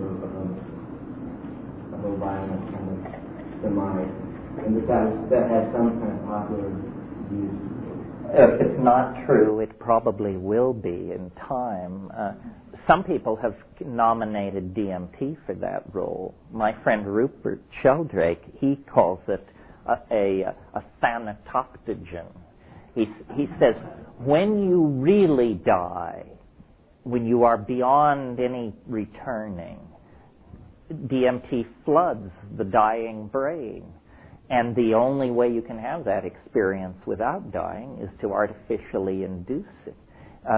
This may be so. I mean, one of the most challenging things about DMT, and we might as well, it's the afternoon of the first day, so we might as well dig into it. What about these entities that I talked about? What about the types, the self-transforming machine elves, the jeweled geometric basketballs? Are we to just dismiss this as hallucination, we whose lives are built on hallucination? Or what is to be made of that? What kind of an entity can have a mind but not a body and be loose inside your mind? I think that possibly, I mean, this is sort of the most woo-woo place we'll pass through unless you bait me. But if you ask shamans worldwide, how do you do what you do? They will say, well, we use ancestor spirits. The ancestor spirits help us. Well, you may think you're countercultural, but most people hearing about ancestor spirits are able to dumb that down into, these naive, charming Indians, that sort of thing. But what if there is actually something which survives bodily death, that is actually continues to exist in a dimension which we would have to call mental or trans-real? And what if you can come and go from that dimension using shamanic techniques? Well, that is in fact what shamanism has always claimed to anyone who would listen. They say, the shaman passes back and forth through the same doorway through which the dead pass, but they do not return. The superhuman condition of the shaman, his or her ability to cure, to handle fire, to drive metal objects through flesh. All of this is to show that they are of both worlds, that they partake in the ontos of normal being, but they also partake in the ontos of transcendental being. And I think it would be the most astonishing cultural development of the last 500 years if we were to actually learn something about the after death that would strip away our materialist and cheerful assumptions that when you go into the ground, you're nothing but compost. In a way, that belief has been the permission for all of our dumbing down and devaluing of ourselves, our society, each other, and the planet. The belief that, well, ultimately it doesn't amount to anything anyway. Well, what if ultimately you don't know what you're talking about? Then you have to come to terms with that. Yeah. Well, it's interesting that there's a couple of points you made. I've done a lot of psychedelics and I quit after a period of time just to sort of dry out. Recently, in the last few years, it's been the Manda religion, which is the Afro-Brazilian religion being the trance and everything else. Now, there isn't any drug taking there, but we have had, and I've witnessed at various points, experiences with the narcissist saying there were 15 people in the room all singing basically, that's it. And when afterwards we went around the room, the experiences were all remarkably similar. And I don't know what that's proof of, but it was very unique. When I sort of had that accent. Wow. It was very So there is, I think there is, out of the tradition, I don't know if it's changed over time, etc., but I do believe that psychedelics open up the door for a lot of people. But I think once the door is open, somebody can access it pretty easily. It's a professional calling. I mean, I think everybody should have a psychedelic experience, but to professionally dedicate yourself to a lifetime, you have to have a particularly intense 12th house configuration of some sort, I think. Yeah. It's been a long time since I had a PhD, since 1967. But as I recall, the thing that struck me most about it was that time stopped. But that was my experience, that I was in a state of timelessness.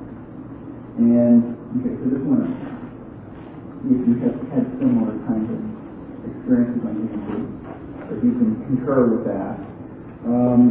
And I want to get to this question about the Bothalia that you mentioned. Well, first let me deal with the timelessness.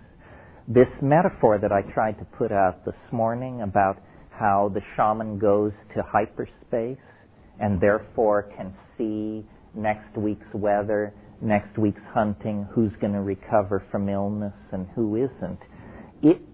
What going into the fourth dimension means is all time becomes co-present.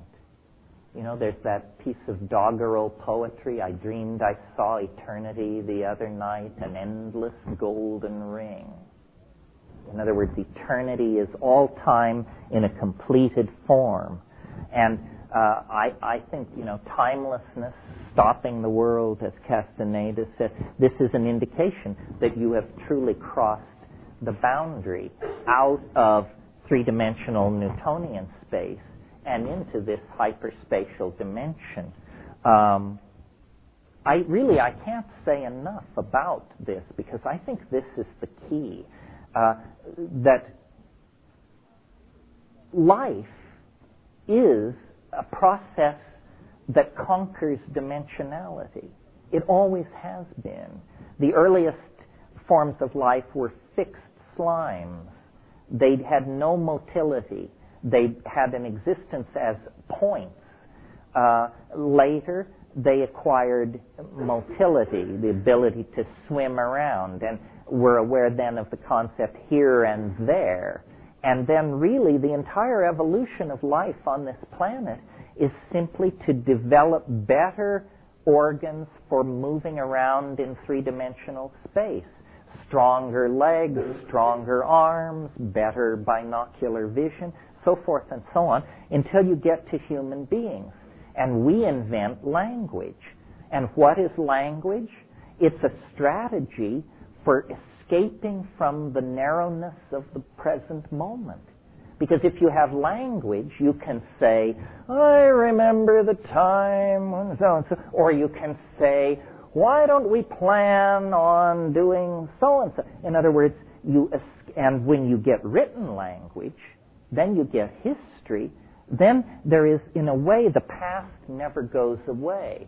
The past changes into history, and in that or the present changes into history, and in that form it stays with us. And now, culture, electronic culture, we dream of an information lossless society where no information is lost. And then that means, in a sense, where no time passes away. You know, we'll have Marilyn with us and JFK, everybody, a kind of eternity. So language is then seen as a strategy for the further overcoming of dimensional limitation. And now, with the Internet about to go visual and all that, it seems like we're again about to take another step deeper into the conquest of dimensionality. But there's nothing new in all this. This is the business that biology has been about since day one. And then the glossolalia. Description of this experience of the energy were you saying literally actually that there was sound that you made? There's a feeling, it's, not to be crude, but it's somewhat like a belch or something. It's like a bubble of something moving up. And then when it gets to when it actually gets to your mouth, it manifests as a my experience of that is you need not necessarily literally do air passing through my larynx. What I'm dealing with is a kind of vibration of energy, which is somehow, and I don't know how it's done, but somehow by what we call it magic, there's some sort of activity that's actually taking place in me. Something changes, and this becomes what, as you're describing, as language to speak. Because it seems to manifest in this way. Does that sound true? Are you? And I wasn't trying to find out if you're really talking about. I'm making a really clear connection between using voice and frequencies of vibration. That's one kind of energy, and there's another kind of energy that's behind that. It could be what we would call the energy of meaning. Okay. Well, there's sound and meaning. And they are not necessarily related. No, they may not be related, but what we're getting at here is this question of how is it that your little types manifest themselves without body. They manifest apparently the whole world around them, right? But somehow or other, they are transforming energy. Yes, I mean, I always, my technique or my intellectual style, though it may not seem like it, is to always seek for a rational explanation first, and then from there more and more exotic explanations.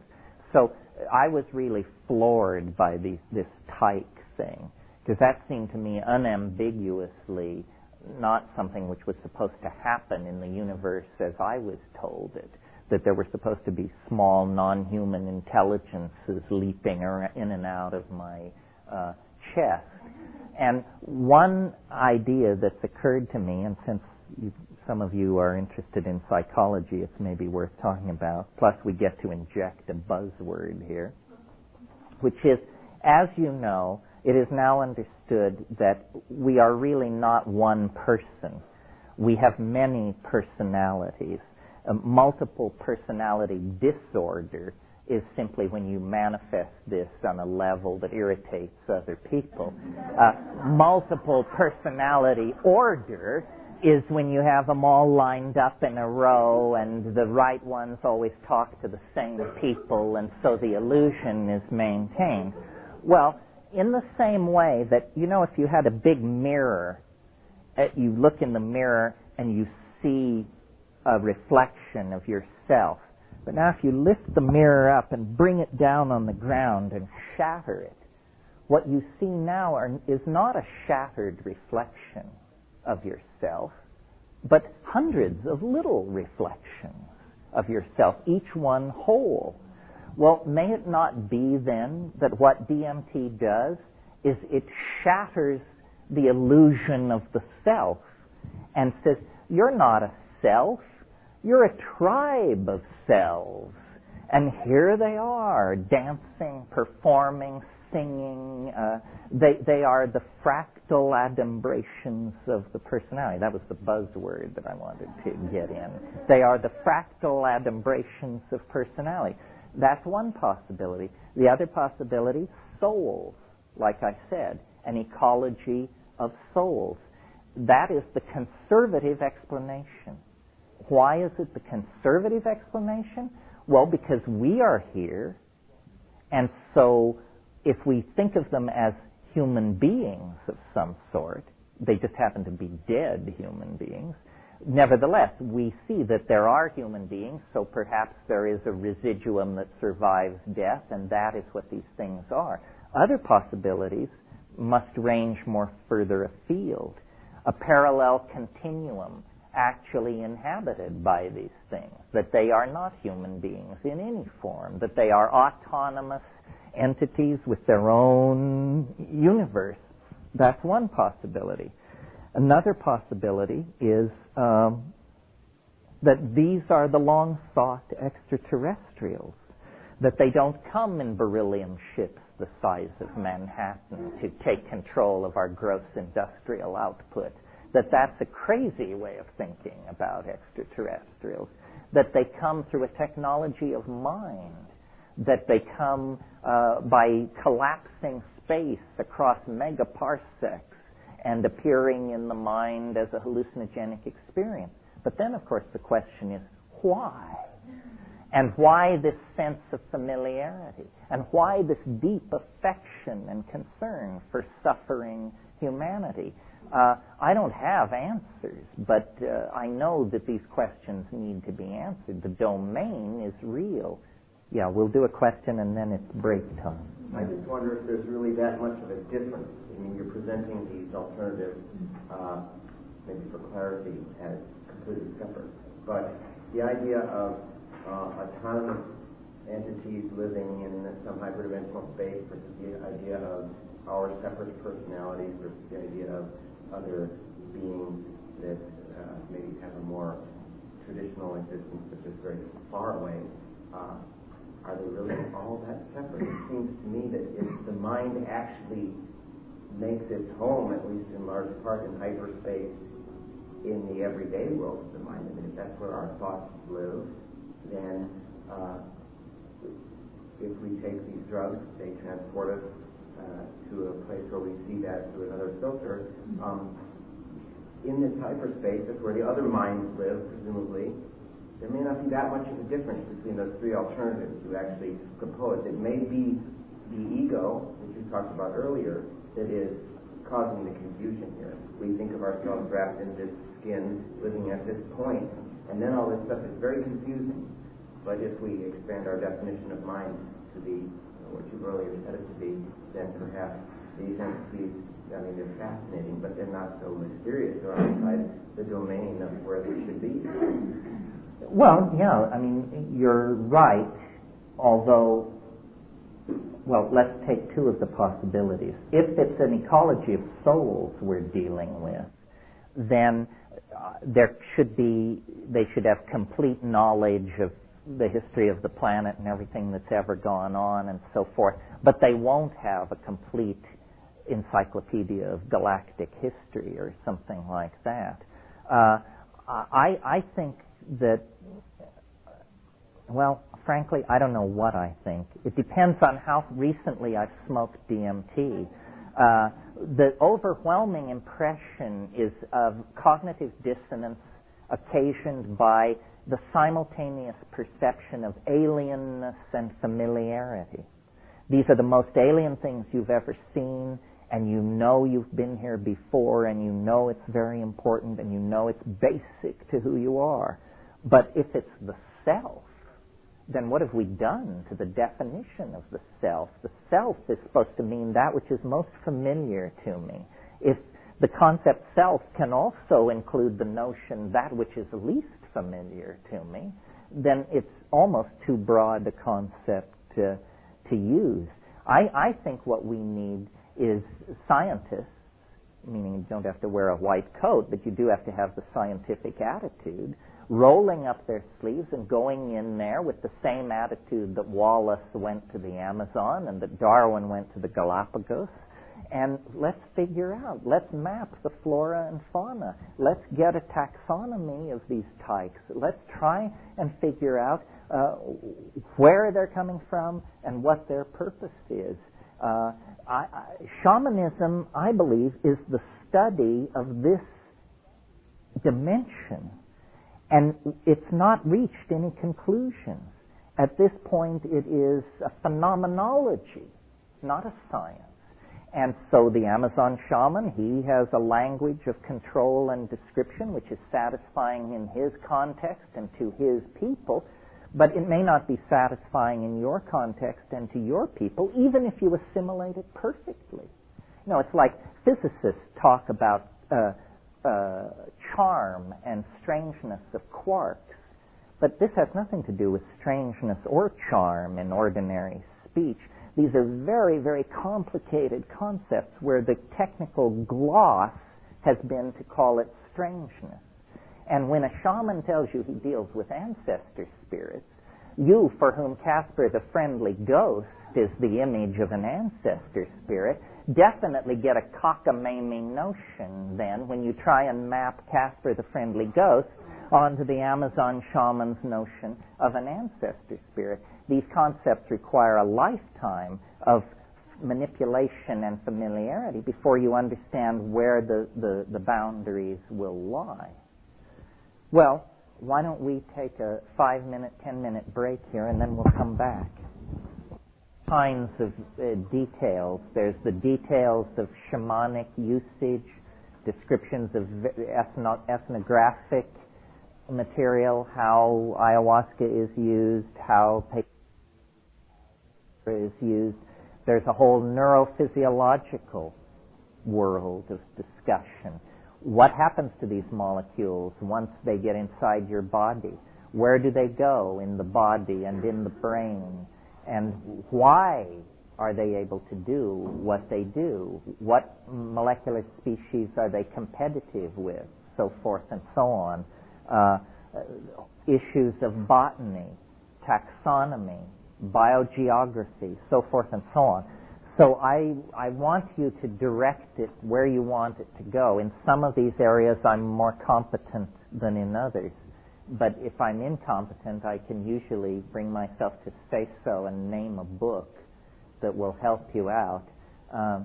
So I want it to fulfill your needs, and that's based probably on your professional orientation and where you want to go with this stuff. So don't be shy about jerking us one way and then another. Yeah. I really wanted to ask you about, in Invisible Landscape, you talk about redemptive transportation exactly, whatever it was, 21 days. It seems like the ayahuasca that you suggested had nothing to do with the duration of that trance state. That if I understand you correctly, that it had to do with some sort of artificially induced tonal thing that you did that created that ERS? ESR? ESR. Is that, am I understanding that correctly? Well, let me background it. The question relates to an incident told about in both my book with Dennis, Invisible Landscape, and in True Hallucination. Creatively agitated under the influence of mushrooms, announced that he could do something, which is very hard to describe what it was. It was sort of like turn himself inside out, trigger the end of the world, open a doorway into hyperspace, something like that. Anyway, some highly touted dramatic thing. he organized an experiment to test the theory, and the result of the experiment was not nothing, which was what I was betting on, not what he said would happen, which what he was betting on, but a very peculiar incident then was generated where he seemed to lose his mind, to put it simply, for about 3 weeks, but in a very specialized and orderly way. And I seemed to also undergo a parallel but different kind of transformation. And the theory that was being manipulated was a theory that involved using vocally produced tones to acoustically cancel metabolizing psychedelic molecules in the body so that they would bond as dimers into DNA. In other words, so that they would intercalate into DNA. The hypothesis which lie behind all this was that DNA must be the storage, the physical storage site for memories. This is not a popular idea. This is a sneered at idea. But memory is a great problem for modern science. We've decoded DNA, we've got the top quark, we've measured the core temperature of Betelgeuse. We have no idea how memory works. It's absolutely confounding because a woman, a man of 90 years old can remember the way their great-grandmother's skirts smelled when they used to crawl up into her lap when they were 4 years old. It was 86 years ago. During that time, every molecule in the body has been cycled out every 5 to 7 years. So it's 10 bodies away is the body that crawled up into that woman's lap and could smell the starch in her skirts, and yet the memory is completely clear. Where are the memories? And as you know, experiments have been done with ablating large parts of the brain or studying people who are the unfortunate victims of very traumatic head injuries. And there are cases in the medical literature of people who have fully 80% of their physical brain destroyed and no memory impairment whatsoever. So where are the memories? Well, there are a number of theories, but there is nothing more than theory at this point. Dennis said, let's assume nature is conservative for a moment.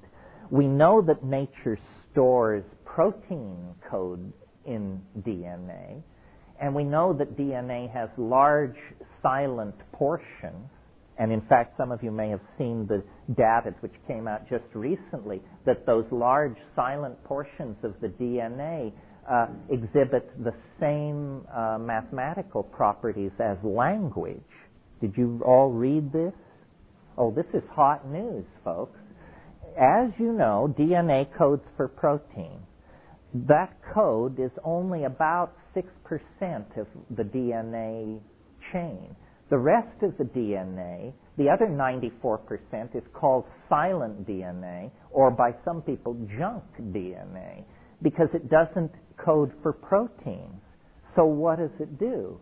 Well, recently they've been sequencing this junk DNA and then studying it with algorithms used by the CIA to detect code in noise, and they discover that the silent portions of the DNA fit all the necessary criterion of language. They have syntactical structure. This seems to support Dennis's contention, which was, and it's it would be very controversial, you see, because it's a Lamarckian mechanism. It's saying that experience can modify nuclear DNA. which is denied by anti-Lamarckian evolution. That's not the way it's supposed to work, according to Darwin and the neo-Darwinians. Nevertheless, if we don't believe that the only part of the body which is not traded out many times over the course of a long lifetime, the only part of the body which you are born with and die with is neural DNA. Neural DNA, what you're born with, you keep. Therefore, it's reasonable, following good scientific method, to hypothesize that the neural DNA must be where the memories are. Well, then Dennis's idea was that ordinary experience has to do with serotonin dropping into a relationship of bonding with DNA and giving off a signal, like a radio transmitter, of the structural hyperfine ESR of the DNA, and that then constitutes the electrobiochemical foundation of the experience of thought. And so what he was saying was then what these psychedelics are is they're like different kinds of transmitters, stronger, or transmitting in different wavelengths, or transmitting with a higher bandwidth. And it is known, in fact, that these psychedelic molecules do compete with serotonin. They are serotonergic competitors.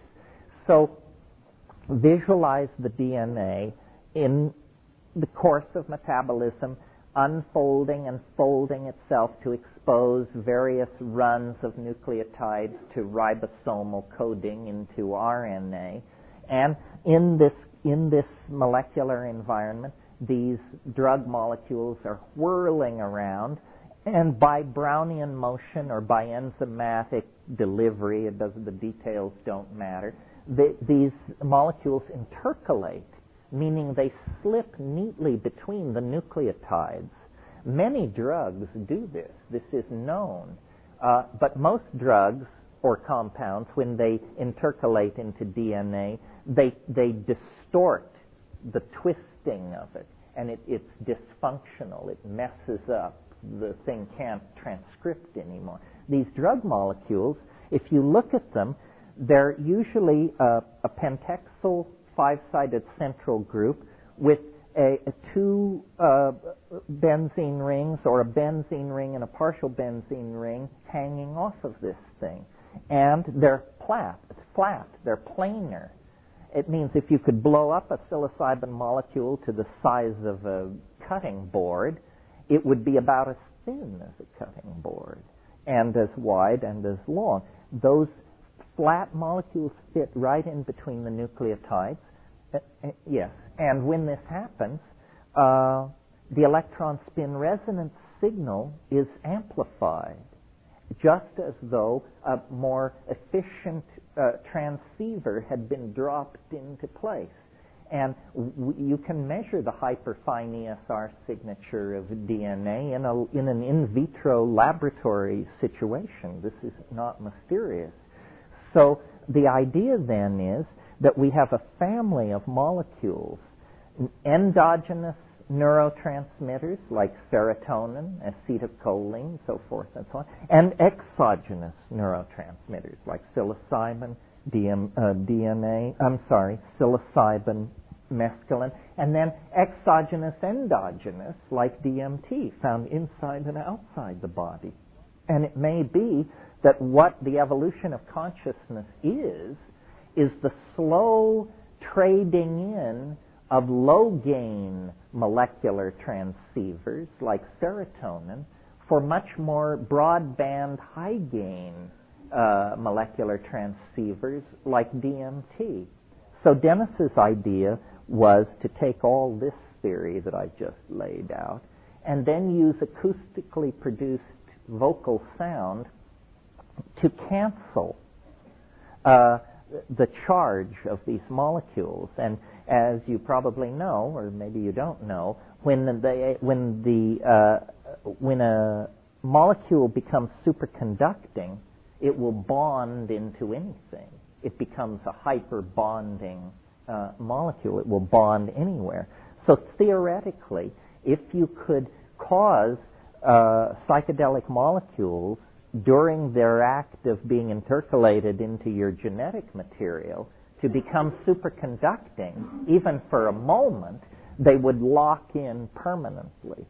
And you would begin to have a very deep, a much deeper experience of consciousness. It would be much broader, much deeper. He claimed he could do this, but he also went further and claimed, and this is where I am not good at explaining it because I didn't understand it then and I don't understand it now, but he claimed that in the act of becoming superconducting and intercalating, this thing would cause the molecule to undergo something which he named. He called it hyperdextrorotation, which means simply that it would turn inside out. And he said then that you would produce something, and, I'm embarrassed at the strangeness of the concept, but that you could, in some sense, give birth to your own soul. That something could be generated out of your body, which you would have a high degree of personal identification with, because it would, in fact, be the central essence of yourself. It would be, he made analogies to the philosopher's stone, to the flying saucer, to the birth of an idea. It's the idea that you could create what he called translinguistic matter. That means a form of, an ontological form of being which looks like matter, but which behaves like mind. And that somehow this would trigger the collapse of the illusion of history, and everything would be swept into the presence of Almighty God upon her throne, or something like that. Anyway, that was the notion. And in proceeding to carry out this experiment, which I just thought was madness and would result in nothing, and then we could go back to botanizing, instead, it in a sense, it seemed to work. The condensation of the philosopher's stone and the collapse of the historical state vector is slightly delayed, but the rest of it seems right on track, in that when he threw the switch, as he said, the harmine switch, he went bonkers, basically, for about 21 days in a very complicated way, which he had anticipated. He said, there is a small chance that I will be turned inside out, not my body, but my mind. And it seemed as though that was precisely what had happened. He could recite the alphabet backwards. He spoke in a language which, if you got him to spell it, you could turn it around and you could see these were full sentences, but spoken backwards. In other words, he truly seemed to be running backwards while the rest of us were running forward. Well, after about 21 days, that faded, and he got his act together and went back to get multiple PhDs in molecular biology, pharmacognosy, and what have you. Coincident with the throwing of the switch, I, who had been the skeptic, noticed that it was as though a switch had been thrown in me, and I began to understand. It was not like any drug I'd ever taken. It was not like psilocybin or ayahuasca. There were no hallucinations. But what began to happen was I simply began to understand faster and faster and faster and faster, so fast that I was just walking around on these jungle trails holding my head going, uh-huh, I see, yes, uh-huh, uh-huh, uh-huh, uh-huh, uh-huh, uh-huh, uh-huh. And it was opening up ahead of me. And I eventually, this understanding settled down into the theory of the time wave, which I will not slay you with, because this is a course in psychobotany, not a course in megalomania revealed. But what I finally came to rest with was a complete model of space and time, which is what you would end up with if he had succeeded. He said it would condense into three-dimensional space and end history, and everyone would leave their factories and offices and discard their clothes, and with tears of joy streaming down their faces begin to form the cosmic round dance that precedes the departure for Alpha in Sagittarius. Well, that remains a future promise to be redeemed.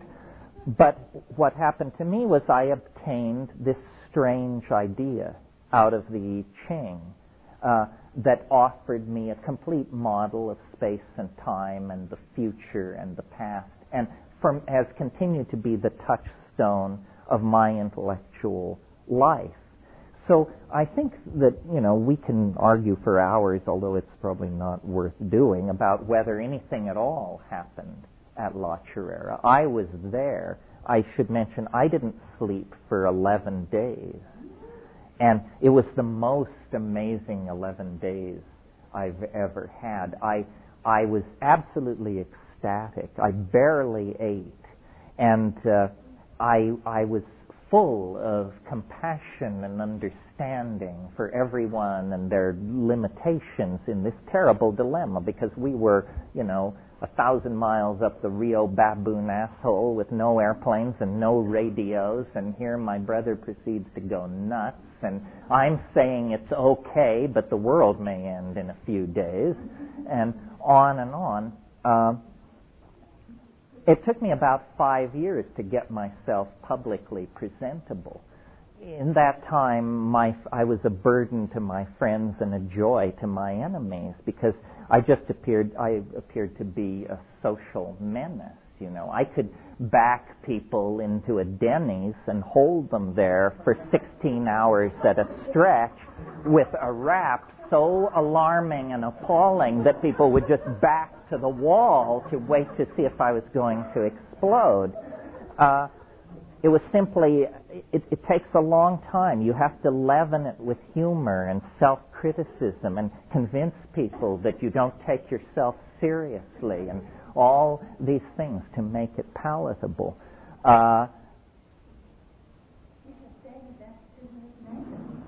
that is true hallucination. And I think that, if you want to read an eye-opening book, if you haven't read it, read Thomas Kuhn's book, The Structure of Scientific Revolutions. Because what you'll learn there, to your amazement, is that these great intellectual breakthroughs like Newton and Einstein and Planck and so forth, they don't come out of careful examination of the evidence and conservative adumbration of theories and all. No, they don't come like that. They come like revelations. Completely, and then you argue backward to convince your colleagues. You go out and you get the evidence and you argue backward and you convince everybody, and then everybody says, well, it was obvious all the time, and anyway, they knew it 50 years earlier, and on and on and on. But that's what you have to do. So I have stuck with this, my devotion to psychedelics, because it gave me really my greatest wish, which was I want to have a complete understanding of how things work. That doesn't mean there is no more surprises, but it means you at least have a structure that you can pour it into. And I think this is what shamans do. They create a personal ideology sufficient to their needs, and my needs are complex, because I live in a society where I'm going to be talking to quantum physicists, mathematicians, historians of science, epistemologists, so forth and so on. So it had to perform at top speed. If you're in the rainforest situation, in a monoculture, then it is perhaps not so challenging. But the point of all this is catalysis of ideas. Culture can evolve no faster than its language. It can evolve no faster than the models that it can set up for itself to achieve, and that requires language. So I take the psychedelics to be catalysts of language. They probably caused it to come into existence in the first place, and then they continue to push it forward into new domains. And this great period of creativity that we're living through now in the sciences, in the arts, in the implementation of exotic technologies, I think this is the real legacy of the 60s.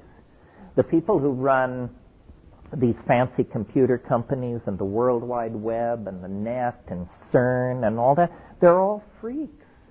They're all people who came up through the 60s and have somehow fitted themselves in to straight society. But the great bulk of creative work in the society in those areas is being done by people who took psychedelics. And in fact, arguably, the scientists of today, the technological implementers of today, are in fact shamans. And we are creating a kind of culturally validated shamanic superspace, except we call it cyberspace. But all we're doing with the creation of cyberspace is hardwiring in a male way what has always been there in a female way. I mean, the web of invisible hidden associations that make us a cosmos instead of a chaos. Well, that seems to be an overlong answer to a question I've forgotten. Yeah. Fields in relation to hallucinogenic plants and also extraterrestrial origins? Well, first let me talk about morphogenetic fields. For those of you who don't recognize the term, this is an idea which has been developed by Rupert Sheldrake, who's a theoretical biologist in England. It's a very simple idea with very revolutionary implications. The idea can be simply stated like this. Things happen the way they happen because that's how they happened before.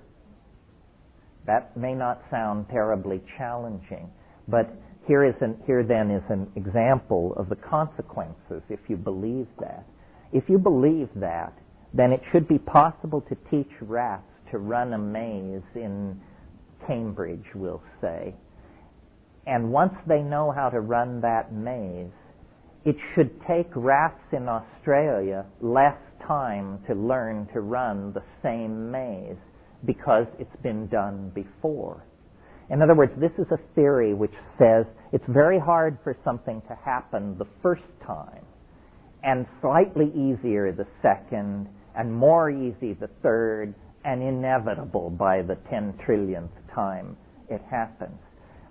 Science doesn't recognize this. This is madness from the point of view of science, and yet there are many phenomena which can only be explained in this way. Well, the way this relates to psychedelics, I think, is that on psychedelics, essentially you feel or you see the morphogenetic fields that surround objects. You see not the ordinary. See, the ordinary experience is time is sliced as a moment, a moving moment of infinite thinness that is moving through time. On psychedelics, the past seems somehow present in the present. And one of Sheldrake's books is called The Presence of the Past. So in a way, the idea that I developed, the time wave, is an attempt to mathematicize his conversational model of a morphogenetic field. The universe, to me, is self-evidently moving between narrower and narrower walls. That's not orthodox. Orthodoxy says the universe is a random walk. There are no constraints. There is no telos, is the way a scientist would put this. Telos is the Greek word for purpose. The universe does not have a purpose. We are not evolving toward some idealized future state. I think we are.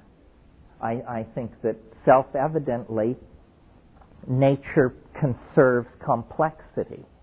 And if you define complexity as the number of points cotangent in a system, then obviously ultimate complexity is achieved when all points are cotangent with all other points.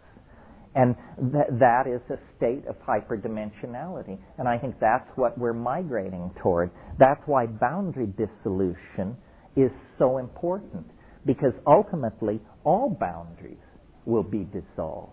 I mean, we quibble about a boundary like the difference between men and women. That's a political boundary, the differences in which we treat men and women. That's a political boundary. But eventually, all boundaries are destined to be dissolved. The boundaries between men and women, the boundaries between young and old, but then the boundaries between people and nature, the boundaries between plant and animal, and then even more ultimate boundaries, the boundary between life and death, the boundary between earth and space. All boundaries will be dissolved in the universal process of complexification that is leading toward all points being cotangent. And the psychedelics, because they give you a little bit of hyperdimensional vision, show you this cohering process, which I call concrescence, using the terminology that Alfred North Whitehead popularized. The universe is growing toward concrescence. This is an interesting idea because it's very counter what we've been taught. We've been taught that the universe is basically incomprehensible, unimaginable in its size. We are somewhere in it very typical. Everything about us is typical. Our star is typical, our planet is typical, we are typical, and therefore no value should be conferred on our existence. But this is just simply somebody's idea. Measurements have only been carried out on this planet and in this solar system and for 1 century.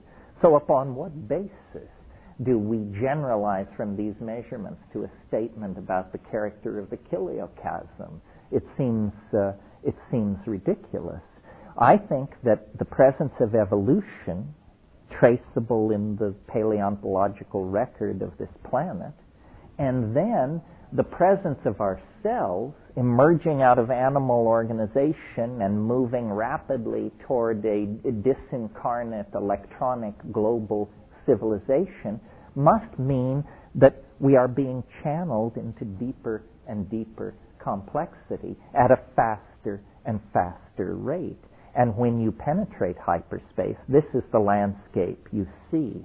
You see the funnel that is channeling us toward a kind of hyperdimensional nexus point beyond which we can't project because our intellectual equipment can't be pushed past that point. Yeah. Do you envision this as what's happening until 2012? And what do you think? What's your idea of what's going to happen in 2012? All points will become cotangent in a superspace. Can't say. It's not that we don't know. Can't say. Language is not capable of describing a cotangent hyperspace. Will that start to open in all the dimensions, or? Yeah, basically, you will be everybody. Everybody will be you. You will be everywhere. You will be every when. You will be every which. And every when, which, and where will be you. All assumptions of distinctness will be illusory. And so we can see this happening. I mean, people are fond of saying the Earth has shrunk to a point under the influence of electronic technology. It's a nice way of putting it, but it's just beginning. The World Wide Web further shrinks it. And when the World Wide Web is virtual and an implant behind your eyelids, and, I mean, you can carry out these fantasies for yourself. A little bit. Coming a little bit more sooner than Tippler's, these Yeah, mine's the earliest of all of the non-completely insane people, or the latest of the completely insane people. Yes. Well, the Kevin shamans from the in the Andes at 17,000 feet, they, according to their prophecy, which they're the direct lineage of the Incas, they said that in 1995 they are coming out of the mountains because it is part of their prophecy that they will come and teach the earth how to shift into the planetary consciousness, which is evolving and beginning this year, and then will shift into the next millennium. And that the body of it will come out of North America because we have done so much destruction, and also because we know how to manifest in the body. That the intellect will come from Europe, and that the heart and soul will come from South America. And that they're coming down to teach how to begin to move into this type of consciousness. Well, there is a lot of this kind of anticipation of a great shift. And I think there's more to it than simply the pressure the millennial turn of the calendar puts on us. This garden party is over. There's nothing but crumpled plates and stabbed out cigarette butts in aspic now. It's over. The party's over. And where we're headed now is not clear, but we have finished our sojourn in three-dimensional space and historical time. And our technology and our dreams are about to carry us further. What this means for the rest of the earth is hard to say. Life once left the oceans. Life once elaborated oxygen to the point where it threatened its own survival on the planet. Dan Joy once said to me, once you strip away the hype, it's just another concrescence.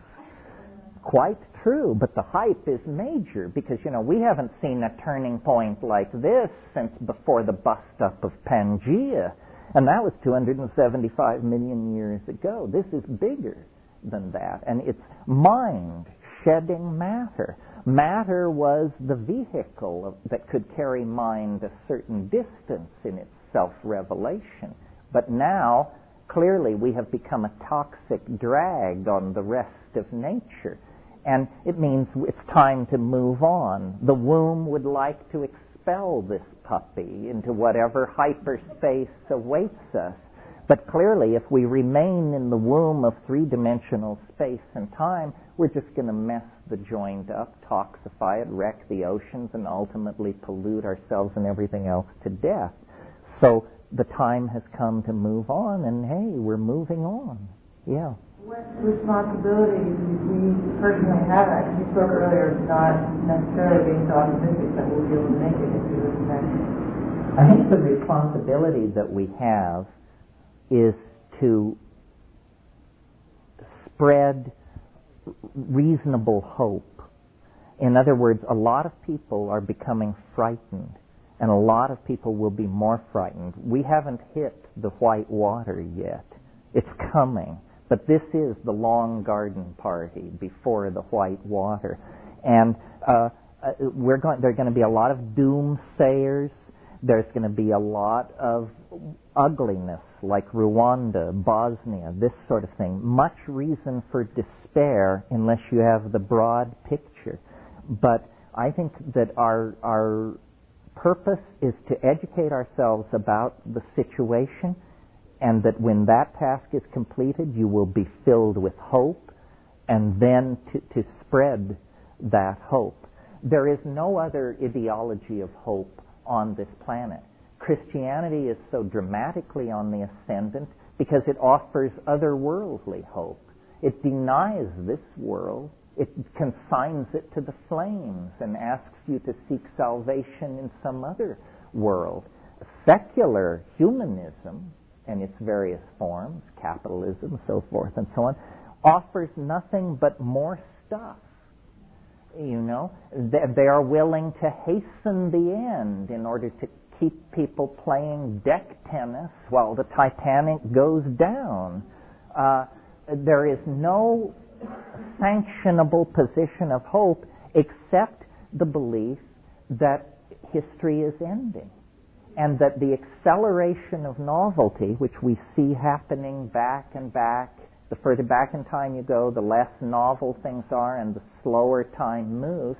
Now we have come to the place where time is moving very quickly, so that by a moment in the future as near as 2012, we may traverse as much distance as we've traversed from the Big Bang to this afternoon in terms of how quickly things are going to unfold. James Joyce said, man will be dirigible. It's a wonderful thing to hope for. Do you have any, one thing that, I've been fascinated with the time wave since I first heard about it, but do you have, one thing that's always bothered me is there some objective way to quantify this novelty? Other than by asking Terence or someone else looking at the wave to say, whoa, well, here's a big ball, and obviously there was novelty at this time. If we just look back here, we find, aha, that's when Poland fell to the Germans, Can we somehow work the other way and look at a historical record, plot out the novelty without reference to the time wave, and then look back to the time wave and see if we were right?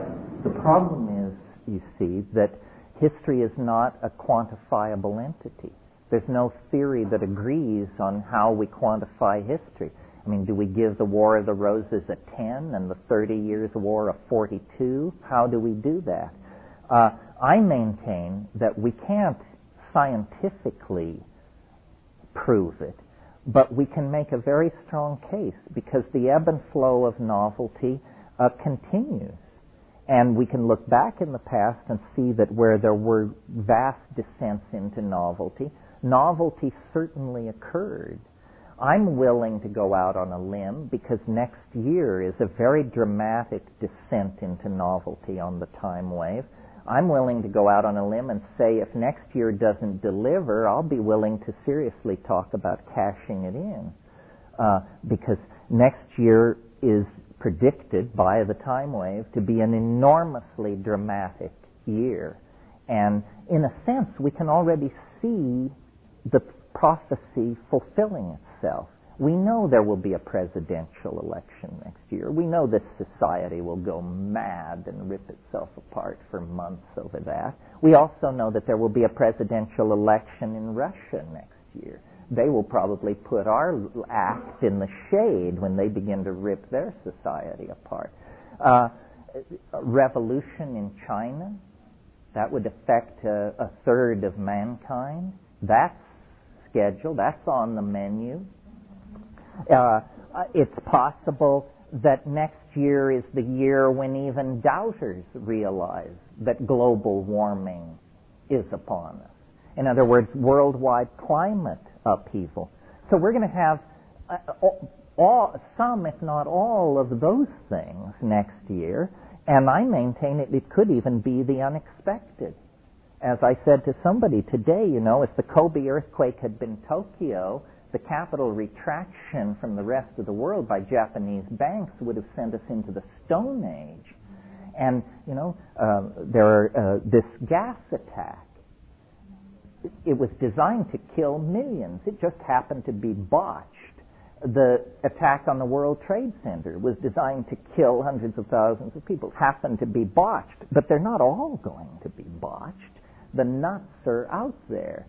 And so I think that what we are seeing is a recapitulation of much of the past several thousand years of history in a very compressed form as we get closer and closer to the transcendental object at the end of time.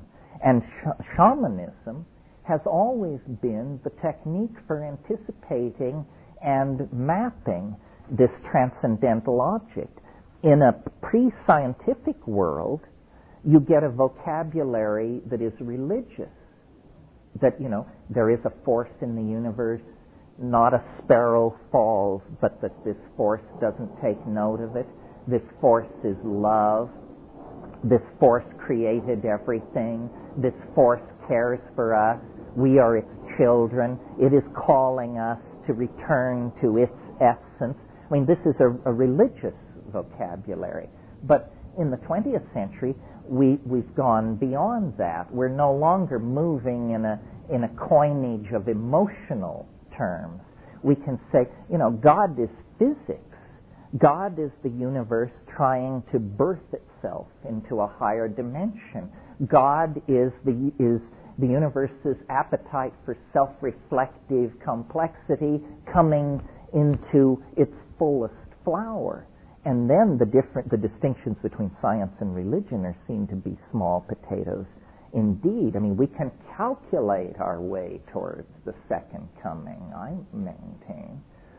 Well, this is somewhat far afield from most people's ideas of what constitutes botanical shamanism, but not mine, because I think that we could have lived in the light of this gnosis and never made the descent into history that we made with the abandonment of partnership society, psychedelic religion, pastoralism, and so forth. We were designed to live in paradise until the coming of the kingdom, but instead we fell into history, which is a kind of hell, where the animal nature was able to reassert its power over the human dream. And we have lived in that, with that paradox now for some 12,000 years, and it's left us fairly frazzled and sketched out, I think. Well, if this is what is on a macro scale happening to the human race, and this goes back to the question some time ago of what should be done, if this is what's happening on a fractal macrocosm, then what you can do to aid this process is just accelerate your own arrival at the omega point. And what that means is psychedelicize yourself. Begin to deconstruct the hold over your freedom that culture, history, biology has on you, and begin to experiment with the concept of yourself as a being trembling on the edge of true liberation. Because I think that's probably what you really are. Yeah. What do you see as you travel around the world, the dynamics between the mainstream dominator and what could be looked at as an emerging psychedelicized culture? What kind of connections do you see among this emerging culture? What kind of dynamics do you see happening? It's kind of a large question there.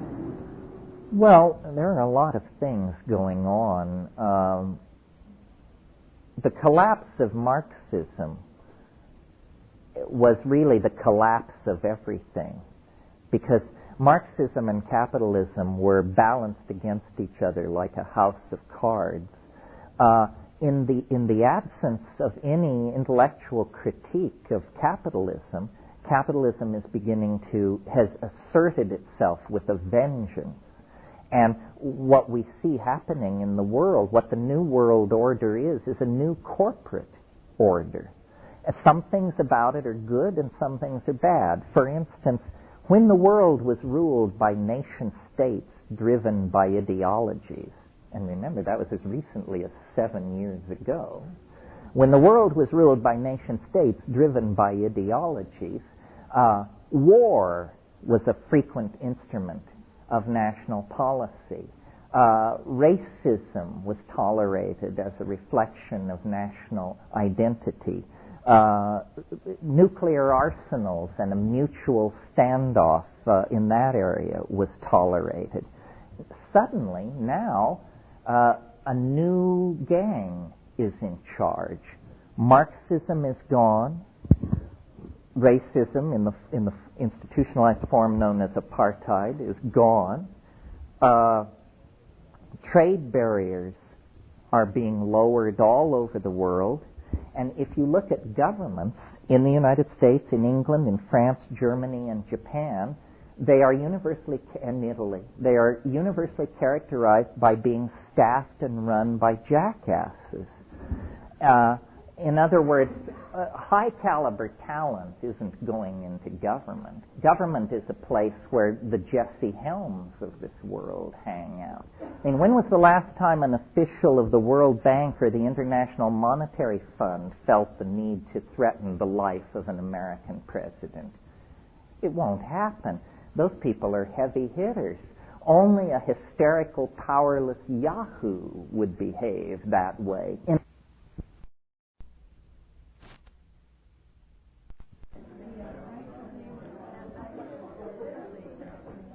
All right, why don't we sort of slowly roll into this? I'm always amazed that so many people can get their act together on a Sunday morning. I know. What happened to the complacencies of the peignoir and all that? Okay, I have a couple of announcements. First of all, I think you found on your chair when you came in a sound photosynthesis order blank. That's if you're just dying to have more tapes of lectures. They have a huge selection, more than anybody else, and you can deal with that. And there's a sticker on those things that begins with the words HTTP. Those who know that this is a website address. Those who don't know soon will. So if you want to check out Sound Photosynthesis website address, that's the URL, the Universal Resource Locator, which I wish I had one now. Okay, in case I forget, remind me at the break, and David will be here to help, that we'll go over the paper requirements for the folks who are going to do a paper for this class. And I think that's that.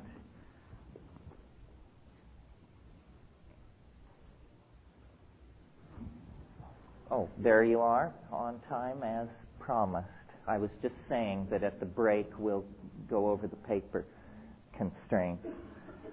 Well, I don't want to spend the whole time this morning in Q&A, but we'll do it for a few minutes to let stragglers find their way in. And then I'll flail you with my agenda for a while. If there are, yes. Yeah, I'm curious if any other internet websites they have good access to psychedelic information. Well, that's a good question. There are a number. First of all, the Usenet, the Alt.Drugs conference. Most people know about this. There are thousands, a couple of thousand people participating in that, and it's now fragmented into alt.psilocybin, alt.psychedelic, alt.mescaline. There's a whole subset of those. If you don't like news groups, there is an email conference. Anybody here in that email conference? Well, I can't remember. I was in it, but the problem with these email conferences is, you think, oh, great, I'll meet some people interested in what I'm interested in. You join, and the next day there are 80 messages in your email, and you spend hours a day pouring through the email. I just joined a conference where I get dispatches from the front in Chiapas, including all the latest statements from Subcomandante Marcos. I just picked up the mail. There were 130 messages, half in a language I barely read.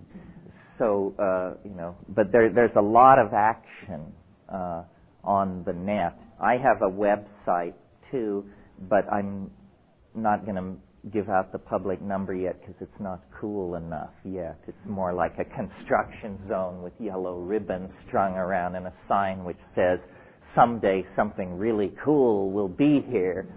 That's how a lot of the internet is. It's a vast, vast construction zone.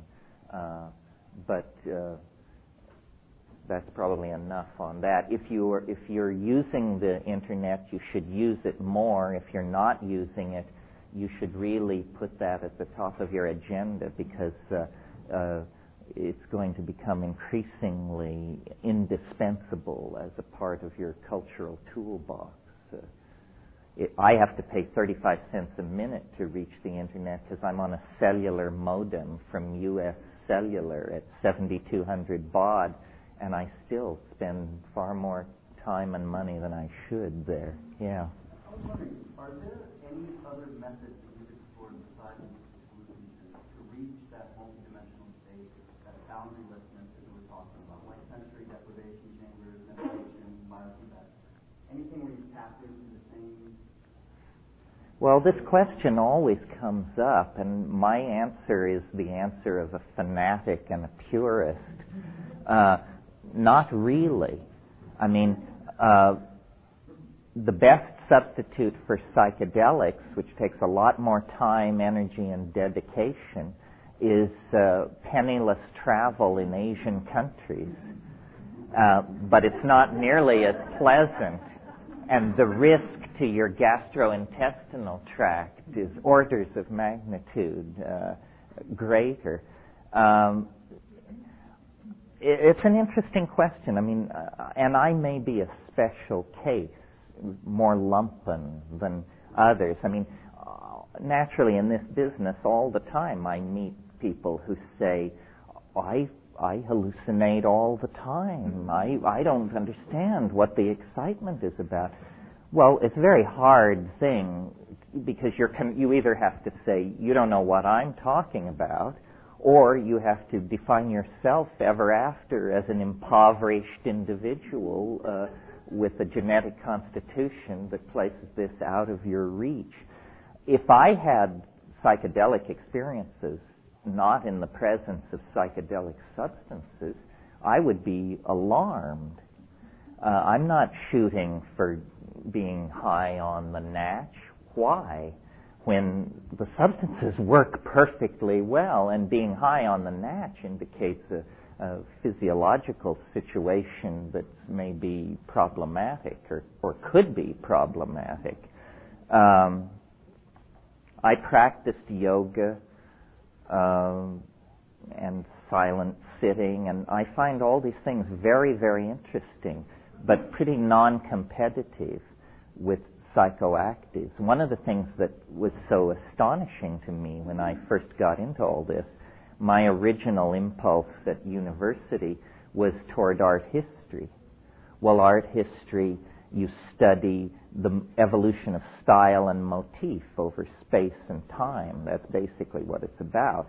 And a good art historian has a fairly complete inventory of world style, which I felt I did. Well, then I took DMT, and it was absolutely unfamiliar. You know, I could make no comparisons. It wasn't like Tibetan tantric painting. It wasn't like Amazonian bark cloth painting. It wasn't like Jan van Eyck. It wasn't like Hieronymus Bosch or Jackson Pollock or anybody else. And I thought, how extraordinary. If you take the Jungian view that the function of artists is to explore and communicate the unconscious to the rest of us, then how bizarre that 3,000 years of Eastern and Western art, and nobody passed very close at all to the DMT space. That's why, and yet it is without contest, I think, a Niagara of orgasmic beauty. I mean, if I had to say one thing that DMT is, it's alien beauty. Well, if the purpose of art, and those who follow Aristotelian and Platonic aesthetics believe that the purpose of art is the communication of the beautiful, well, why is it then that so little of this has been communicated? I mean, I don't think it's an exaggeration to say that at the peak of a psychedelic experience, you see more art in a half an hour than the human race has produced in the last 1,000 years. Little you. Well, the relationship then of the individual to genius is very puzzling. Any one of us, if we could just get the door jammed open, would then become a Duchamp, a Da Vinci, in other words, a major formative force on their contemporaries. I'm hoping we'll be able to do that with virtual reality. I mean, I see virtual reality as a technology that will allow one person to show another the contents of their mind. And that when we get the cross-fertilization and creativity that will flow from that, we'll create art that will make everything done to this point look like scratchings in the dirt. I mean, at least that's my hope. Yeah. You mentioned a few times, actually, yesterday, that you felt that women do psychedelics feel sex, and then men in general have more transformative experiences because they need to have those transformative experiences.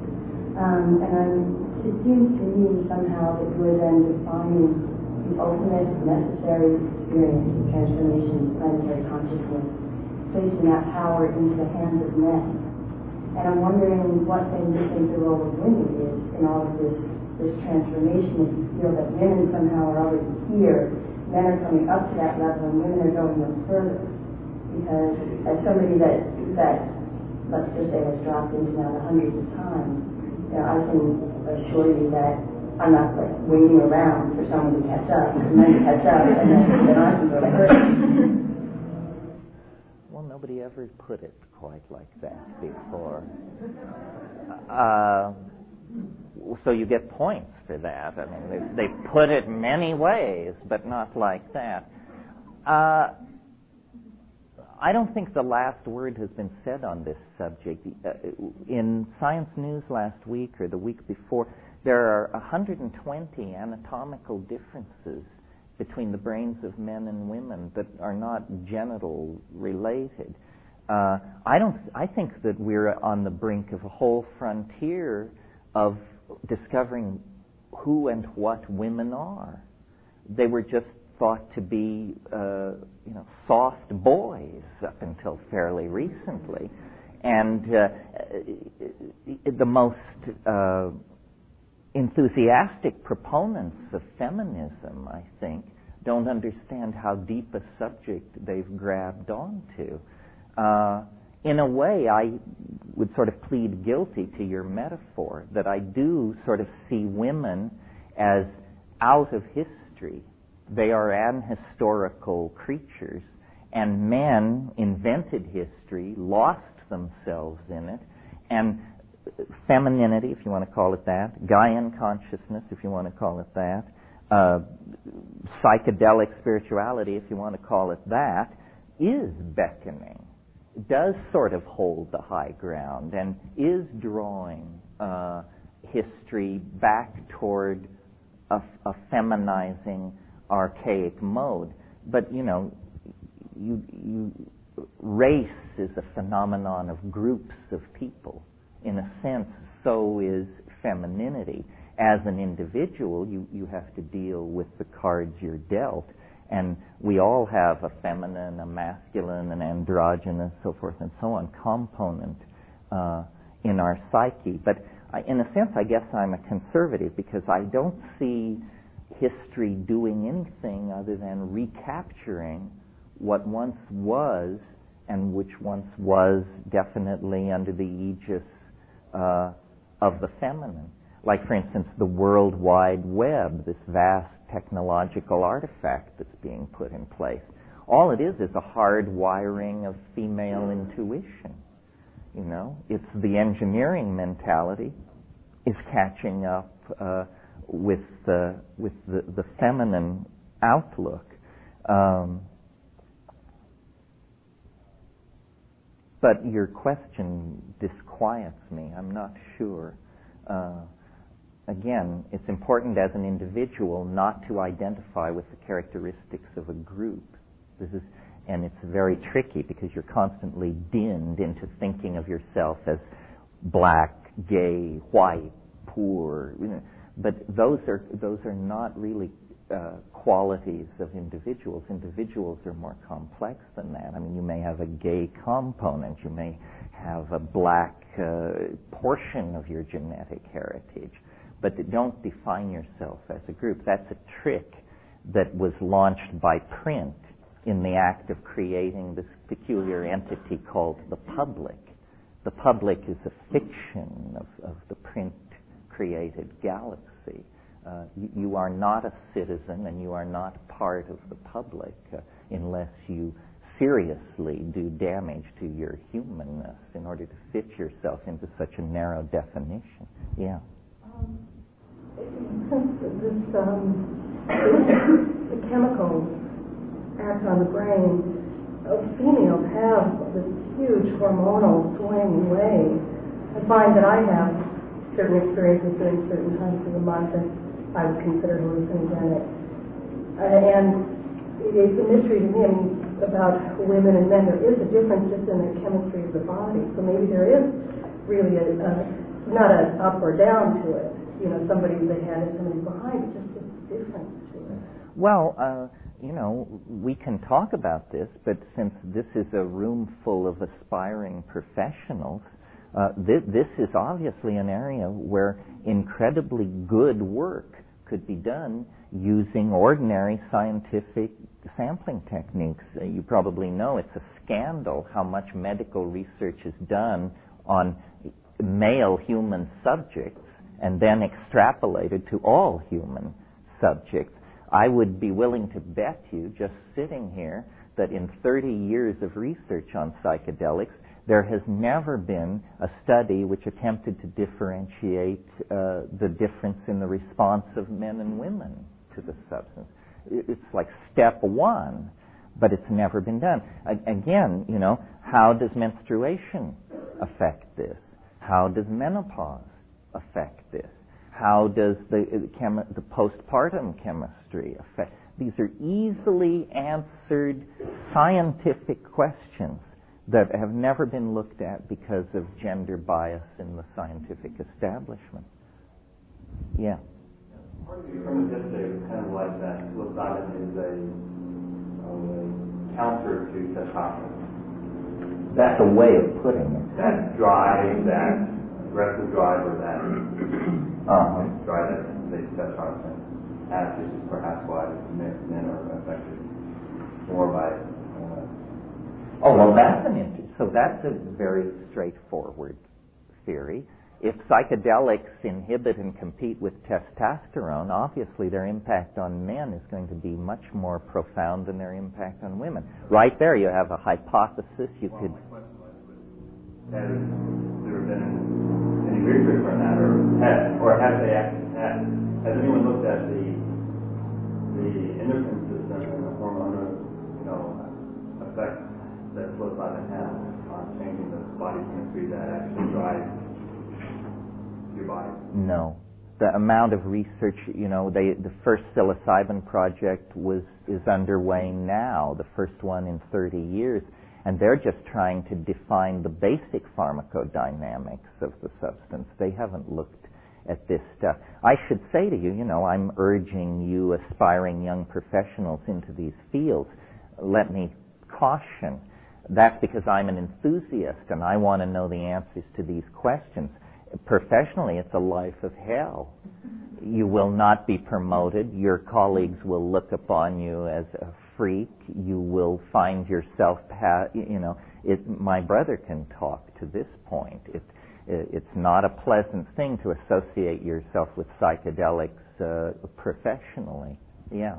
I guess something that I feel like we need to take responsibility for is the use of what is words like profound and transformative, because what is profound and transformative for a male, if it's more profound for a male, it might be just a different profound and transformative that's not on the male scale of what is profound and transformative. And I think that it's irresponsible to say that it is more profound for males, especially when no research has been done on the ways in which these drugs affect. Well, I guess what I meant by more profound is that I think the average male is set down further from where he started than the average female is at the conclusion of a psychedelic experience. One of the things, let me mention this as long as we're on this subject, this is just throwing this out, but one of the things that's always fascinated me is the difference between male and female orgasm, and how male orgasm, here's a place where it seems to be reversed. Male orgasm seems to lie fairly close to the surface and be a fairly unspectacular event most of the time. Why is the female sexual response so much more dramatic? And why is there an orgasmic response at all? In other words, many animals don't have such a response. You can build an urge, you can build a sexual urge into an organism without this payoff of immediate experiential fireworks. There are species of fish where the female lays the eggs and the male swims over them and releases the sperm, and that's sex in that species. I sense, and I've never been able to articulate it, that the DMT flash is very orgasmic in some sense. It's somewhat like a full-body orgasm, but it has components in it which are only encountered otherwise in orgasm. And I wonder what this orgasmic response is for, what evolutionary role it fulfills. It seems to emerge late in animal organization. This is not something you trace back to flatworms or something. It seems most intensified in the primates.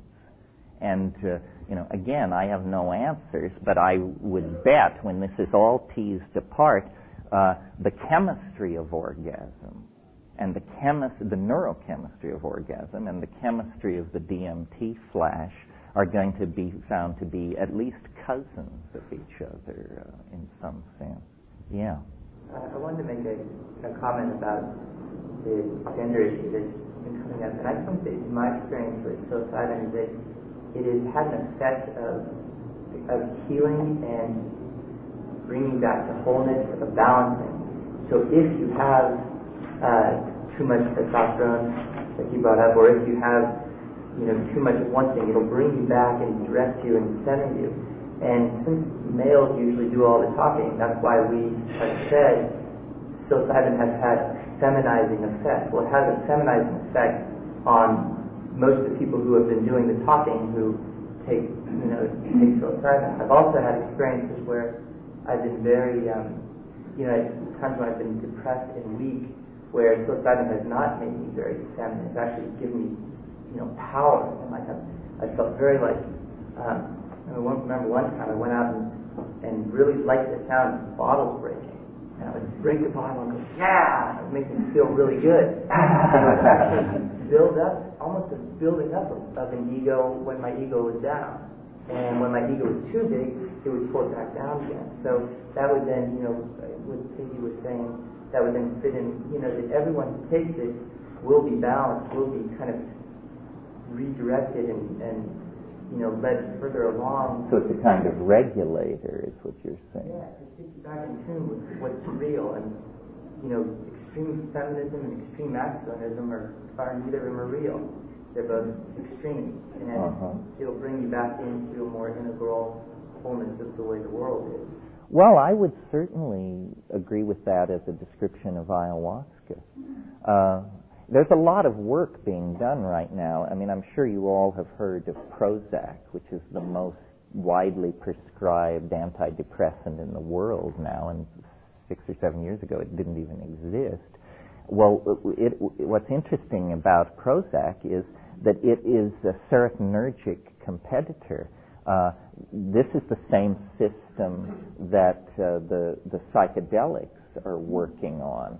And I think probably we're converging on some kind of a breakthrough where sexual dysfunction, depression, psychedelic states are all going to be seen to be various twiddlings of the serotonergic system. And probably whole new families of drugs will come out of this. I have never taken any antidepressant, and at my brother's urging, I took Prozac, and I've always been contemptuous of all of the, the Valium, that whole thing. That's not our church, for sure. But I was very, very impressed with what Prozac was doing. And in a way, it was a strangely painless kind of psychedelic. What Prozac seems to do is put you where ayahuasca puts you 4 days after the trip. In other words, there's no dramatic episode of intoxication. There's just a slow kind of getting real, which means dropping your illusions, which are usually what is depressing you. I think Prozac is being misprescribed in the sense that it's thought of as an antidepressant. I don't think that's quite correct. I think it's the cure for seasonal light deficit syndrome.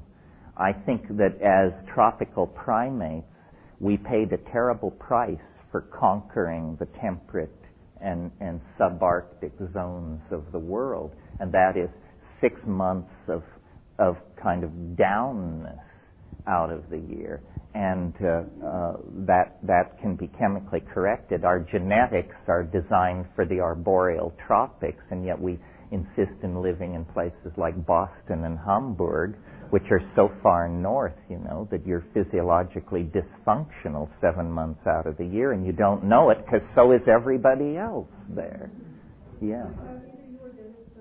With Prozac in conjunction with MDMA to sort of offset some of the, MDMA can get real speedy. This Prozac helps to tone that down. Have you worked with that at all? There may be a confusion here. The way I'm familiar with Prozac being mentioned in connection with MDMA is that MDMA has a toxic effect on the dendritic spines of the nerves. This is part of what you buy into with MDMA. But strangely enough, if you pre-dose yourself with Prozac, not as Prozac is supposed to be taken for depression, where you take it for 30 days and then like that, but if you just take a 20 milligram capsule of Prozac 6 hours before you take MDMA, it absolutely blocks this toxic effect.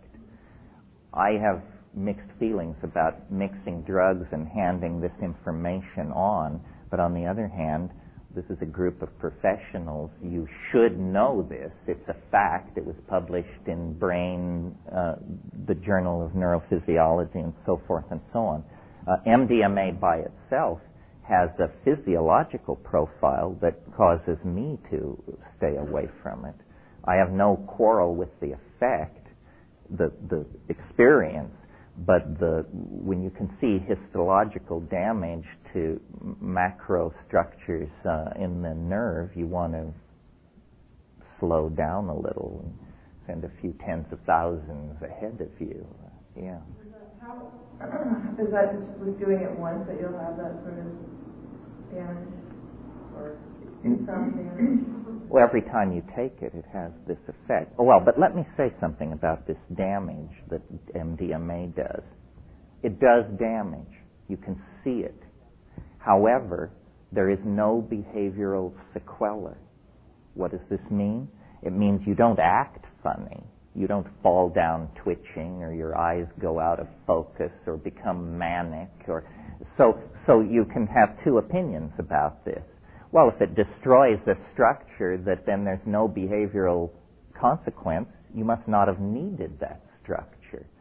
However, when we start tossing out chunks of our brain based on our own judgment, you have to wonder about that.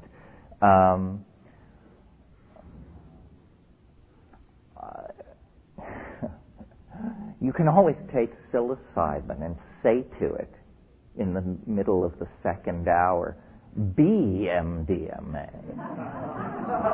And that's how I do my MDMA trips. Yes. Works with healing plants, and his method is to communicate with the plant. He says the plants are bursting to tell us what their purpose is, how they can help us. We just have to learn how to listen. So in the same way that you're saying that PC is a communication and information. But what he does is once the shaman has made contact with the plant, he doesn't have to give that plant to the person. He can use a messenger plant, and they use moxa in a homeopathic tincture. And because he knows the information of the plant, he can send the messenger for the information without actually having to give the plant itself. And I'm wondering whether anybody's done that with psychedelics, or whether you see that that's feasible to do with psychedelics. I assume, being a practical person, that it must not be feasible, because as you know, in the highly succussed homeopathic preparations, no physical trace of the original material can be found. If there were such a thing as homeopathic psychedelics, they would be impossible to prosecute under the drug laws. What are you asking? I'm asking if seeing it as information, that you can actually have a messenger plant. Like you were saying, the shaman is the messenger between the worlds. What he's doing is using a fairly innocuous plant as the messenger between the information of the huge array of pharmacopoeia of what plants can do, and using just a drop of that messenger to be able to give an experience. Well, in a sense, there's a parallel idea in the Amazon, which is shamans take ayahuasca and then they take very, very minuscule amounts of other plants that they want to learn about. And they say that the ayahuasca then informs them of the properties of the other plant. This whole business of information and how it moves around in nature is an area where we are uniquely ill-fitted to understand it, because we are objective materialists. And it's very hard for us to understand and operate on the assumption that the world is made of language. We may say it so, but we don't know how to operationally operate with that perception. As we learn how to do that, I agree with you, not only plants, everything seeks to communicate. Everything is somehow completed in an act of mutual recognition and understanding. Nature is alive, not only biological nature, but the atoms and the continents and everything seeks to communicate. I think what psychedelics are is a kind of opening of our portals to this constant stream of communication that evolutionary necessity has shut us away from. Yeah. Psilocybin, it is to be thought of as a communication between the mind of man and plants. Why does it speak in such galactic terms? Because when I dosed really high, I've had visions of UFOs and things that are not of this earth. Very similar to the DMT flash, like you said. I actually have had precisely the same hallucinations at times. That's the way I see heavy doses of psilocybin speaking to me, not really about things here on this planet. Well, I agree with you. That's my experience. And in trying to account for it, you have to look at fungi. Fungi are primary decomposers. That means they can only live on decaying life. That suggests to me that they are late evolving, or at least not early evolving. Mushrooms are very soft-bodied, and so are all fungi. There is no record, no fossil record of a mushroom older than 40 million years. Well, that's a tiny fraction of the time life has been on the earth. Now, when I asked a paleontologist about this, he said, well, they're soft-bodied and they don't fossilize easily. But hey, we have flatworms from the gunflint chert of South Africa. They're 4.3 billion years old. If they left a trace in the fossil record, you'd think there would be more of a trace of mushrooms. If you decondition your presuppositions and just look at the mushroom, it looks to me, number one, as though it is capable of surviving an extraterrestrial environment. In other words, if you have mushroom spores and you want to store them for long-term longevity, you seek an environment as much like outer space as you can find. You store them in liquid nitrogen at minus 200 degrees, and they will last virtually forever. If you look at the color of Stropharia cubensis spores, that's in the brown-gilled mushroom family, the spores are deep purple, almost black. That's the color you would paint a spacecraft if you wanted to absorb long wave radiation. if you look at the spore, what is it? It's a packet of crystallized DNA. A single mature Stropharia cubensis mushroom, when it's sporulating, will shed up to 3 million spores a minute for up to 2 weeks. 3 million spores a minute for 2 weeks. And these things are microscopic, so small that the perturbations and agitation of air molecules, which are called Brownian motion, can actually percolate these things into the outer atmosphere, where then energetic cosmic events can actually detach them from the terrestrial medium, and they slowly, like planetary dandruff or something, drift off into space.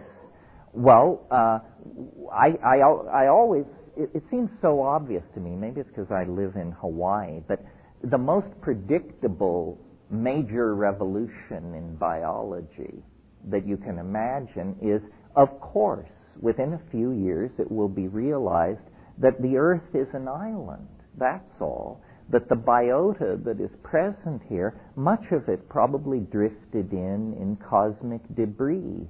When stars go supernova, planets are destroyed. It's a cliche of cosmic consciousness to say, the atoms in your body were once in the hearts of distant stars. Well, if that's true, then some of the atoms in your body were once in a part of distant planets. And some vanishingly small fraction may have been part of the biota of extraterrestrial ecosystems.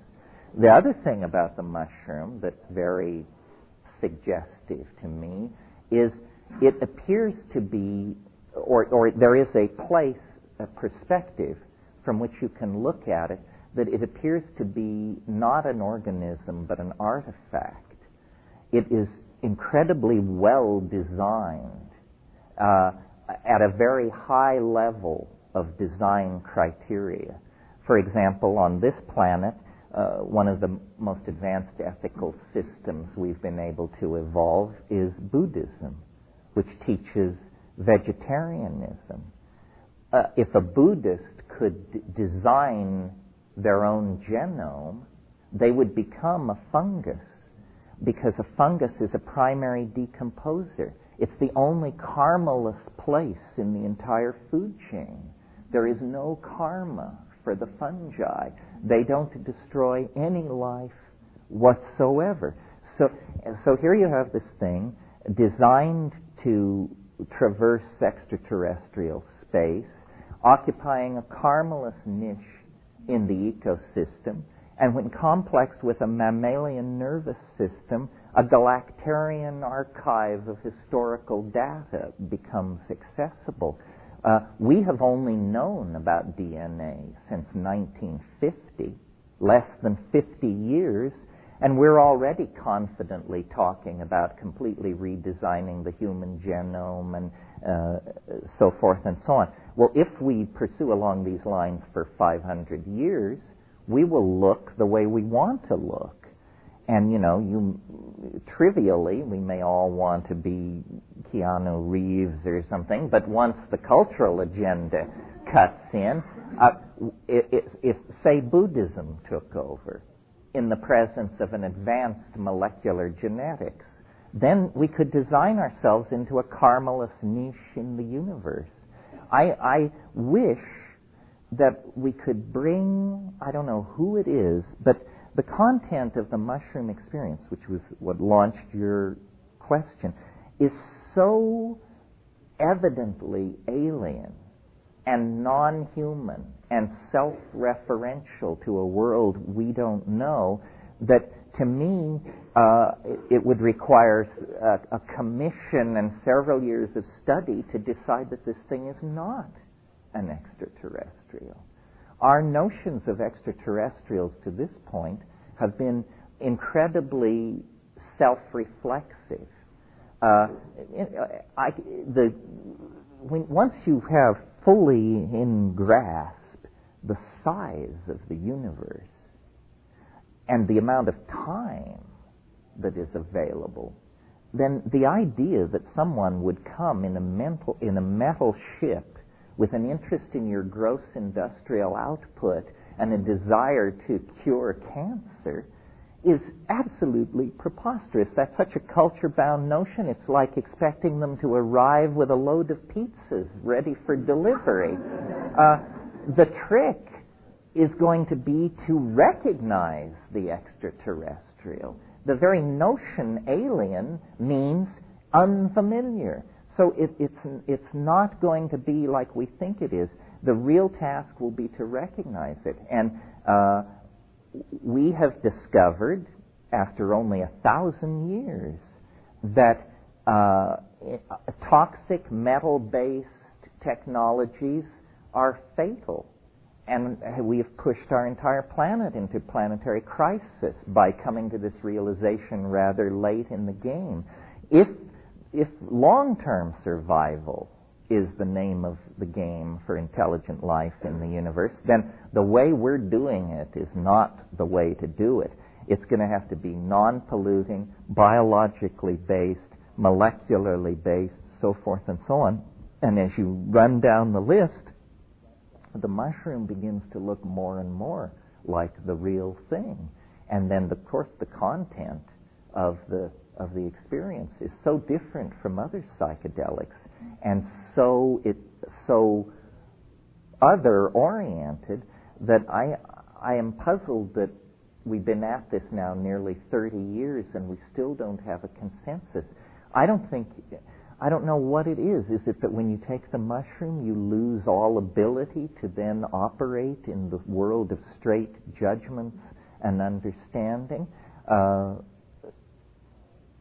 It's very puzzling. But I think probably the biota of the Earth is riddled with extraterrestrial genes, if not organisms, and possibly intelligences. But they're not interested in your fetal tissue or putting implants in you or taking you up and slicing you up in very large-scale surgical wards. I find all that paranoid and pathological. I can talk about that if you want, but it's not really our subject. Yeah. In Mondo 2000 interview, you talked about the DMT molecule as being extremely unusual. I'm not a chemist.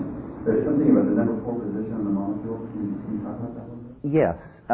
There are different ways to look for extraterrestrials. One way is to build a vast radio telescope and search for a signal. The way I would do it, if I were in charge of things, is I would search the terrestrial ecosystem for anomalous molecules that have no near relatives or history of evolutionary development in terrestrial organisms. Well, it turns out you don't have to look far. It's psilocybin. Psilocybin is 4-phosphoryloxy-NN-dimethyltryptamine. It's the only 4-phosphorylated indole in nature. The only one. Okay, well, here you have a pentexyl group. It's a 5-sided thing. And then you have a benzene molecule off it. And these molecules have numbered positions, 1 through 6. And then you have a phosphorus group. It can attach at any one of those 6 positions. Attached in the 4 position, this is unheard of. It only occurs in this one case. Well, that's very odd. I mean, if we believe nature is a continuum of evolutionary adumbration, then to have suddenly out of nowhere a completely anomalous molecule sticking up suggests it may have come in from somewhere else. Yeah. Isn't psilocybin very similar in structure to serotonin? It's similar. I mean, serotonin is 5-hydroxytryptamine. Serotonin is ubiquitous in life on this planet, from flatworms to man. It's in every organism there is. Brain serotonin? Well, That's the one that I read is similar structure to psilocybin. The feel-good chemical in your brain. Yeah, the structure, yes. I mean, here's the thing. Serotonin is 5-hydroxytryptamine. Psilocybin is 4-phosphoryloxy-NN-dimethyltryptamine. What you've got then is 4-N-N-dimethyltryptamine as opposed to 5-hydroxytryptamine. Yeah, these things are a chemical family. Yeah. My curiosity is getting raised about this alien UFO, people's experience with the psilocybin, having that sort of galactic experience. And since we're talking about consciousness and transformation, what role do you think that either the psilocybin bringing these images in, or the sort of cultural mythology around, close encounters, what role do you think that's playing? Why is that coming up in terms of the consciousness shift that we're trying to make? What's that about?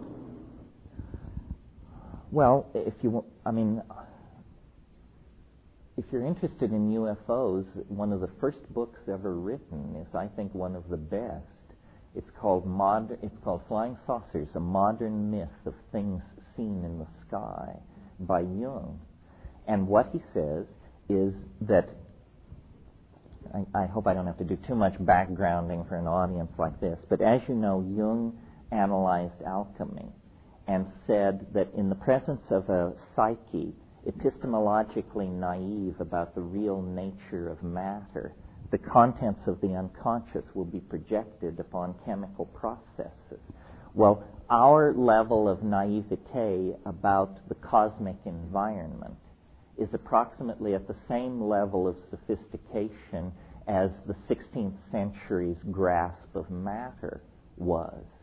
And so Jung said that he talked about in alchemy what's called the rotundum, that which spins. And he said the spinning rotundum is a symbol of the psyche. The flying saucer, I believe, is a symbol of the eschatological object at the end of time. That we are being pulled into a confrontation with, call it the other, call it the ancestors, call it Jesus, call it Galactarian civilization. It's all and more than any of these things. And I believe, and I'm fairly alone in this, I think, that the pressure and the chaos that we're experiencing at the end of the 20th century is because we are drawing near to a bifurcation point in the there's not even words for it, in the dimensionality of our cosmos. I mean, we're very close to some kind of cusp, some kind of breakthrough point. History is, in fact, the annunciation that an animal is standing too close to the transcendental object and is, in fact, beginning to be transformed into a partial simulacrum of the transcendental object. That's what we are, half beast, half angel. One foot in the slime, one foot in the platonic superspaces. I suppose we have to talk at least briefly about the abduction thing. I think that this is much ado about nothing. It's very clear to me that every abduction case around, except for a vanishingly small number that we can put in the classical category of stigmata, can be explained by one simple fact. People are losing the ability to distinguish dreams from memories. That's all. That's all. If you lose the ability to distinguish dreams from memories, you'll have a very strange history to recite to people. And I think this is a cause by television. It's caused by a number of things. I grew up during the 50s when movies like The Day the Earth Stood Still, Invasion of the Body Snatchers, and so forth were coming out. And I distinctly remember a fever that I had when I was about 12, in which I had a horrifyingly real dream of gray-faced, cat-eyed aliens who were doing something to me that I didn't care for, and so forth and so on. Well, if I were to be placed into the hands of an obsessive hypnotherapist, I guarantee you in 2 weeks we'd come out with the realization that it wasn't a dream, that it actually happened. But that's and also the content if you analyze the content of the abduction scenario, it's pure paranoia. And I can get off on this, but I don't really want to. The normal rules of evidence are not being applied. Let me go off on this just a little bit to say, how do you live your life in the light of a universe that is strange and vast? Well, you can just believe anything anybody tells you, in which case, fetal removal by extraterrestrials vies with your attention as you seek Elvis in the aisles of the local supermarket, as you worry about the fall of Atlantis and so forth and so on. But over time, there has been something evolved called the rules of evidence, colloquially known as how to tell shit from shinola. And the first thing is, there should be an economy of explanation. This is called Occam's razor.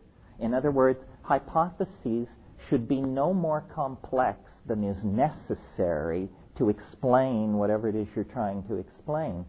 So if inability to tell dreams from memories explains abduction, why do we have to reach for the idea that geneticists from Zenebel Ganubi are moving secretly among us with a surgical agenda and also carry out unscheduled proctological examinations in the middle of the night? I mean, really now. And what I want to say about that is I got where I am, whether it is enviable or not, but I got where I am by being tough, not by being gullible. And so I've rejected vast amounts of things, not only dubious things, but I've probably tossed a few babies out with the bathwater as well. But ask tough questions. Make it make sense. And be, as they say in Hawaii, be akamai, be smart. Understand the subtleties and the potential degradation of language. And then trust only yourself. Trust only yourself. Photographs are useless. Anecdotes are useless. What happened to your best friend last weekend when you weren't there is useless. You can entertain all that information, but what you have to, given the slipperiness of language, given the limitations of the human organism, you have to stay with primary experience and extrapolate out from there. And if you have had fetal tissue removed, then you have to deal with it. But the testimony of 700 people you don't know doesn't have to bother you at all. Yeah.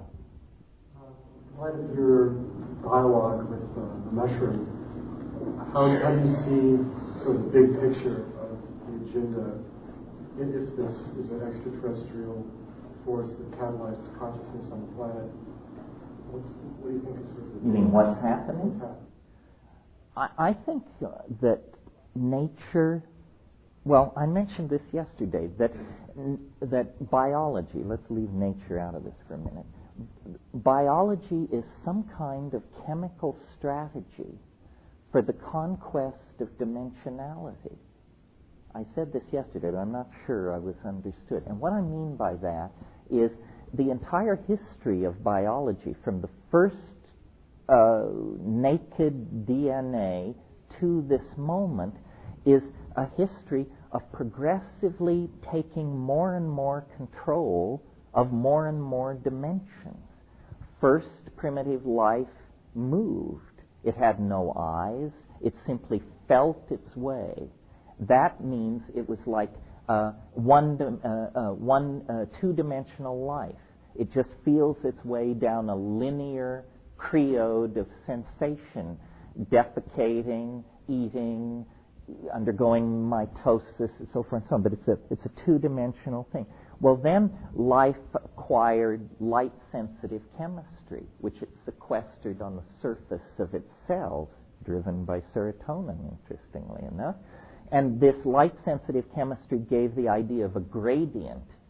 The organism had, however dimly, the notion here and there. And to have the notion of going from here to there, you have to add in the notion now and then. And what these notions being added in are dimensional vectors into the reality space.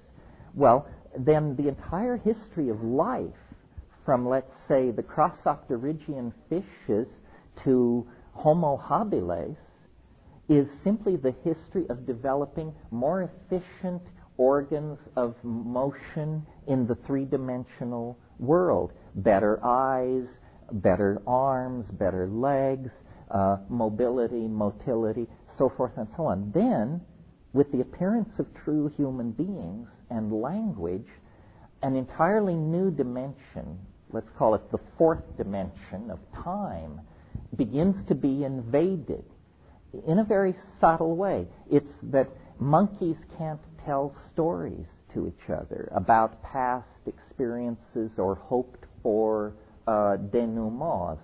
Human beings can. That act of linguistic recollection is a small conquest of dimensionality. Well, once you invent writing, then all of the past can, in a sense, be kept in the present. The present is not a narrow slice of experience fading off into the past and the future. It becomes instead like a train moving into the future. The future is unknowable, but the past can be recollected and analyzed. And if the analysis is sophisticated enough, one can begin to triangulate outward toward the future. The history of science is the history of prediction. Well, what is prediction? It's taking control of a previously uncontrolled dimension, the future. And I think that the rise of electronic technology, the rise of extremely complex language-using societies means that we're about to go wholly in to the fourth dimension, the temporal dimension. And we see ourselves as distinct from our technologies. You see, like when you are in a car, you think, I am a human being driving a human invention. But there is a point of view from which, no, you are just a human being who has put on another level of humanness, which happens to have wheels under it, and is rolling along. In other words, genetics, that changes the stuff of our bodies. Epigenetics, which we call ideology and technology, changes the environment in which our bodies operate. And I think we're getting set basically to decamp into the imagination. That the imagination is as real a place as across the river is if you've just acquired eyes. It's something you're seeing for the first time and then generating an appetite to go into. And this has been kicking around for 15 or 20,000 years. A shaman is a seer, is a prophet, is a higher dimensional mathematician. And they may not, use tensor equations to express what they're doing, but mathematics before symbols is experience. And so I really believe history is ending very soon. I cannot conceive of 100 years in the future at the present accelerated rate of development. We have unleashed such novelty that I think we're in the terminal phase of decamping from three-dimensional space. We are leaving the womb of Newtonian being for something else, the imagination. And the birth is tumultuous. An entire planet is at risk. And eventually, toxemia seems to be setting in. We've used up all the nutritional resources in the womb. The walls are closing in. We're suffocating. Our political systems don't work. Our social systems are breaking down. If you're a realist, a pessimist, then you just say, well, this is it, folks. This is the smash up. The party lasted 20,000 years, and here comes the bill. But you might think that if you were a fetus trapped in a collapsing womb at transition, you could not conceive of the stockbroker, fashion designer, or whatever that you are going to be in another dimension, in another reality that you're being born into. And I think our aspiration is the conquest of death. Our religions promise it, and if our gods can't deliver, we'll elbow them aside and do it ourselves, thank you. And these things aren't decisions made by a single person or even a group of people. They come from the bone. It's who we are. We aspire to be magic, and we probably, given our track record, will achieve it. As I said yesterday, James Joyce said, man will be dirigible. A humorous thing to say, but yes. I don't really understand what you mean by that, like even for the birth of the imagination. You mean like that Star Trek episode where they have no bodies and the guy like makes himself into a big cat? And, one of the nice things about my position is I don't have to entirely understand myself because I'm self-defined as a primitive. When we talk about decamping from Newtonian space, and you're asking me, what would it look like? I'm as puzzled as you are. I don't know. Is it nanotech? Are we going to become ant-high and all live in 1 acre of the rainforest? Are we going to find a way to completely transpose ourselves into the net and just shed our bodies the way we once shed the placenta that connected us? I once said the body is the placenta of the soul. But is that a religious statement or a technological goal? What do we mean the body is the placenta of the soul? And then people get really agitated because a lot of people, and I include myself among them, rather like the body. And you can imagine a debate in the Archaeozoic ocean when people of a very scaly and lantern-jawed type said, listen, we're leaving for the land.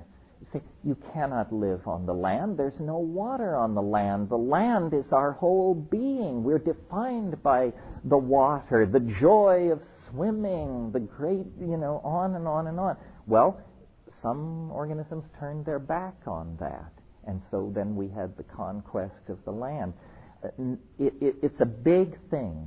It's a big thing because what we're being asked is, what is humanness? What can you discard and still be human? Can we discard our bodies and still be human? Can we discard our ethics and still be human? I'd rather keep my ethics and get rid of the body. But, we are sexual creatures. What is life? What is sex without a body, for crying out loud?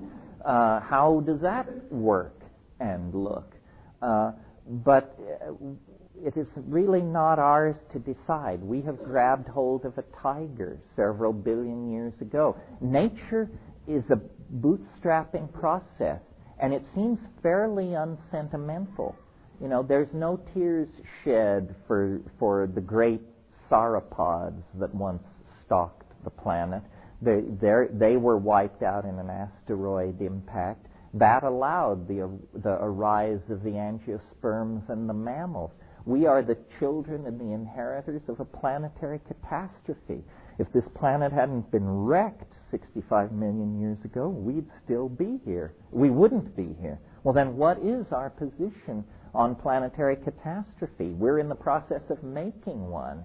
Is it so that 65 million years in the future, an organism filled with love and justice and intelligence will look back at our skeletons in the shale and say, well, they had a good thing going, but if it hadn't been for their extinction, we wouldn't be here.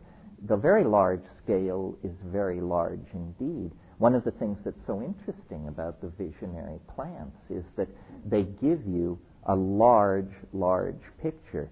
I think the vegetable mind views death in a different way.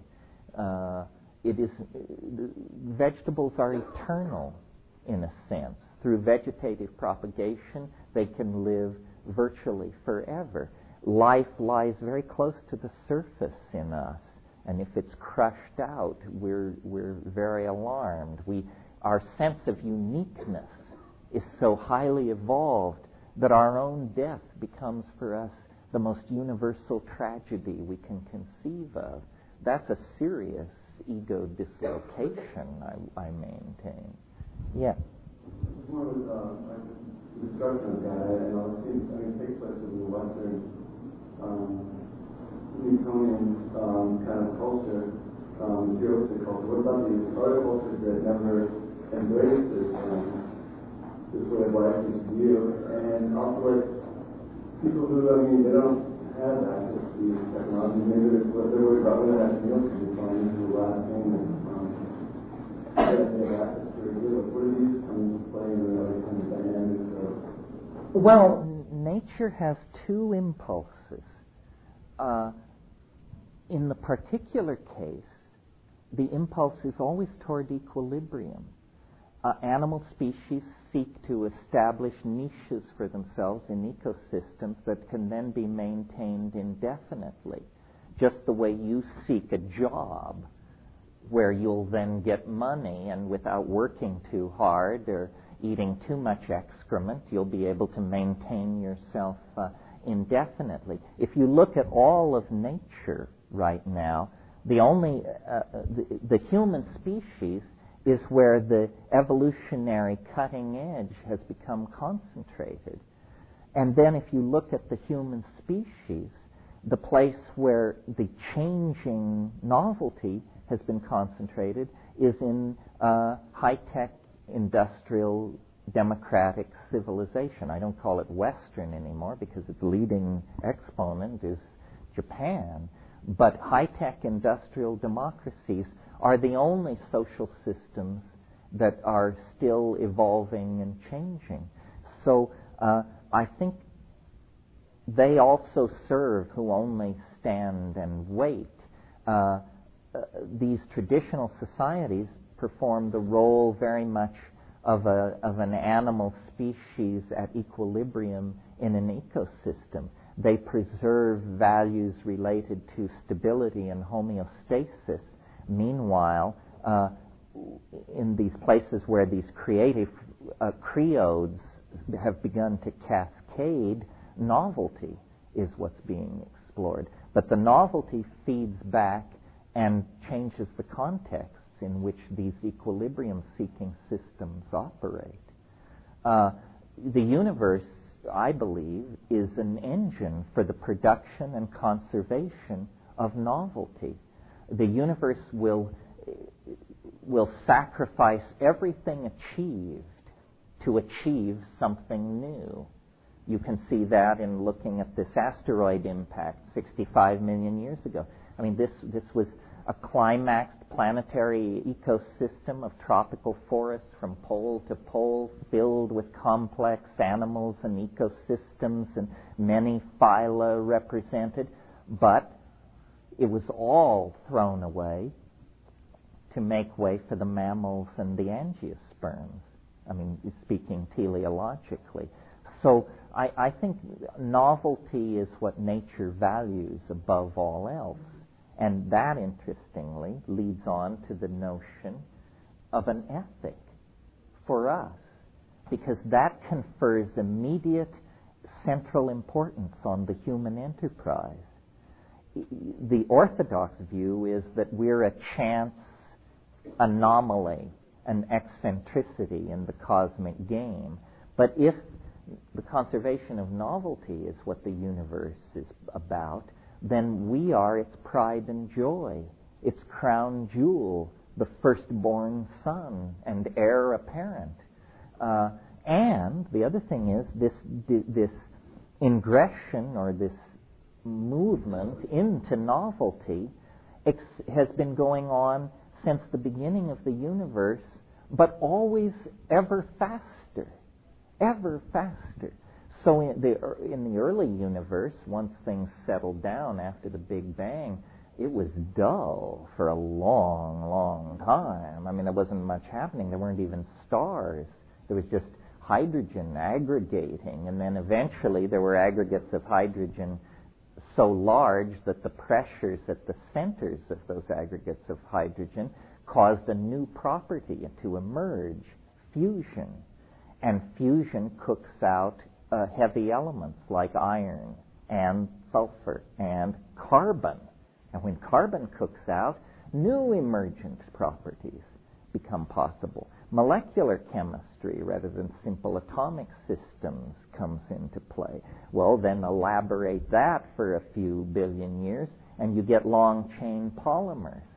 They're like supermolecules, and they have the quality or the ability to template and reproduce themselves. Well, so suddenly you get a whole new emergent domain in nature, the domain of the self-copying, self-replicating molecules. And then they begin to embed themselves in membranes and so forth, and then you get nucleated cells, and then colonies of nucleated cells, and from there to advanced mammals, it's just a matter of time. And then the organs of locomotion seem to have been perfected.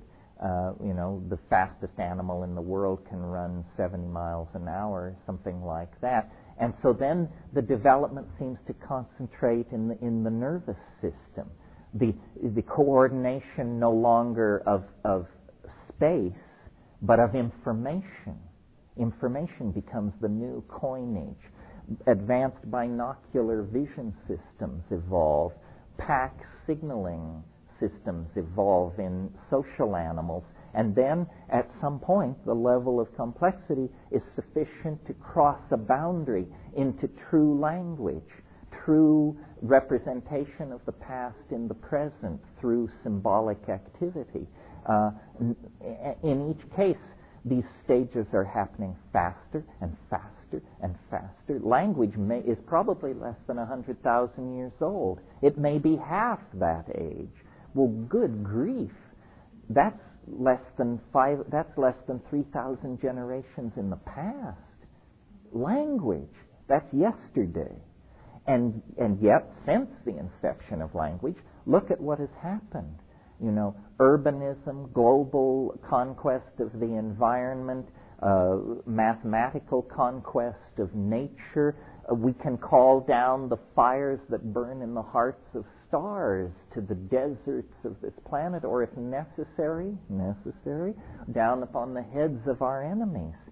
That's an extraordinary feat for protoplasm to be able to undertake. Extraordinary. And so I think this accelerating novelty indicates that we are on the brink of just going down the novelty well and becoming as unrecognizable to ourselves as we would be to Tyrannosaurus rex if it were introduced to us as the heirs to its struggle and dreams. Yeah. One of the most interesting things to me in visual landscape near the end, and you have to correct me if I understood this incorrectly. Among all the talks of what it might look like, I think there was one line that said, it was December 21st, 2012, and the 22nd may look just like the 21st. There may be no change on the surface. It may look the same. And I'm curious how that fits in, because all the questions, well, are we going to be walking around in a small yard, or are we going to be self-dribbling things that you talked about yesterday? Or is that day going to pass by and, I don't know, does 1% see it and 99% doesn't, or is it going to be that 100% doesn't see it, or is there going to be 70%? Well, one way it could happen is that as we get closer and closer to it, our ability to accept these strange things becomes broader and broader, so when the moment finally comes, yes, you are a self-dribbling jeweled basketball, but hey, it ain't no big deal, and you saw it coming years ago, so what? I don't know. I vacillate on all of this because as a rationalist, I'm very puzzled by my intellectual burden of a completely irrational revelation. I would never have wished this upon myself. I'm much more comfortable as a fairly hard-nosed skeptical thinker. Yet I've spent so much time with this idea that I guess I have become infected with it. It now seems to me as reasonable as anything else. There is, unremarked by science, a universal tendency toward complexity through time. It's a law, as real as the law of the speed of light or the segregation of genes. But science has never said that, because science is, as practiced out of the 19th century, is militantly anti-teleological. In other words, it denies any end goal, any purpose, any predefined end state. Science just thinks the universe is a random walk. But I think it's becoming harder and harder to maintain that idea in the face of the evidence. There are too many choices. If you have a protein of several thousand atoms, it has 10 high 16 folding configurations it can choose from. If it worked through those things by trial and error, it would take the life of the universe for that molecule to figure out its minimum energy configuration and assume it. So there is a kind of logic, or there are constraints that we aren't aware of that push processes toward completion. And I think, the new sciences of chaos theory, dynamics, complexity, fractals, strange attractors are going to deliver this into our understanding. It's a very exciting time. I mean, we're taking the first intellectual steps toward the real re-understanding of nature since at least the invention of the calculus and probably the invention of Greek mathematics. Yeah.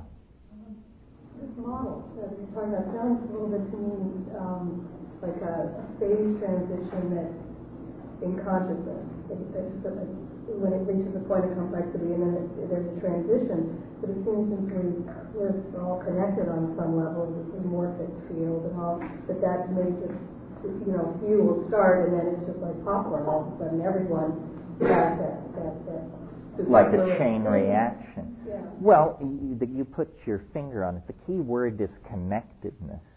I'm very interested in the philosophical, if you want to put it that way, implications of the World Wide Web and the Internet. I mean, the Internet is a fascinating thing. You can't see it. Therefore, if you're not into it, the world appears to have remained the same. Nothing has changed. And yet, actually, the largest human artifact ever created has sprung into being in the last 5 years. It's as big as this planet. And nobody controls it. It has no central control. No one can decide that it shall be this or shall be that. There are certain areas under limited control. Well, but what does the Internet do? Well, it connects us together. It broadens and deepens and makes more immediate the cultural database that we're all swimming in. And I think that probably it is a model for, or not a model, but it is an anticipation of this transcendental object at the end of time. I mean, I have said in these lectures, my idea of the future perfect state is a world of 500 million human beings of all races, genders, sexual persuasions, so forth and so on. 500 million well-fed, healthy people living mostly in warm climates, largely naked, very little physical cultural manifestation. But if you could project yourself into one of these people's minds or bodies, you would see that when they close their eyes, there are menus hanging in space. Those menus are there because at age 3 there was a surgical implant behind the eyelids of something like a very small contact lens. And that is the philosopher's stone. That is the culmination of 10,000 years of technical evolution and engineering dreams. And what it boils down to is a little black disc that's surgically implanted behind your eyelid, and that's your interface to the culture. And you can move into the net, which is, of course, virtually implemented. It's not text. It's not even hypertext. It's a three-dimensional, non-material world ruled by the laws not of physics, but the imagination. And I call this turning the body inside out. This is what the cultural enterprise is for. We want to live in the imagination with the body as a freely commandable object in the imagination. In other words, replace the laws of physics with the laws of dream or imagination. This is culturally within our reach right now. I mean, if it were as important as piling up nuclear stockpiles or screwing people over in 100 different ways, we'd have it in 5 years, not 17. As it is, we'll probably have to wait 17 years. But the fact that we can make a model like that, that's a bridge from where we're sitting to a spiritually transcendental realm that's within reach, is, I think, very positive. Now all we have to do is fill in the blanks. Keep taking psychedelics so that our engineering standards stay high, so that we stay focused on the goals that we're trying to maximize, and then try to promote the idea that anxiety is inappropriate. Anxiety poisons the will to action. And I really think that this is going to be the task of the high-tech alternative culture, is to provide an optimistic vision. Because you see, the people who run the world are becoming more and more panic-stricken because a world is ending. Their world is ending. The world of the shell game and the international corporation and the propagandized passive electorate and all these things that have been, that game is ending. And there is no substitute vision being discussed at the upper echelons of the control mechanism of this society. It's coming from the grassroots. The people at the top are too paralyzed with the poisons they've imbibed by feeding at the trough of the old order. They can't think their way out of their dilemma. In fact, they have to pay guys with ponytails just to turn on the machines in the morning. They're so distanced from the things they rule, you see. Yeah. I'm wondering that, like, in my experience and other people talking to me about taking hallucinogens, you talk about dissolving of boundaries. Another way to look at it is you talk about anxiety. It's anxiety or fear eventually goes away of the other, which if we have a boundary, there is another. And in terms of like men and women, if women are more other for men than vice versa, that on a hallucinogen, a man can get to a place where he observes and goes beyond the boundaries to know that it's not the other. And if a woman is in that place, what I, from my own personal experience and from other people talking to me, is as though women kind of find their voice in the way of the world to say how it's okay not to have always this experience of the other. And at some hope of things accelerating, my mother was born in 1921 and was very conservative, comes to the point where she's 73 years old or whatever and has a 77-year-old boyfriend, and at dinner, and he's very proud and laughing, says, well, I'm living in sin. Do you ever think your mother would say that? And I kind of like to hear what you would say about, in terms of otherness and how psychedelics can, what the dissolving of the boundaries does and how we carry that to other people. Yeah. Well, first of all, it's important in all these discussions to remember there is nothing on earth as much like a woman as a man. The next species over, whatever it is, the difference is enormous. The other thing to remember is if you believe in evolutionary theory, then this has always amazed me. Women are the creation of choices made by men. Men are the creation of choices made by women. The aesthetic difference is striking. I mean, apparently men prefer smooth, gentle, nurturing, curvaceous forms, and apparently women, their aesthetic is fulfilled by a rougher cut. We are reflections of the desires of the opposite gender because we've been subject to selection in the sexual process that way.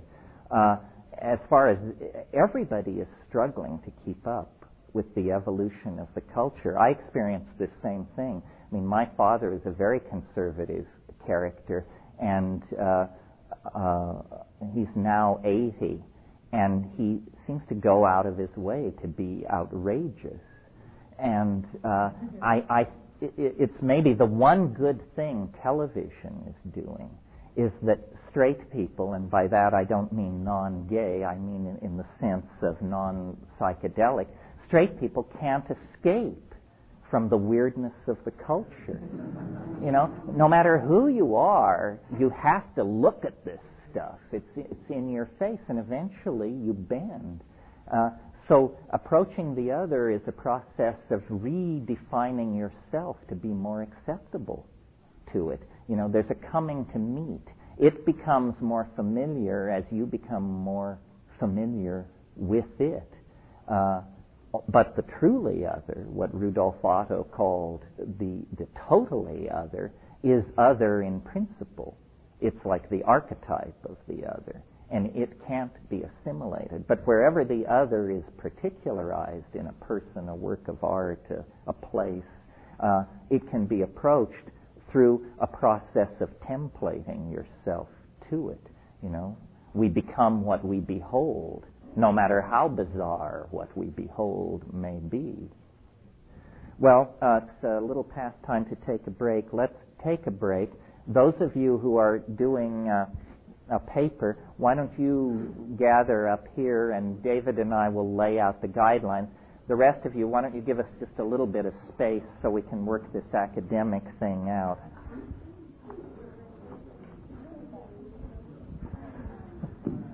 Let's see, I have some guidelines, and David has. Does civilization lose a piece of knowledge that's central to its functioning? Well, the only scenario I can come up with is an increasingly autocratic elite ordering everybody around until finally there is a populist revolt, and those people and their books and their buildings are all put to death and burned. This may be a similar thing may have happened to the Maya. You know, the Mayan civilization, looking at the archaeological evidence, was an incredibly steep social pyramid. So steep that it's conceivable the execution of a few thousand people would essentially disembowel the accomplishments of the civilization. Kill the architects, the scientists, the astronomers, the scribes, and the artisans, and what you've got left are rainforest swidden farmers, and then they go and do what they've always known how to do. I don't believe in the case of Soma that it could have been a matter of it being available and then slowly disappearing. I mean, the Rig Veda speaks of intoxicating hundreds of people a day. It speaks of the Soma gushing from the Soma presses in these enormous amounts. Well, clearly it was something easily available, obtained, and processed, and yet it died out completely and was not really replaced with anything else. So why? I think cultural institutions are more fragile than we imagine. In the scenario, and this brings up the issue of substitutes. In the scenario I told you yesterday about psilocybin in the Sahara and how it created a partnership paradise which then faded as the mushroom faded, as I try to imagine how that would have felt, I think probably what happened was at some point in the African past, the mushroom was everywhere on the grasslands. Whenever it rained, it appeared. It rained frequently. The dung of the cattle was everywhere. The mushroom was everywhere. Well, then it began to dry up. And the first thing that would happen, and we're talking millennia in each step, the first thing that would happen is the mushroom would become seasonal. So then you would have great mushroom festivals once a year rather than continuous mushroom taking, seasonal. The next thing is, as the drying continues, it would retreat into the rain shadows of mountains seasonally. Now you have to make pilgrimages, long distances, seasonally to the mushroom place. Well, in parallel with this diminishing supply of mushrooms would logically be a rising anxiety about that. So what would you do? Well, you would create strategies for the preservation of it in times of scarcity. Smoking meat, burying eggs. Primitive, Aboriginal peoples know how to do these things. The obvious method of preserving mushrooms, still used to this day in the Sierra Mazateca, in a world without refrigeration, is to put them into honey. Honey is an antiseptic medium, and the sugar in honey will draw water out of a fragile thing like a mushroom and tend to preserve it. The problem is, if you've ever dealt with Aboriginal honeys, you know they're not like the stuff we get in the little plastic bears. Aboriginal honey is very watery, and what the consequences of this is that the preserving medium, honey, itself has the capacity to transmute into a psychoactive substance, alcohol. So suddenly you see people of good intention trying to preserve their mushrooms, but unbeknownst to themselves, they're turning into an alcohol cult, because fewer mushrooms, more and more honey. Then, and as the supply continues to shrink, finally you give up on intoxicating everybody, and you just say, we're going to establish a professional class of people, shamans, and they will take the mushroom since we can't all take it. So then you have knowledge of it retreating into a professional class. And these, in Aboriginal society, these professional classes are always hedged about with secrecy. So then you actually have a situation where there is a body of cultural knowledge which not everybody possesses, in fact, which very few people possess. Well, at that point, through war, epidemic, schism, or natural catastrophe, you could lose that core of experts, and then you would simply be adrift. So it's a very complicated issue, and the history of each one of these things is fraught with these kinds of episodes. The other thing is, just to keep the complexity ever before you, styles of usage change. I mentioned that the 19th century ate hashish. We smoke it, and it has very different impacts on our psychologies and our art and so forth and so on. Another example is a good example close to home, LSD.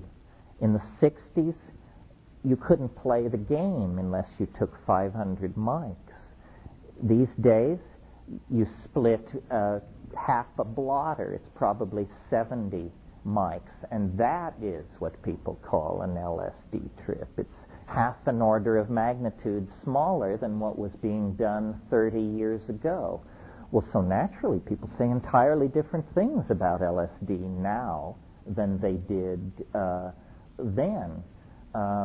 The other thing that makes this very complicated, I mean, nature is not cutting you any slack here, is you can have a species of a plant genetically fairly defined and taxonomically fairly defined, and it can have a horrific number of variables bearing upon it. The favorite example here would be Amanita muscaria. Yeah. More ink has been spilled over Amanita muscaria than almost any other plant I can think of. Wasson identified it as soma, the subject matter of these ecstatic hymns of praise that filled the Rig Vedas. But when you actually take Amanita muscaria, if you only get a bellyache, you're lucky. This is not at all a reliable intoxicant. Well, what's going on here? Well, here's what's going on. Amanita muscaria, because of its genetic makeup, is subject to geographical variance. That means the Siberian Amanita, the New Mexico Amanita, and the Andean Amanita are experientially different creatures. So, geographical variation. Then there is edaphically induced variation. Depending on the soil and the mycorrhizal host, the chemistry of the mushroom will be different. Well, then there's brood differentiation. The first flush will have a different chemistry than the third, fourth, or fifth flush of the same organism. Again, this is where the guru may have a role to play.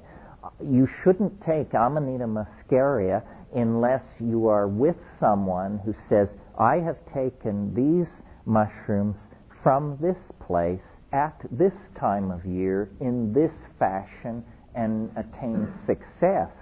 But if you just go out and eat the first Amanita muscaria you find, your experience could range from nothing to a medical emergency. And very few people who have just gone out and eaten Amanita muscaria have any kind of experience that could be mapped over an ecstatic hallucinogenic experience. But occasionally you will hear a story so wild that you can tell under certain very narrowly defined conditions this thing must be tremendously effective. But what those conditions are, we don't know. Yeah. I think it was Watson that wrote about, I guess it's the Rig Veda, talking about drinking the piss of Shiva and the Soma and this whole thing, and his interpretation, maybe it was more than interpretation, the evidence showed that they would drink the urine of the animals that ate the mushrooms, like the antelope or the reindeer or the cows, because that way it was purified of these toxins through the animal's system, and they would drink a potion that was... Well, yes, I mean, I really respect Gordon Wasson, but in this particular area, I think he spread more confusion than light. It is certainly true that Amanita muscaria is a shamanic intoxicant of great age used among the Arctic peoples of Siberia in the Tunguska and Amur River basin. But, and it is true that one of the great hazards of Amanita taking in that area is that when you go out on a snowy night to take a whiz, these reindeer come and knock you over head first in order to get to the yellow snow because they're so into it. But reindeer are not cattle, and there are no reindeer in India, and cattle don't seek out mushrooms to eat them. The thing that, to my mind, breaks down Wasson's theory is, first of all, the inadequate intoxication. But second of all, you can tell from the Rig Veda that hundreds of people were being intoxicated with this stuff, that basically people were just lining up and passing through a line and it was being ladled out. Well, Amanita muscaria has a mycorrhizal relationship to birch and spruce. That means it grows only in association with the roots of those plants. To this day, no mycologist has ever successfully cultivated it on the natch. So when you find it, it's a rare thing. To find one or two is cause for rejoicing. To find half a dozen is a miracle. I've never heard of anybody finding more than that. I've seen other amanitas in great abundance. If you're an Amanita fan, check out Baker's Beach in January. You all know where it is? It's at the bottom of 25th Avenue. The number of Amanita pantherines that come up in that sandy soil down there, you can literally gather a couple of grocery bags of it. But even at that, how far will a couple of grocery bags go if you have several hundred people to intoxicate? So I don't see how it could possibly have been Amanita muscaria. I think a whole bunch of mistakes were made by Wasson and the people who followed him in arguing so strenuously for that. Wasson himself admitted that he never obtained a satisfactory intoxication from Amanita. So again, you have to be aware of all of these variables, and I think it's fine to respect those who have preceded us into this. Lots of hard work has been done, but on the other hand, they're just fallible, career-mongering human beings like all the rest of us, and it never hurts to double-check. I mean, what you haven't confirmed for yourself, you should view as simply informed speculation. But you do need to check for yourself. Yeah. Effects of the whole mushroom versus, say, an isolated isolated psilocybin. Do you have any notes? Oh, you mean the pure compound? Frankly, in 30 years, there has been very, very little chemically purified psilocybin. I once took a small white capsule that was said to be pure psilocybin. It may have been. It was like a very warm and friendly flavor of LSD, but it didn't have the voice. Now, there's a famous story that when Hoffman isolated psilocybin, he then, to prove the isolation, he manufactured some, and then he and Wasson took it back with them to Huautla, and they gave it to Maria Sabina, and she said, the spirit of the mushroom is in the little pill. But let's face it, Maria Sabina was a sly old woman who really knew how to play on the gringo's harp. And I don't think it's the last word that she said that. I mean, the implication may have been, and so why don't you go back to Basel and leave us alone, for crying out loud? Haven't you done enough good here? Yeah. I'm interested in something you mentioned in past talks about the synchronicity surrounding the use of mushrooms, and tell that story about the Hollywood restaurant. Oh yeah, the Rod Steiger story. Well, yes. I mean, I don't know quite what to make of this. Again, there are more questions than answers. But one of the things that you will quickly experience if you get into this, and most of you probably already know, is that rational, and by that I mean statistically extrapolatable expectations seem to be superseded on these trips by a kind of magical connectedness. All kinds of strange things happen on trips that really happen. It's not hallucination. These things really happen. It's almost as though the ordinary laws of causality are obviated and you become a magnet for the strange, the peculiar. And sometimes these synchronicities are trivial. Sometimes they're the difference between life and death. As an example of the latter, I've told this story before, but one time years ago, Dennis and a girlfriend of his went up into the mountains behind Boulder, and they took Argyria nervosa, Hawaiian baby wood rose. And it was much stronger than they expected, and it lasted much longer than they expected, and so night fell. And behind Boulder, up around Nederland, it's 12,000 feet. I mean, when night falls, the temperature plummets. You're immediately in a situation of crisis. Night fell. They were completely lost. They had no clue where they were or how to get back to the car, and it looked grim. And so they're looking out over these valleys and mountains and so forth, trying to spot something. And finally, across the valley, they see what my brother assumes is a car come around the corner because they see the headlights. And so they descend down into this canyon. It takes them an hour. It's pitch dark. They climb up the other side, and they to arrive in a parking lot to find their car. Not only to find their car, but to find that the lights are on. Well, they had left the car some 12 hours before. The battery would have been run down if the lights had been on all that time. It means the lights, they saw the lights come on when they looked out across the valley full of fear, wondering where they were.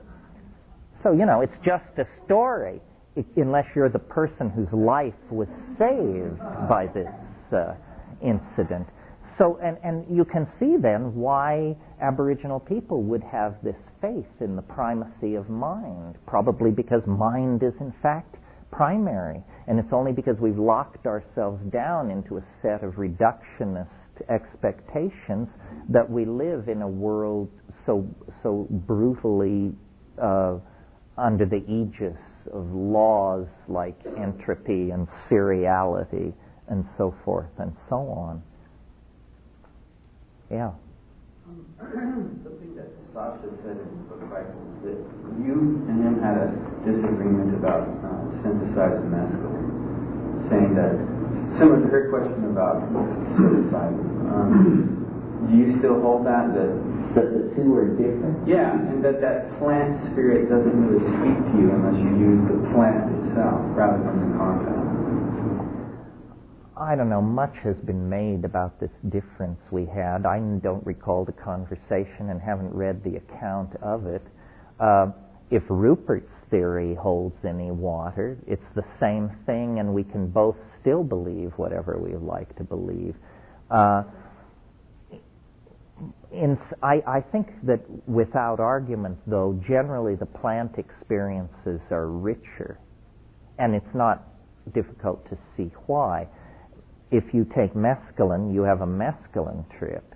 If you take peyote, you have a mescaline plus 13 other mescaline-like alkaloids. Anhalamine, peyote, lophophorine. There's a whole spectrum of these things in there. And I think that gives a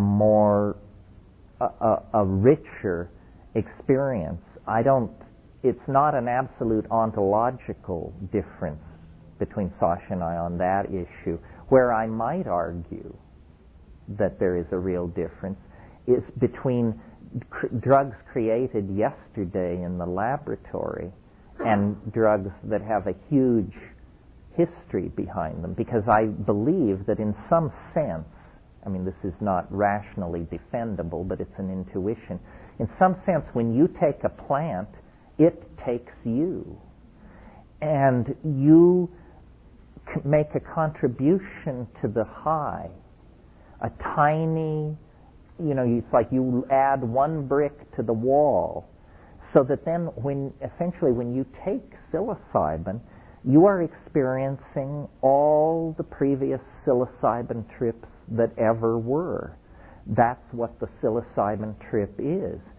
So I remember once when years ago, the first time I did ketamine, my impression was it's an empty vessel. It's an unfurnished hotel. It's a blank canvas. It's a psychedelic experience, but it's incredibly impoverished in that not enough people have done it to fill the space with stuff for the rest of us. Now, in 1,000 years, ketamine may be a very rich experience because so many people will have carved their initials on that tree. But I think, as we learn from the plants learn from us, and they adjust the content. So I'm not of this school that says what we need is a drug we don't have. Somebody wrote an essay called "What We Need Is a New Drug," quoting the lyrics of the song. I think that we have the substances we need. What we don't have are the techniques and the intelligence to know what to do with them. What about the DMT ayahuasca difference? Because that is the active ingredient, and they do seem to give completely different highs. Well, not if you take enough ayahuasca. If you take really a lot and sit and breathe and work with it for an hour or so, you can eventually get to a place where you just say, this looks like a DMT flash to me. But that's a lip-numbing dose of ayahuasca. Harmine has a slightly anesthetic effect. So if you take a dose of ayahuasca and your lips go numb, you are definitely topping out. That's an effective dose. Many people have never felt that, but it's a sign that you're approaching the effective limit. Yeah. Are you familiar with the alleged CIA testing of peyote on people in a mental hospital in Menlo Park in the 60s that Kim Kesey took part in? The Langley Porter experiments, yes. I was what happened with those studies, what the government found from those, like in relation to, you were saying that, that these studies in the University of New Mexico are going to be, the newest studies, and I was thinking of those, I was wondering what came out of those. I can't really answer in detail. Those were not pharmacodynamical studies. They were more like psychotherapeutic studies. They were giving mescaline to people and working with states of dysfunction, but they weren't trying to understand the physiological parameters of it. Joe Adam and the guy who became the regent, Willis Harman, all of those people were associated with those experiments. Mescaline was well studied during the 20s. I mean, if you've not read Heinrich Kluwer's book on hallucination, it's a very nice piece of work and done very early. And he actually tried to create a vocabulary of hallucination. I mean, it's kind of silly, but he taught his subjects to identify colors by their place in the spectrum. So people would say, spiked basketball moving at 4 o'clock, 700 nanometers, shifting toward 800 nanometers, and this sort of thing, which it doesn't quite give you the flavor, I'm afraid. Yeah. We were in the plant culture and consciousness class the other day, and the definition of hallucination came up, and Ralph Messner is teaching the class.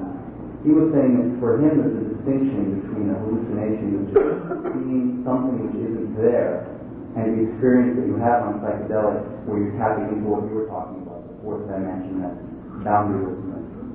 I wanted to hear. Yeah, no, that's worth talking about because I use the vocabulary in a specific sense, and if I don't explain it, I'm not really understood. There is a definite distinction. I mean, most people who've never taken these things think, well, don't you see colors, and isn't it like that? There are at least three discussable stages here. First of all, there's what's technically called hypnagogia.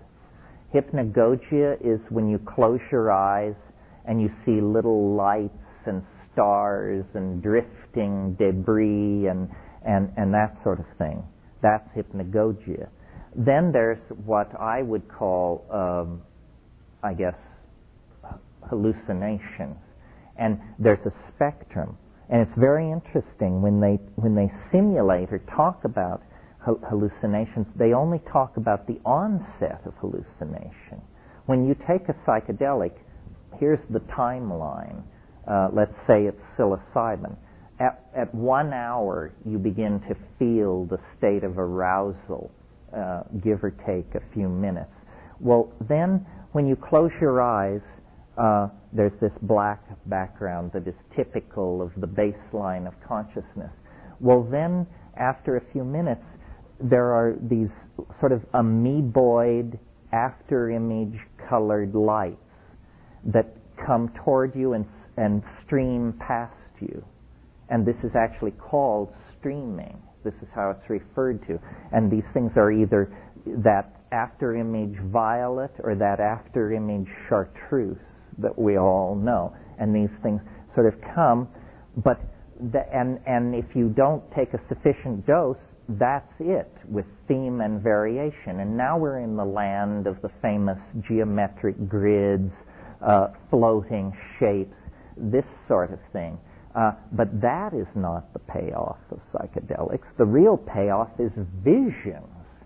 And visions are not dancing mice and rows of little candies doing calisthenics and all that detritus. Vision is something which has emotional content. That's why light shows and fancy computer graphics and all that, they stop short at this point.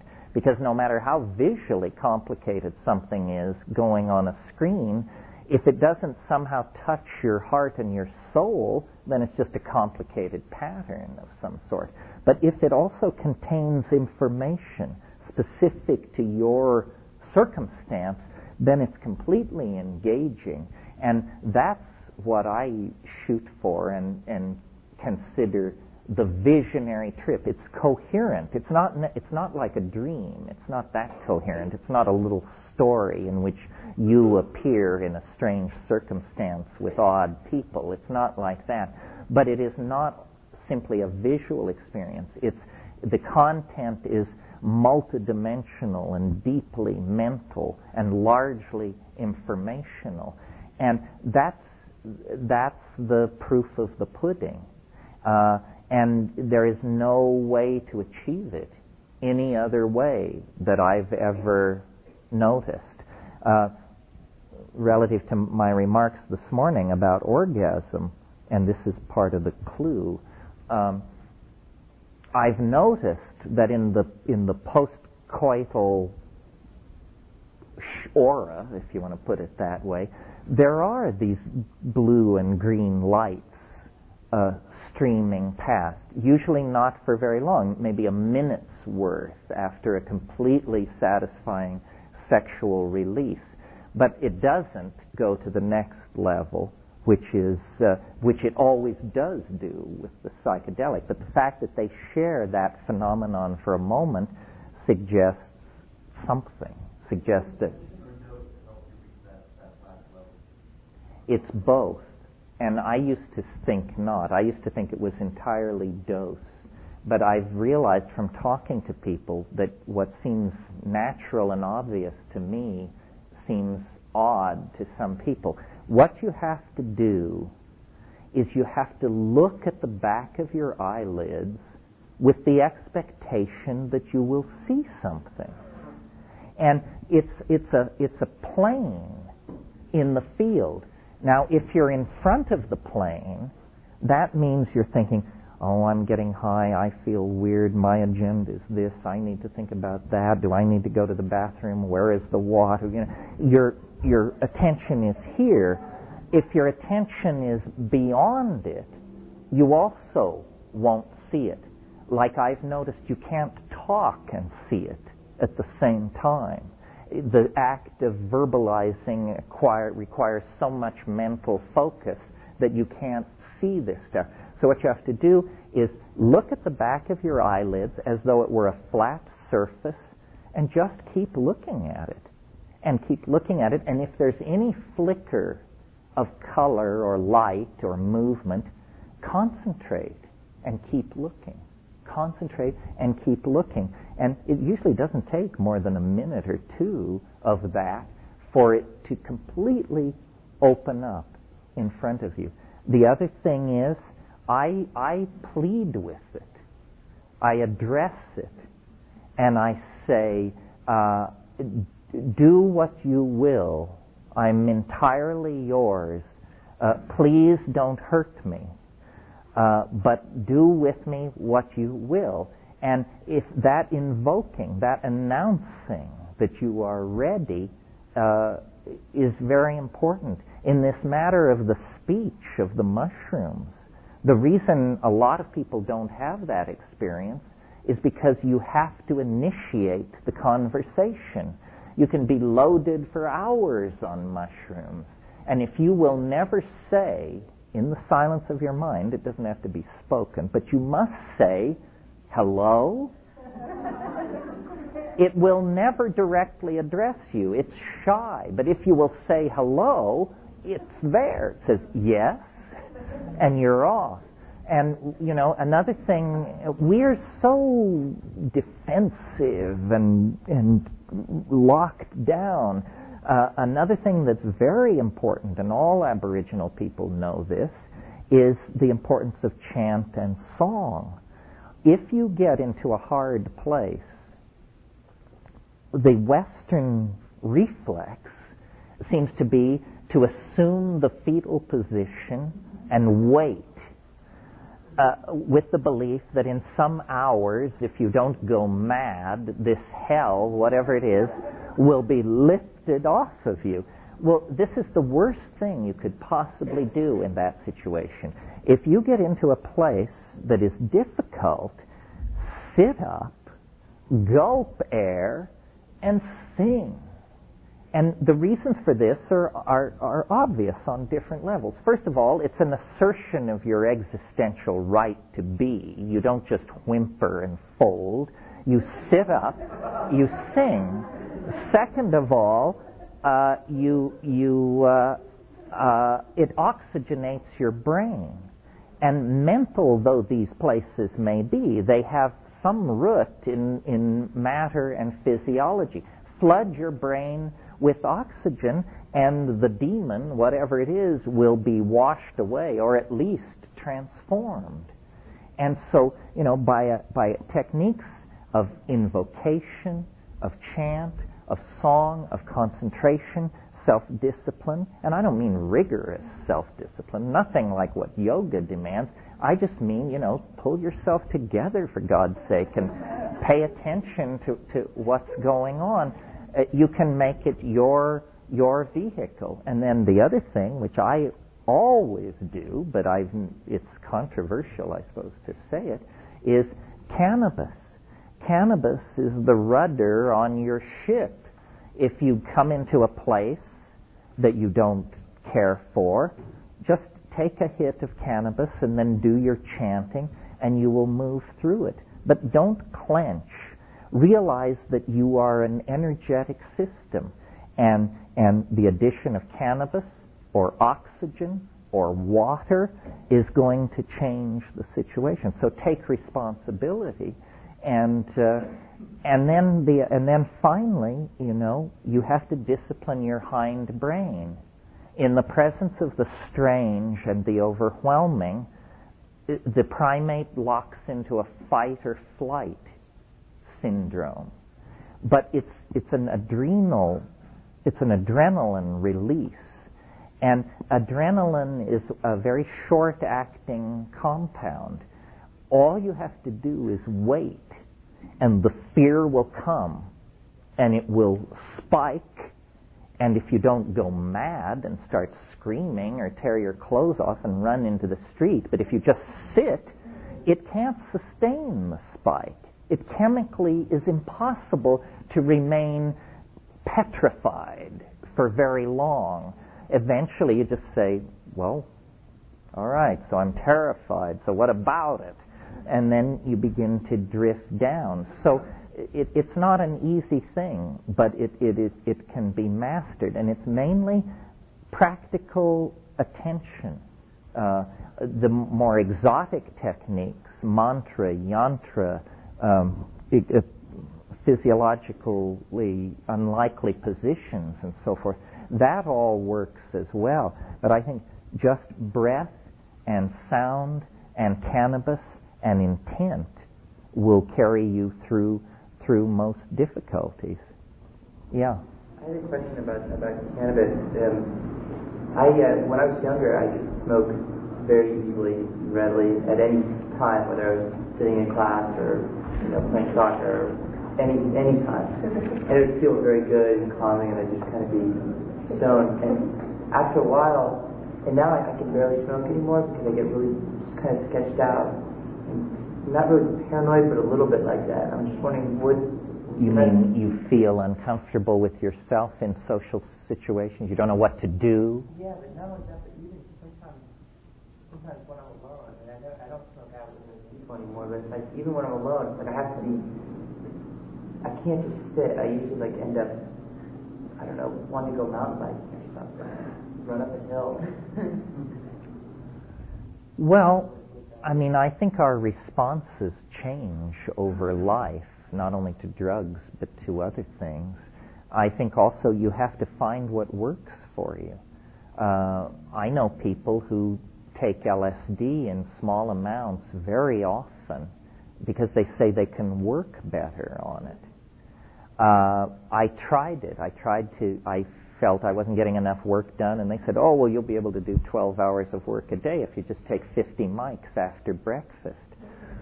I couldn't do it. It sketched me out. I found myself pacing the floor, and, it was madness. I, on the other hand, can, before breakfast, smoke enough cannabis that most people would simply go back to bed, and that sets me up for hours and hours of work. So you sort of have to learn yourself.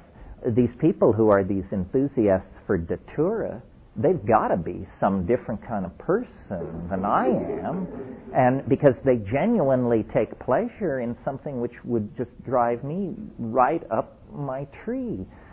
So one of the things that you have to honor in this domain, more than in most human endeavors, is our human uniqueness.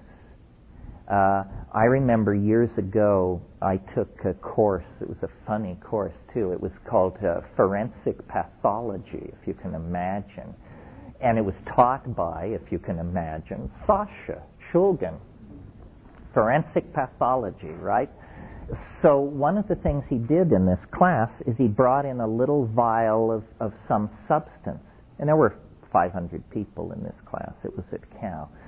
So we passed it around. No big deal. You sniff it, a kind of a nondescript odor, pass it on to the next person. Out of the 500 people, 3 had an incredibly violent reaction to this stuff. And then Sasha explained there is a known gene for reacting to this thing. People who have this gene are 50,000 times more sensitive to this substance than people without it. Well, just extrapolate that range to every substance in nature, and you will see why, in a sense, learning what drugs you should and shouldn't take is as big a task as deciding what kind of person you should or shouldn't go to bed with, what kind of investments you should or shouldn't make. In other words, it's a lifetime task of mistake-making, learning, self-observation, and correction. And what's sauce for the goose may not be sauce for the gander. And you have to honor your individuality. The shamans say, you know, if the plant wants you, it will take you. You will know if there is a lock and key fit. And I think part of late adolescence is drug experimentation for this purpose. I think if you go through life taking vast amounts of drugs of all sorts, then you didn't quite get it right. The idea is to find what works for you and then put the pedal to the metal, you know. And if it's LSD, you know, and if it, or whatever it is, because the things have personalities. It's like making a friendship. And some people are going to want to be your friend, and some people are going to think you're a jerk, and you don't want to hang out with those people because they make you feel bad. Having said that, you have some very convincing arguments in your book about mushrooms and how the other ones don't pass the test. How similar is it to general brain chemistry and so forth. So, I don't want to answer here, but it's just interesting. All these other subjects, these other subjective things, would you come into it against an argument like that, right? Forgive me, I can't remember the book. No, I'll reconstitute it for you. Yes, in one of my books I said, if you're thinking of taking a substance, you should ask yourself 3 questions. First of all, does it occur in a plant? Because that tells you that at least it is not toxic to organic systems. Does it occur in a plant? Second question, does it occur in a plant with a history of human usage? If the answer is yes, then you have your human data sample. If people somewhere have been taking this plant for millennia, then you know that it doesn't cause blindness, miscarriages, madness, tumors, so forth and so on. And the third and narrowest gate is, does it have an affinity, a relationship to ordinary brain chemistry? Because you don't want to insult the physical brain. You don't want to damage yourself in this enterprise. Psilocybin will pass this test. Stretching the rules a bit, LSD will pass this test. In other words, LSD is a relative of compounds that have been used for a long time. Whether or not it's a constituent of brain chemistry is debatable. But now the interesting thing about applying this test, you might say, oh, well, what a downer, everything's getting tossed out. No, the strongest stuff remains. DMT passes this test with flying colors. It's already in your brain just as you sit here. It has a long history of human usage in many parts of the world, and it occurs in many, many species of plants. And it is the strongest hallucinogen known. So this is a reasonable test to apply. That's to avoid basically danger and damage. Then once you've done that, final here, as old pilots like to say,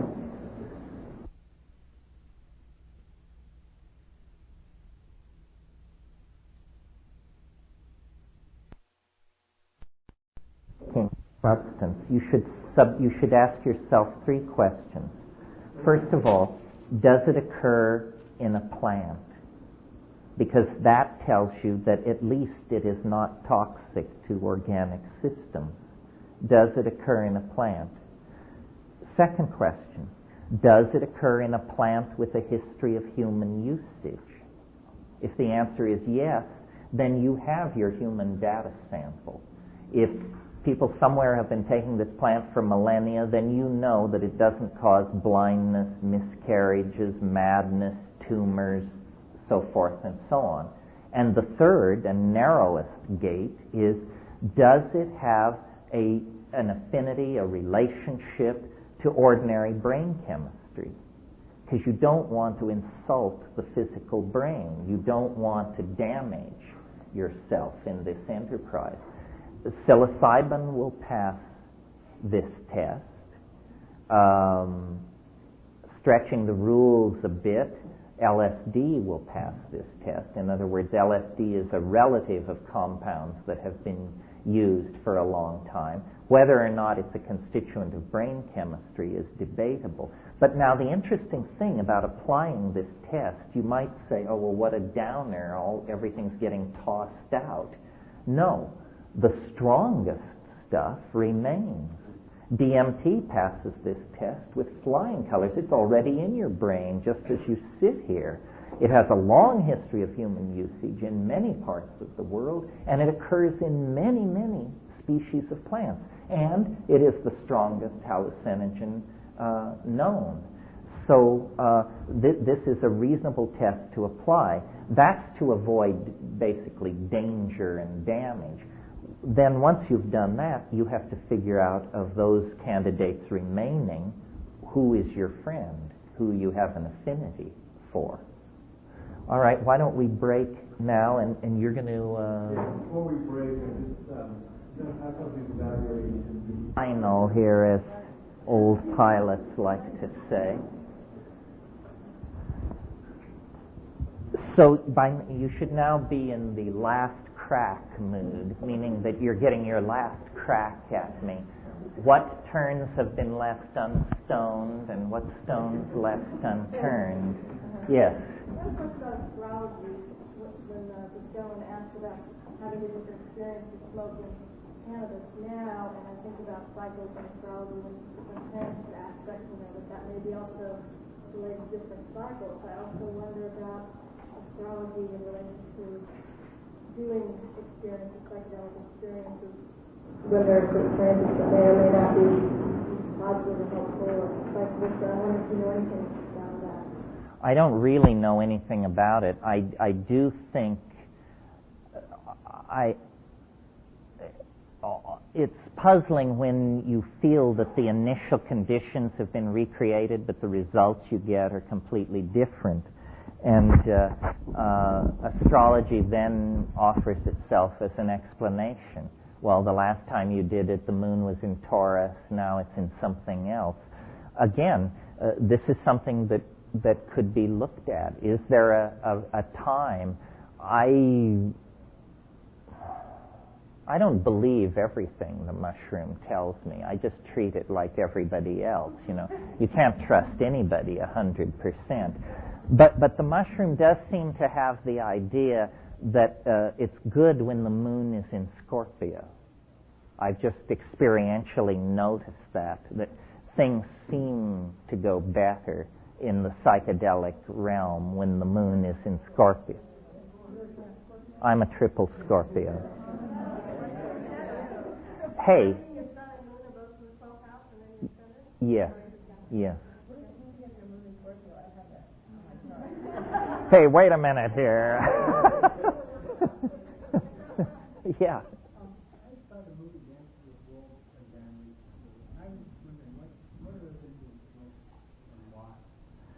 Well, they're probably smoking kinnikinnick and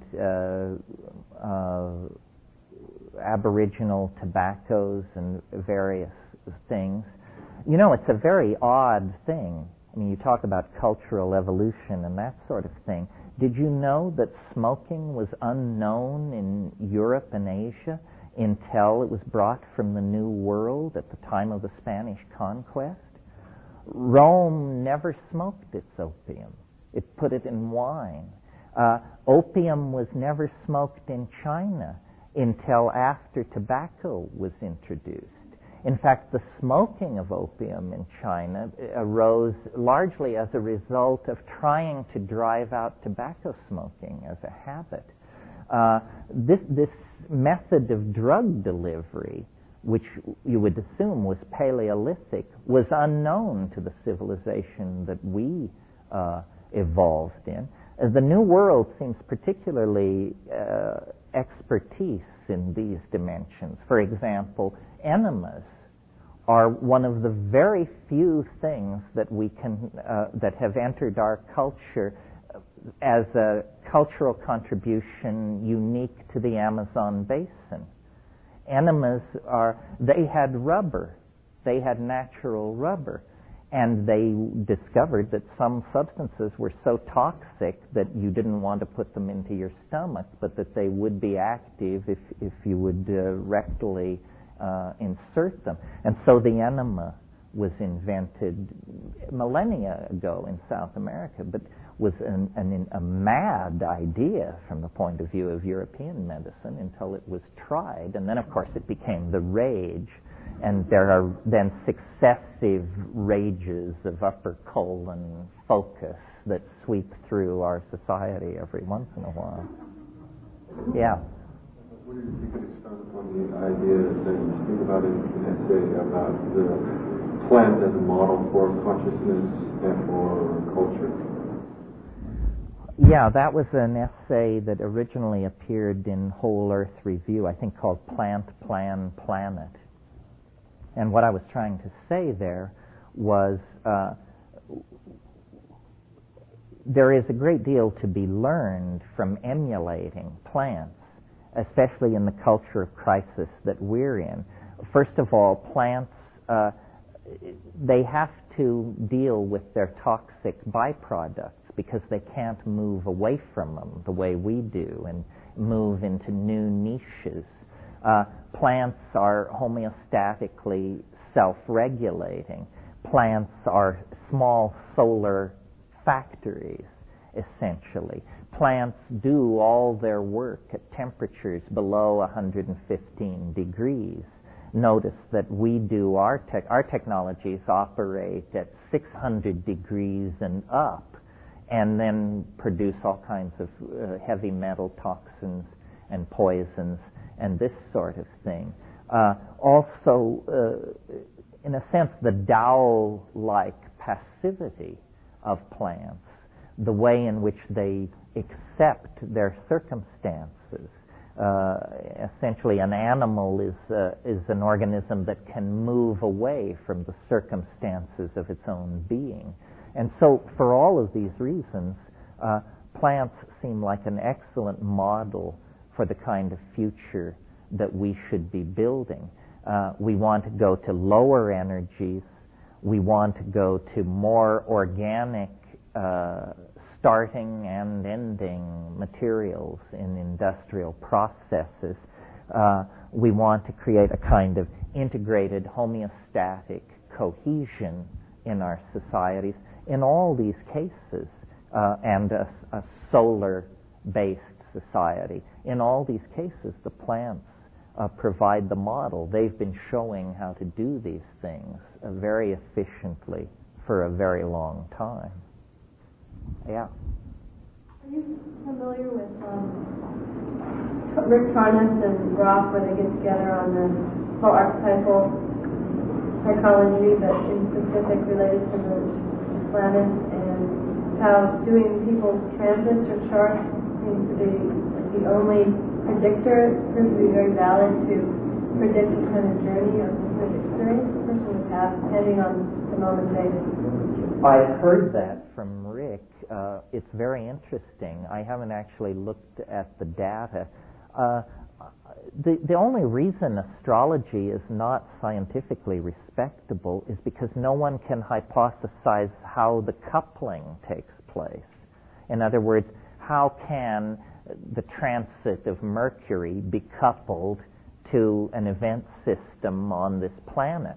But don't despair. We know that the sun radically affects the weather on the Earth, but no coupling system has ever been proven for that either. It's just the statistical correlations are so overwhelming that it's impossible to ignore.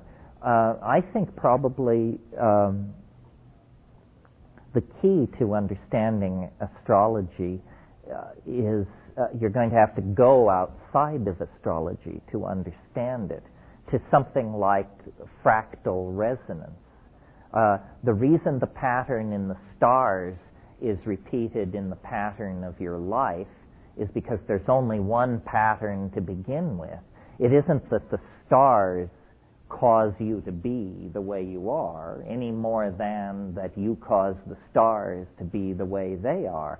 There is not a causal relationship here. What there is a series of adumbrations and reflections that are. This is, a great discovery that has been made in the past 10 years. One of the greatest intellectual steps ever taken by human beings.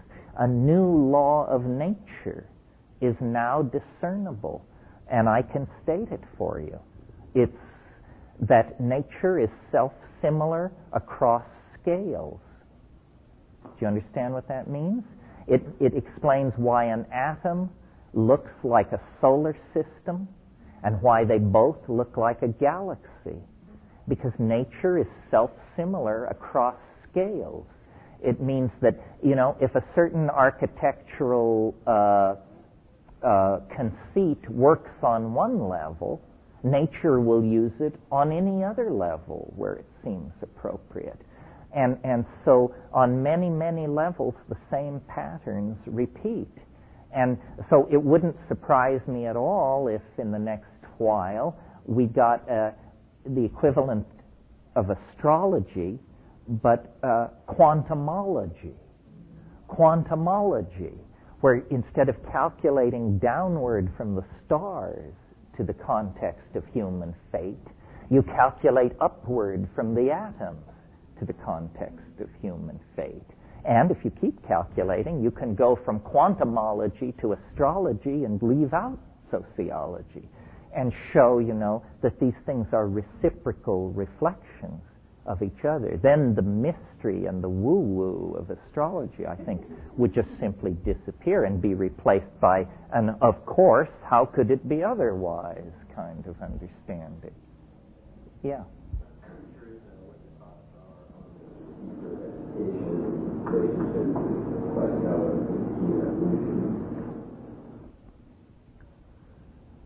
Well, somebody said the thing that has changed least in Western civilization in the last 300 years is the classroom. I mean, this could be 1500. Everything else has changed, but what do? We come with sharpened pencils and sit and listen to elderly, lecherous professionals and to try and stay out of their clutches long enough to get a degree, and then we go out and play the game.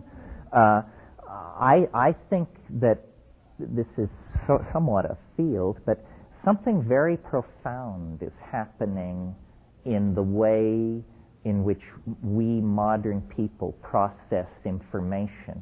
I don't know how many of you are familiar with Marshall McLuhan, but McLuhan argued that an equally profound transition occurred with the introduction of print. Print is not simply writing that's easy to read and reproduce. Print is an entirely different creature than anything that had been produced before. It has qualities that no other medium has. Specifically, its linearity, its uniformity, its interchangeability. And what I mean by that is that every A, every capital A, looks like every other capital A. They are interchangeable. When a friend of yours writes you a note, you look at it. That's the precondition to reading it. When you open a book, you immediately read it.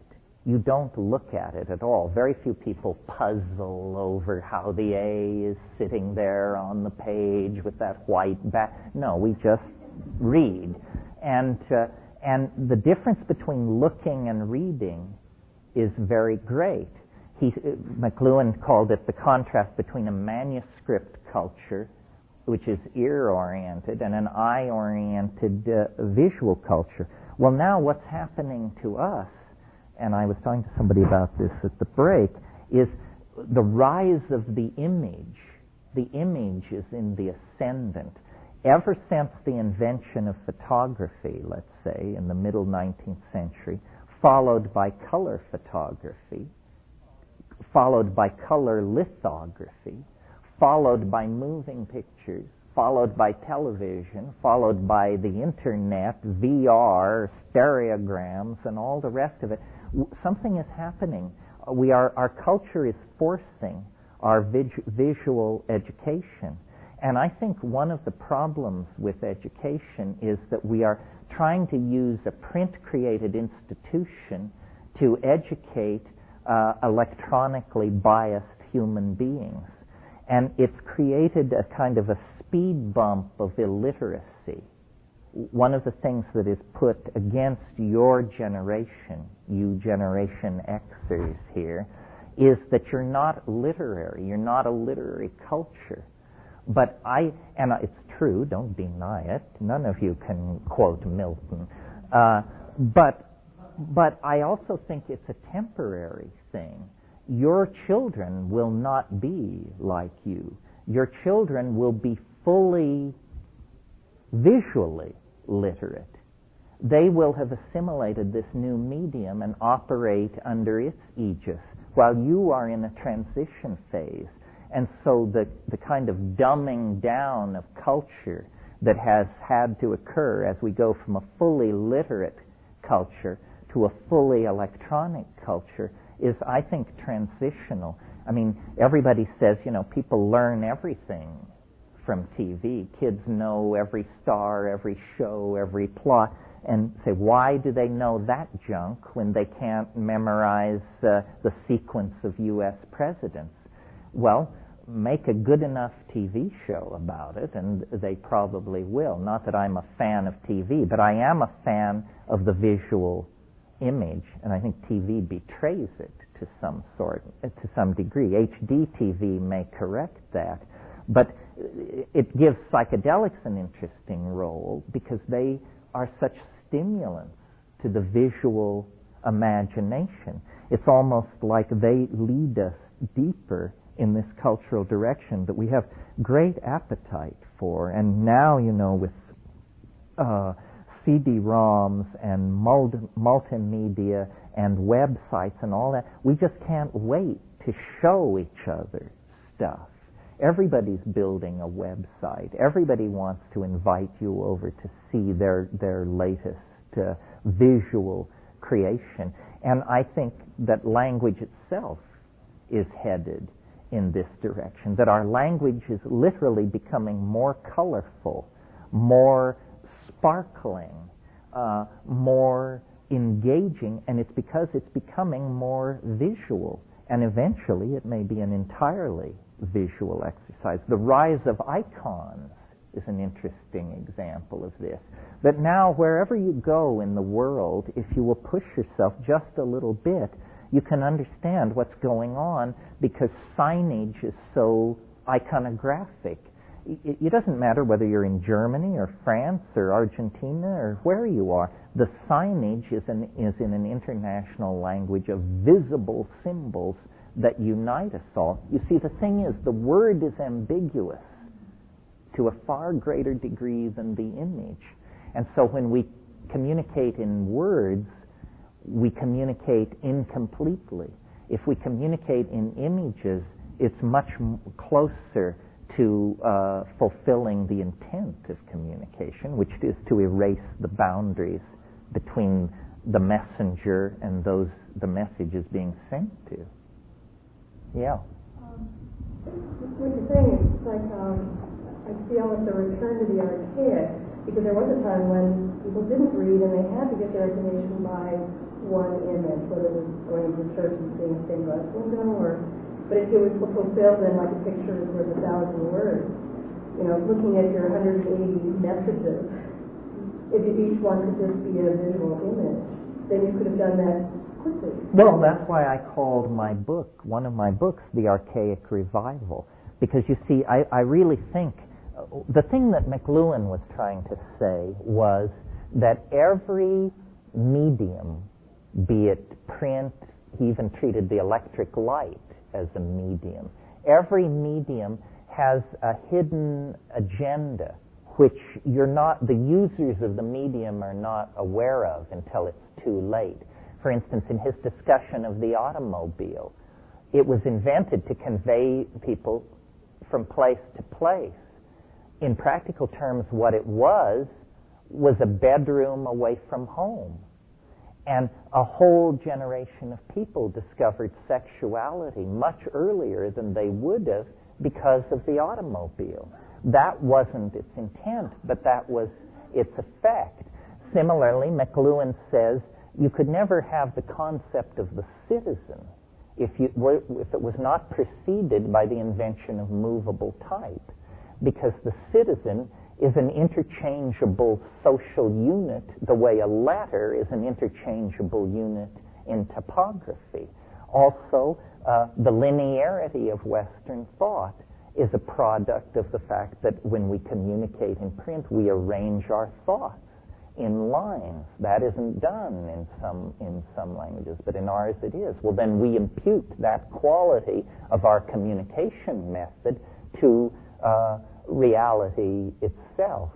My hope is that through holography and virtual reality and HD TV and a deep awareness of McLuhan, that we could create what I would call a biasless media. In other words, it would be a media that would do to you exactly what reality does to you, instead of pushing you in some other direction. And it would be then a return to the archaic. And it might be technically very sophisticated, but the final impression must be, I am not looking at a screen, I am not turning the pages of a book, I am not listening to earphones, I am really having this experience, and it is really real. I've never heard the VR prophets talk about it as a biasless form of media, but I think that's what we're headed for. Well, when media becomes biasless, media becomes reality. And this is within reach now. One thing I've been reading, HPV, is basically emailing dead right now. It's not being fully developed. Even for economic reasons. Virtual reality as well. Particularly I was reading the average American has $110 a month as disposable income. I'm just trying to fit in your archaic revival model into the economic structure I see right now. Well, I don't know about HD TV. It seems slow coming. I saw it in Frankfurt, and I was shocked. Have you seen it? It's not at all what I expected. I expected, the hype is, it's just like a movie. It's that clear. High definition television, it's an entirely different way of doing TV. Well, it's much weirder than film. It's a window. It's freakishly three-dimensional. I mean, you can't tear your eyes off of it. You can't believe how intensely real it is. In fact, it's sort of hyper-real in some way. To the issue of virtual reality, I don't know, I was a speaker at SIGGRAPH last August, and at one point I turned to Brenda Laurel and I said, I think we can stop hyping virtual reality. It appears to have attained liftoff speed because, Soft Image, Disney, they were all there with mega $1 million outlays. And they haven't yet figured out how to deliver it, but it may not. It may be cheap. It may come over the wire. It may cost you $0.25. It may not be the fantasy of the virtual reality salon in your house.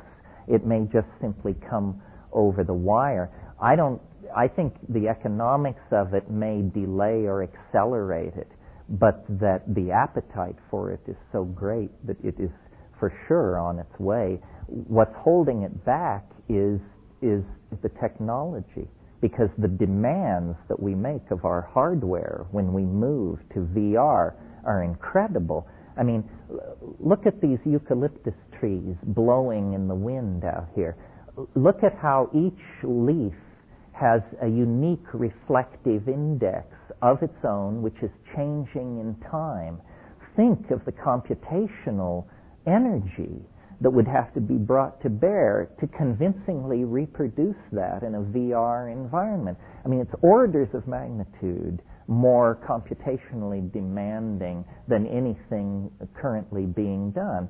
However, it's said of the computer, well, it's said of the automobile, if it had evolved at the same rate as the computer, a car would now go 375,000 miles an hour on a nickel's worth of gas and cost you $200. So we shouldn't assume at all that we're reaching the limits of the potential limits of the computer. I'd say we're probably about halfway there.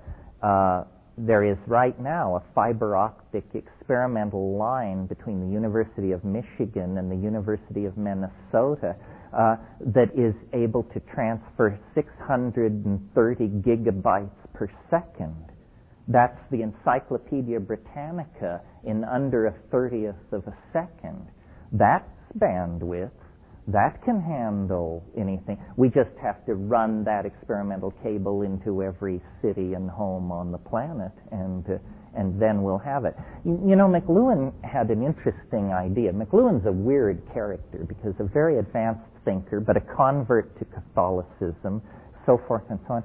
He finally concluded that electricity is the physical descent of the Holy Ghost into history.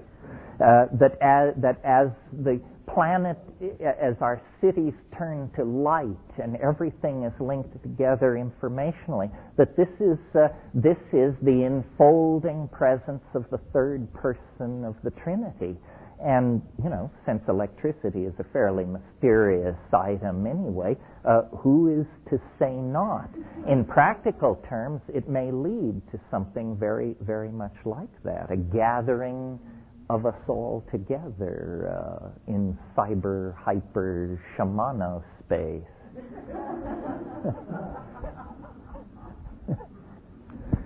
Yeah. What do you describe the timeline software? Sure, I'll describe it briefly. I've tried to stay off it because I tried to keep this botanically focused.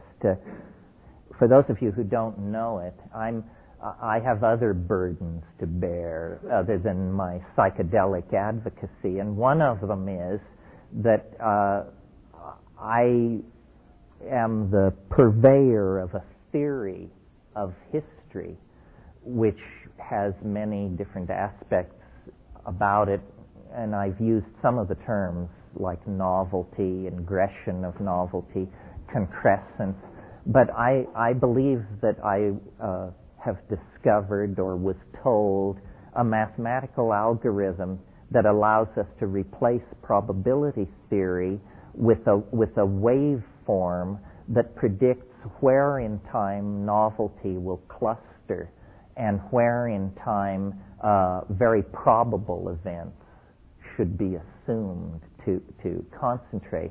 It's a very neat mathematical theory. It's all very solid and so forth and so on, but it has, as all theories do, what I call a hard swallow built in. To illustrate what I mean, the hard swallow in normal cosmology is called the Big Bang. If you can believe that, you'll believe anything. This is the idea that the universe sprang from nothing in a single moment for no reason. Notice that whether that's true or not, it's the limit case for credulity. I mean, if you can believe that, it's a little hard to know what you would dig your heels in on. The hard swallow in my theory is that it seems to all calculate out to prove that we're less than 18 years away from an event as dramatic as the Big Bang, but sort of the Big Bang in reverse, what I call the big surprise. That this process of boundary dissolution that we have been experiencing in our historical and cultural adventure is accelerating by a factor such that half of the history of the universe is going to unfold in the next 17 years. as much will happen, in other words, in the next 17 years as happened in the previous 17 or 20 billion years. That in fact history is the phenomenon which immediately precedes this event, sort of in the way that the dilation of the cervix is the phenomenon which immediately precedes the birth of an infant. History is the indicator event that says the transcendental object hidden in the protean depths of nature is about to shed all its foils and emerge in its hyperdimensional nakedness at the end of time. And it would be a mad thing to hypothesize, except that the mathematical algorithm allows very accurate predictions of the past. Now, at first that may sound silly, but notice it's easy to predict the future. Who the hell can naysay it? It's very difficult to predict the past because it's already happened. So whether you were right or wrong or not is going to be immediately determinable. And I believe, based on this theory's ability to describe the past, that we should take very seriously the idea that we are, in fact, the carriers of a process of universal metamorphosis that is reaching its culmination. You may find that impossible to imagine, that in 18 years the world will turn itself inside out. But I think if you sit with it a while, try to imagine that not happening. Try to imagine this world 500 years from now, if we continue with business as usual and no vertical gain. It's inconceivable. We have painted ourselves into some kind of a corner. I grant you my schedule is a little breathtaking, only 18 years, but I'll bet you if my schedule were 100 years, you'd feel that it was uncomfortably long viewed. Sometime in the next little while, it's going to be apparent to everybody that the human adventure is building towards some kind of quantized transition point. We are not going to wander in the miasma of techno-worship, male dominance, resource exploitation, and ever-burgeoning human populations forever. It's impossible. It's a self-limiting exercise. And to the degree that we can educate ourselves and communicate with each other, we can hasten this process, or at least make it easier for the planetary culture to go through. Yeah. So given that metaphor of preparing for another birth, would it be presumptuous to look at the plants coming into this North American culture as sort of like when I was getting ready to birth, for about 4 hours before, I started getting flooded with visions and hallucinations of going into the other world. And I'm seeing that the plants in this culture and their reawakening in the last 40 years could be sort of that momentum to help move us into this new birth process. Oh, I think so, because I think what we're going to, history is ending, but time will continue. Well, what is time without history for human beings? Well, it's the archaeon. We're going back into the archaic, and apparently as central to the archaic as nuclear physics and economics is to our world was shamanism and hallucinogenic plants. So I think we're preparing to make a return. Nothing happens without a reason, and nothing is unannounced. This is something the mushroom told me. It's a very interesting idea. Nothing is unannounced. If you are sensitive enough, you can never be taken by surprise, because there is always the wave which precedes the actual arrival of the event. And a lot of people talk about the end of the world, but it's almost entirely couched negatively. I feel that I am, without a doubt, the most optimistic person I have ever met or heard of.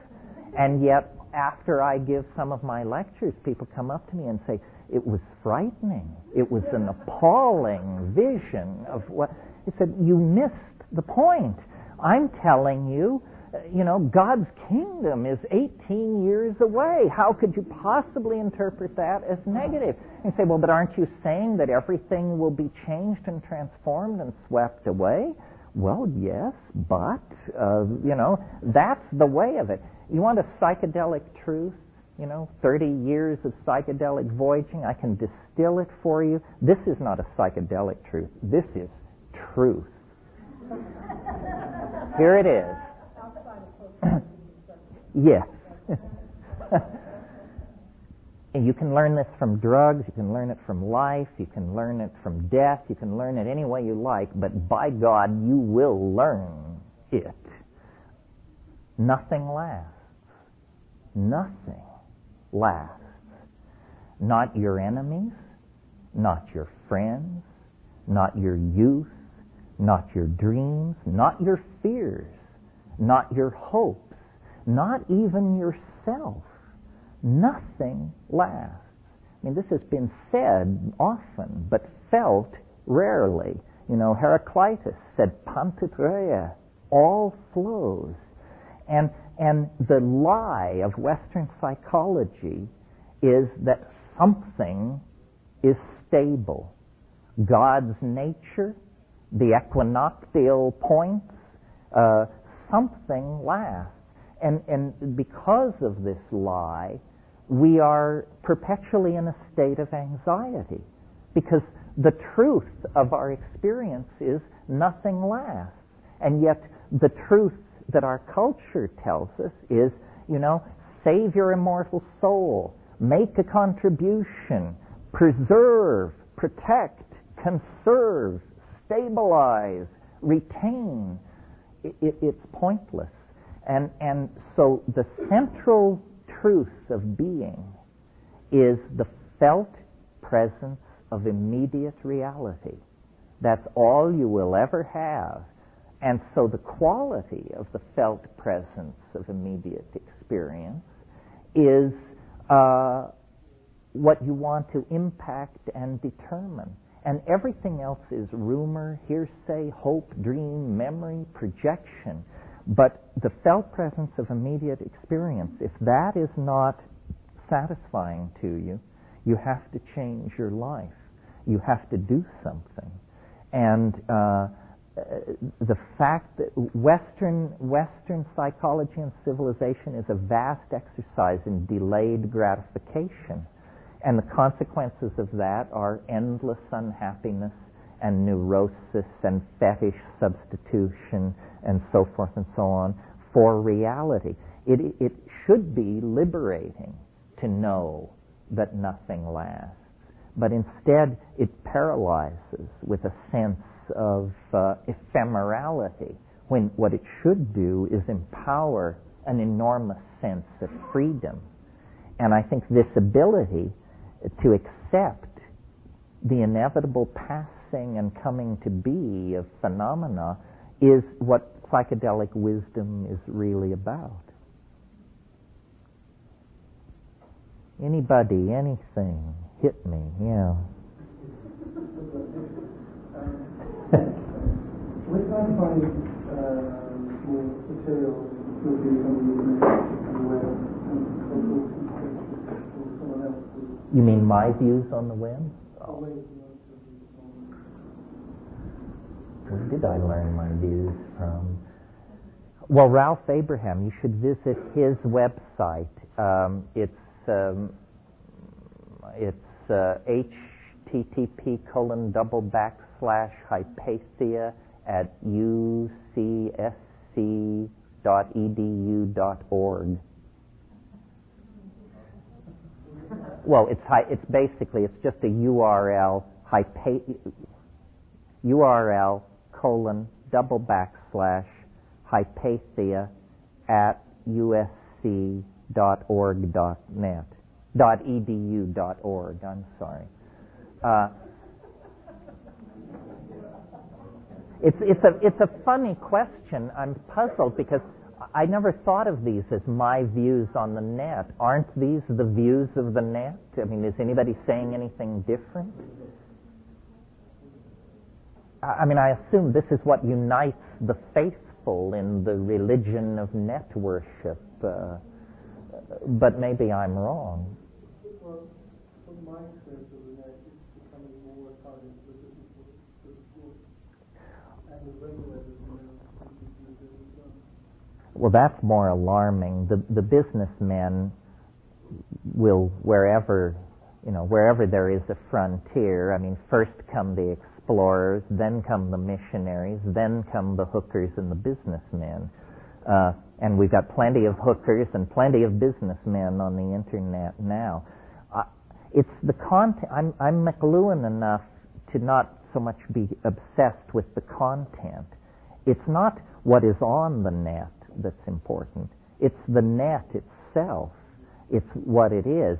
It's the fact that if you want to find something out, you now can. It's the greatest democratization of information that's ever occurred. I mean, the head of the CIA under Jimmy Carter didn't have intelligence as good as I do because I can go on to the net and access these various databases. So the thing that is so empowering about the net, I think, is, Tim Leary had a slogan back in the 60s. He used to tell his audiences, find the others. Find the others. Well, how do you find the others? In the 60s, you put a flower in your hair and headed for San Francisco. Today, you go on to the net and go to the well, and you can find the others. It doesn't matter how obscure, peculiar, or bizarre your interest is, I guarantee you can find 10 or 15 people who passionately share this thing. And that empowers you, and it builds communities. And community is the enemy of authoritarian organization, because community springs from the heart, authority springs from theory. Keeping us in a decommunal state is a major part of the agenda of anybody controlling us. That's why the internet is so terrifying to people, because obviously it strengthens dissidence. Just last week, this stupid thing happened in Congress, the Digital Decency Act. Ask yourself, how many times have you been told that child pornography, bestiality, so forth and so on, is being purveyed to thousands of people on the net?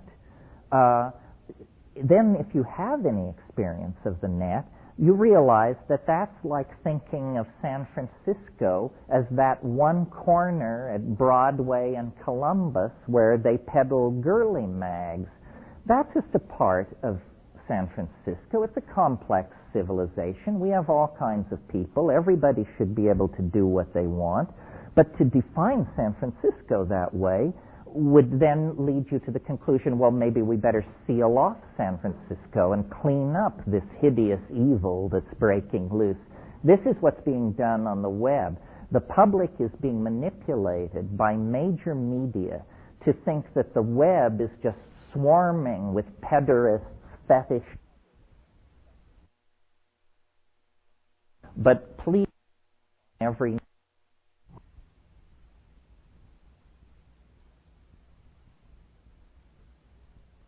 restrict the web and to get regulation and to put cops on every node and so forth and so on. And this is very bad. It should be resisted. It probably will succeed. I don't think it will destroy the web. I think it'll be a speed bump. But please know that a war is going on for your loyalty in this issue, and don't allow, pornography phobes and people like that to stampede you into the idea that the web is a tremendous social evil poised at the souls of our children. I mean, my God, you have to have $10,000 of equipment and an engineering degree to make your way into these places. I don't think there are too many 8-year-olds wandering around traumatized by what they're finding at alt.pix.erotic. Seems idiotic to me. Yeah. In terms of the DEA, there are a lot of discussions going on because the government seems to condition a lot of our lives around the usage of psychoactive plants. And there are different discussions going on in the Bay Area about just how to deal with it. Some people are advocating going public, coming out, and which I tend not to agree with. Other people are advocating the First Amendment challenge and having a number of test cases come up there to carefully constructed. And I'm wondering if you have any thoughts about any sort of general social way of thinking about how to deal with these governmental... On drug issues? Yes.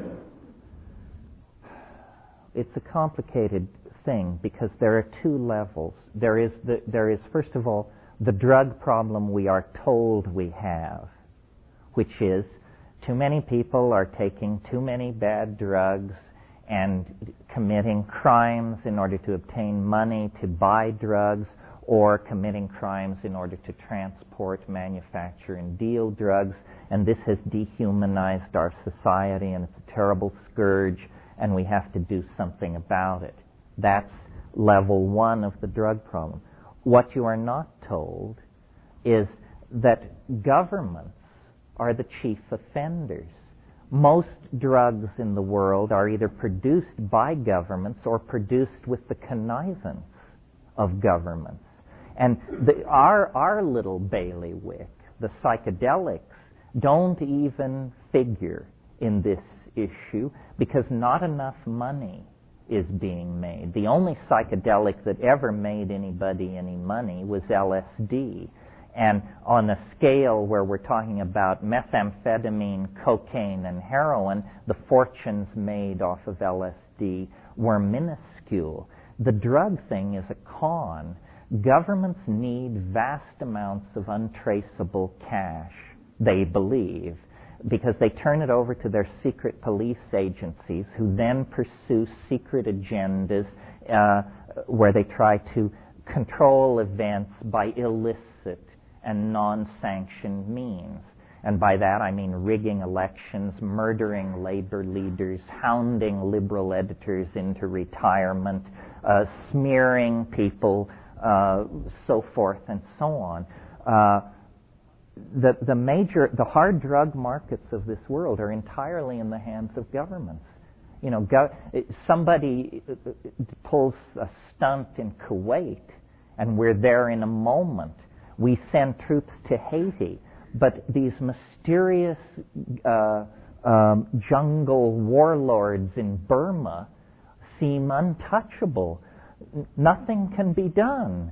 They're beyond the reach of any army, any aerial bombing campaign. It's just mysteriously indestructible, these warlords in Burma.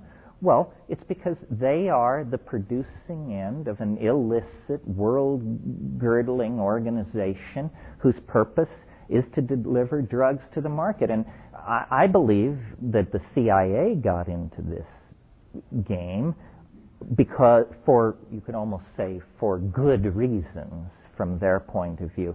The CIA in the middle 60s, as well as the rest of the American establishment, was confronted with the spectacle of black people determined to burn down the core of every city in America until they got social justice. The decision was made to bring hundreds of tons of chemically, pharmaceutically pure China White No. 3 heroin into those ghettos and just basically dump it on the ground and see what happens. And it totally broke the back of black radicalism. and turned everybody into a junkie or a gangster somewhere in that system. Well, then when we lost the Vietnam War, the way the geopolitical thing came down was Khomeini got the heroin industry, and China White was traded in for Iranian brown, a lower grade of heroin. Well, since Khomeini is not a nice man in our pantheon, heroin suddenly became, highly repressed.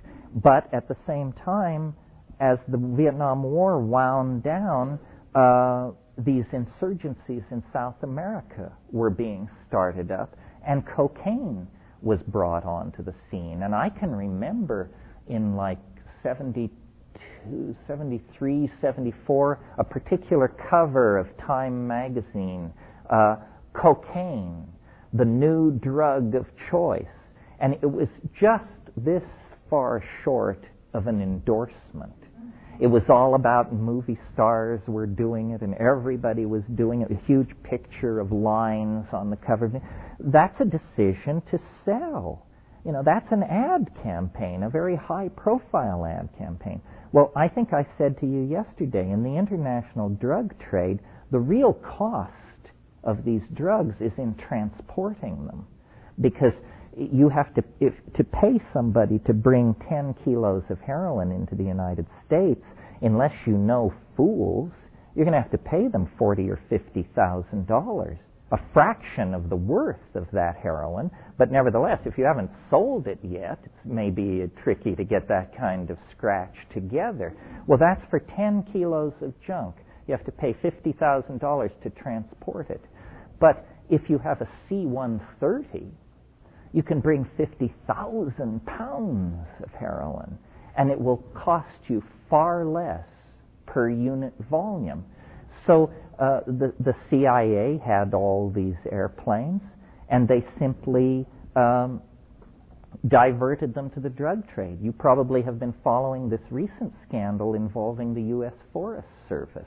Has this been in the papers here? It's been well rehearsed in Hawaii. Well, as you know, the U.S. Forest Service uses C-130s to drop fire-retardant chemicals on forest fires. When the Air Force was downsizing 3 years ago, the Forest Service requisitioned 15 C-130s. By manipulating paperwork and painting out serial numbers and painting on other serial numbers, only 3 of those C-130s ever reached the Forest Service. The other 12 mysteriously disappeared. Do you know what a C-130 looks like? Do you know how hard it is to lose one of those puppies? 12 of them disappeared without a trace. Well, guess where? And guess what they're lugging back and forth? Now, the CIA itself is addicted to the money. The original impulse, break the back of black radicalism, has been replaced by a more obvious impulse, make a lot of money. Where do you get a quick $1 billion if you need it in a hurry? It's called, you take a floater on drugs. That's what you do. And the amount of money is so great that anyone can be corrupted. These boats that come up from Colombia that lie off the coast of Florida, the so-called motherships, a guy with a fast cigarette boat can make 3 trips to and from one of those motherships on a cloudy night. The standard pay for one of those trips, which takes about 40 minutes, is $125,000. You can make $375,000 a night doing this, and you're not a player, you're not a kingpin, you're not a major figure, you're a totally disposable peon. So imagine how much money there is to be made at the top. Who can refuse a $10 million bribe?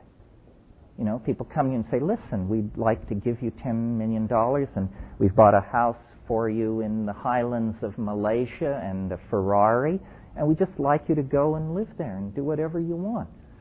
And the choice is a bullet in the head.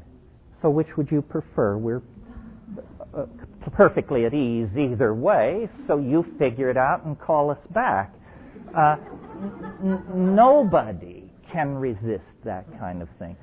So we're in a situation where we are being radically manipulated by governments because they are addicted to a style of piratical rogue capitalism that is just simply the greatest windfall ever imagined. I mean, there has never been anything like the modern illicit drug trade in the history of the world. 10 years ago, the drug trade and the international arms trade were on a par with each other. Today, the international drug trade makes 10 times as much money as the international arms trade, and there's no end in sight. In terms of psychedelics and the situation many students are facing in the process of becoming psychologists, clinicians who want to work with psychedelics, and yet feel that their careers would be destroyed if they were to do so, or if they were to do so they're caught, and the general social kinds of, or the governmental pressures on that. Here are some thoughts about, in the 60s, one group was tried, and different routes are being proposed now. I was wondering if any thoughts about how people could approach the psychedelic situation now. Well, some of you may know Bobby Faust in New York. He's an interesting guy. He has an idea. He says that he advocates something which he calls civil obedience. He says not civil disobedience, but civil obedience. He says everybody who smokes pot should take their pot on a certain day and march down to the cop shop and demand that justice be done. And that if everybody who smoked pot did that, the courts would be so clogged, the entire madness of the whole thing would be exposed for everyone to see, and it would just be impossible to enforce. That's a strategic idea. It might work. From observing American society as long as I have, it's very clear to me they don't hand out rights around here. The only people who have any rights are people who demand them. And you can look at how black people broke free in the 60s. You can look at how the gay community got itself together in the 70s and 80s. And apparently, unless you're willing to stand up for what you are, you're going to be forever stigmatized. It was black people, they couldn't escape it. The reflectivity of their skin marked them. But it was very, very courageous for gay people, many of whom were way in the closet and doing well in straight society, to risk all that and say, no, look, this is what's going on. This is who I am. Now, if there's a problem, it's your problem, not my problem. And homosexuality was a crime in many states, in most states, just as drugs are. So I think really, if we're serious, we're going to have to risk something. We're going to have to risk our jobs, our reputations, perhaps some of our friendships, and just say, look, this is what it is. Now, if you don't like it, don't do it. But don't legislate for the rest of us. Society is a very complex enterprise, and what's good for you may not be good for me. And if it's to be done in mass action, that's better. We all feel better if we march in a group than if we march alone. But we drug people are incredibly, we fold too easily, I think. I think we feel great shame on some level about what we've done. I mean, it's very hard to stand up to a really straight person and say, yeah, no, I didn't try it. I just did it 10 minutes ago. We're not talking about my wild college days. We're talking about 35 seconds before I stood in your presence. And see, I'm not falling down. I'm not about to commit murder. I'm just like you are, except I have this different preference. and force that. And it's the task of a generation. You know, the right wing, they understand far better than we do. I mean, when Pat Buchanan says it's cultural war, he's talking about us. We're the counterculture. We're the enemy. And the response of a desperate foe is an ever more desperate lashing out. And Christianity is not going to go quietly into that good night. It's going to get nuttier as it approaches its terminal delirium. The killing of abortion doctors is a good example. What does that do for the right to life movement? It totally discredits them. It moves them from a position that is maybe different from yours but arguable to just nuts. We no longer have to make any kind of effort to sway those people or come to terms with them. They're crazy people. And you would no more try to convert them to your point of view than you would try to convert somebody who pulled a gun on you in an alley. Yeah. What do you see happening with the DMT trade?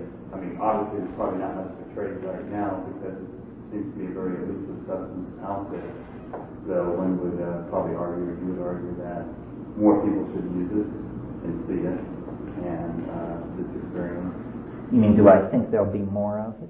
Yeah, well, and how that will progress. I mean, will it become something, like mushroom industry is fairly well developed because it's a very profitable type of thing, and it seems to be to a large extent a money-driven type of occupation that people go into. It's going into it for money. It's about money. Well, yes. I mean, the mushroom thing is a little different in the sense that a dedicated mushroom grower who works day and night can produce maybe 10,000 hits of mushrooms in a year. A chemist working with sufficient material can produce millions of doses of a pure compound. I think the reason mushrooms have flourished in such an... Have you noticed how mushrooms have been around since 1975? Have you noticed how the press never writes about it, never interviews with underground mushroom growers, never exposes it, never talks about it? That's, I believe, because to expose it is to inspire ever more people to do it. It's very easy to do. You don't have to have a lot of capital backing. You don't have to have a degree in biochemistry. You don't have to be able to handle explosive materials. It's a very quiet, calm, cottage industry kind of thing. I think DMT, well, first of all, I know there's more DMT around in the last year and a half than in the previous 20 years. I don't know who's making it or where it's coming from, but I'm certainly grateful to them. I think there will be more and more. One thing about DMT that holds it back as a commercial commodity is, if you sell somebody a gram, you may not see them for a year. If you sell somebody a gram of cocaine, they'll be back 8 hours later. The speed at which people consume their DMT I know somebody who has 2 grams of DMT, and I said, "You're not using it very fast." And he said, "Yes, well, I'm saving it for my grandchildren." I said, "You're not even married, for God's sake." So it's more an act of love and dedication, but I think there are enough people out there who care more for hell-raising and outrage than money that we can depend on them to produce some of this stuff. And some people make it simply in order to have it for themselves, and then, of course, they overproduced by a factor of 1,000, so they might as well dump the rest of that stuff. But I would love to see a national... It's always puzzled me why there aren't 4-inch headlines on every newspaper on the planet saying, drug discovered which opens doorway to hyperspace. How can they keep it secret? How can it be a secret? I mean, we live in a culture where people regularly jump out of airplanes for recreational pleasure. That's the kind of culture we live in. And yet DMT has not made its way very deeply into that culture. I mean, if what people want is thrills, my God, are there thrills still untapped? However, I've noticed the surrender issue works here. I've talked to people who sailed solo around the world, climbed the north face of Everest, shot the rapids on the Mekong, and so forth. And so say, oh, well, you're a real hairy-chested guy. Would you like to smoke some DMT? And, absolutely ashen. No, absolutely not. Are you crazy? That stuff's dangerous. I said, well, what about the time you parachuted into Kilimanjaro at the 22,000-foot level? Said, well, I knew what I was doing. It was, I was in, so, I don't know, different thrills for different folks. Yeah. You once mentioned briefly, and I think sort of flippantly, I know this didn't end with your thought on the legalization front, on an argument being made that if these compounds are only in your brain. Oh yeah, no, that's a very serious thing. See, here's the legal history of how this all went down. In the middle 60s, it must have been around 67, somebody somewhere jumped out of a window on LSD and managed to kill themselves. Every newspaper in the country, if not the planet, did in-depth, detailed background, maps, how he walked to the balcony, the arrow, the whole thing. And LSD was legal at that time. So then there was a huge hue and cry about how it had to be made illegal. And this was in California. And the California state legislature, with almost no debate, with no professional witnesses, with no scientific evidence placed before them, not only made LSD illegal, they made psilocybin, DMT, ibogaine, and figure this one out, bufotenin was made Schedule 1. Now get this, bufotenin is inactive in human beings. Why was it made Schedule 1? Because 2 weeks before this debate took place, a paper was published suggesting that it might cause hallucinations in human beings. In other words, they just went through the scientific literature, and anything described as a hallucination hallucinogen was poured in to this California drug bill. Well, and so then it was passed. Well, then 6 weeks later, somebody jumps out of a window somewhere else. This time, it's not even clear drugs are involved, but the mere suggestion that they might have been involved is enough to create a national debate, and the Congress, rather than hold hearings and adduce scientific evidence, says, just take the California statute and federalize it. And so that was done.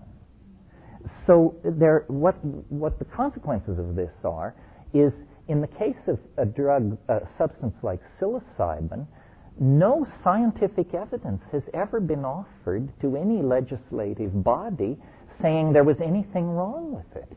It was specifically made illegal simply because it causes hallucinations. No health risk is involved. Nothing was known about psilocybin at that time. So that's the first attack on these laws. They were not properly formulated in the first place. They were not based on reality or social need. Second of all, DMT, it has now subsequently become known, is an ordinary constituent of human metabolism. How can you make possession of this substance illegal when every man, woman, and child on earth is holding? I mean, it's like the ultimate catch-22. We are all criminals all the time. They don't have to throw pot around your apartment. They can just draw blood from your good right arm, and there's the damning evidence right there. So in the light of all this silliness, it would seem logical, I think, to go back and have a scientific review and a complete revision of the scheduling of these drugs. Look at the scheduling anyway. Schedule 1, what is it? Compounds with absolutely no medical use whatsoever. Cannabis is in there, even though it's the preferred treatment for glaucoma and for chemotherapy to suppress nausea in chemotherapy. Heroin is in there, and then all psychedelics. You move to Schedule 2, and the first thing that jumps out of you is cocaine is Schedule 2. Marijuana is considered to be a more dangerous and devastating drug than cocaine. Why? Because, by the rules of the game, cocaine is used in certain medical procedures to anesthetize the optic nerve sometimes and to anesthetize nerves in the throat for certain forms of surgery. So because it has this obscure medical use, it's Schedule 2. And this doesn't make any sense at all. These drug laws have never been rationally put in place. The original stigmatization of cannabis was carried on by the Hearst newspapers because they spent a huge amount of money buying Canadian forest for newsprint, just as the hemp industry was beginning to develop as a supplier for paper. And when they realized that they had badly invested in Canadian timber, they decided that they would put the hemp industry out of business. And so they discovered that it's marijuana among those wily, dark-skinned folks south of the border who are so unclean and peculiar. And they began to attach it to a stigmatized racial group and managed to hound it out of existence. This game has never been played fairly. It has always been played to benefit markets, capitalists, and producers. It has never been handled in a rational and scientific manner. And it should be, because there's very little doubt that the future holds an endless cornucopia of psychoactive drugs. This thing I told you about yesterday, salvorine alpha. What's to become of this? I have some friends who have a church and a bunch of pagan folk, and I told them about this, and they immediately filed it as a sacrament of their church. Now, they couldn't have done this if it were illegal, but it's at the moment legal. And so they proclaimed it a sacrament of their church and are using it ritually, and hope that when it inevitably becomes illegal, they will be in a position to argue that it was legal and they used it as an exercise of religious freedom, and now it can't be taken away from them. But the existence of something like salvorine alpha tells you there may be hundreds of psychoactive drugs of all types. And we just simply need a rational process that serves who? That serves the user, not the producer, the purveyor, or any. But these are medicines. They should be subject to the same standards of purity and so forth that the pharmaceutical industry. I mean, what's always put against drugs is that they're unclean and dirty. But that's because they're made in illicit, clandestine labs that have been forced underground by witless government policies. And now, it's not even a matter of debate. We've got the Dutch data. We know that when you legalize drugs, people don't immediately start smoking reefer 24 hours a day and committing acts of public fornication. That hasn't happened anywhere. That's a fantasy of the Christian right wing. No, all that happens when you legalize drugs is that people continue to do what they've been doing, whether they use drugs or not. So it's a shell game. And if any of you ever reach positions of policy making or influence on policy making, I hope that you will try to input into this process and rationalize it, because it's one of the great unregulated scams on the planet. And millions of people are being victimized. Third world poverty is being exacerbated. Criminal syndicalism is flourishing. Ordinary law-abiding people are being criminalized. People are being made to feel guilty about simply trying to understand their own spiritual yearnings and their own place in the cosmos. It's a tragic situation, and it's retarding cultural transformation. Yeah. Are other countries, besides the Dutch, Holland, are other countries more lax about this than we are? Is North America particularly anal retentive? Oh, absolutely.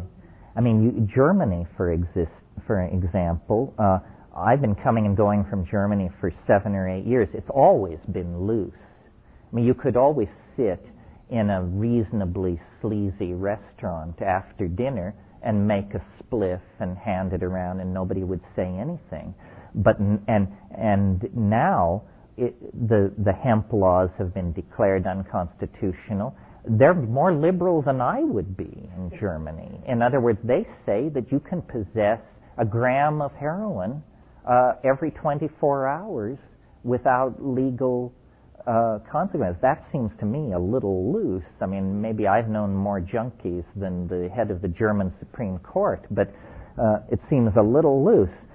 You can possess up to 40 grams of hashish for your own personal use, and you can grow up to 12 plants without stigma. And it's interesting, I was in Germany in May of this year, and this law had just been passed 6 weeks before, and I was staying in Berlin. And Berlin, like San Francisco, has many residential districts that are high, narrow, 3-story houses. You could look down these streets, and there are all these balconies, and just peeking above every balcony were the heads of the allowed 12 cannabis plants per person.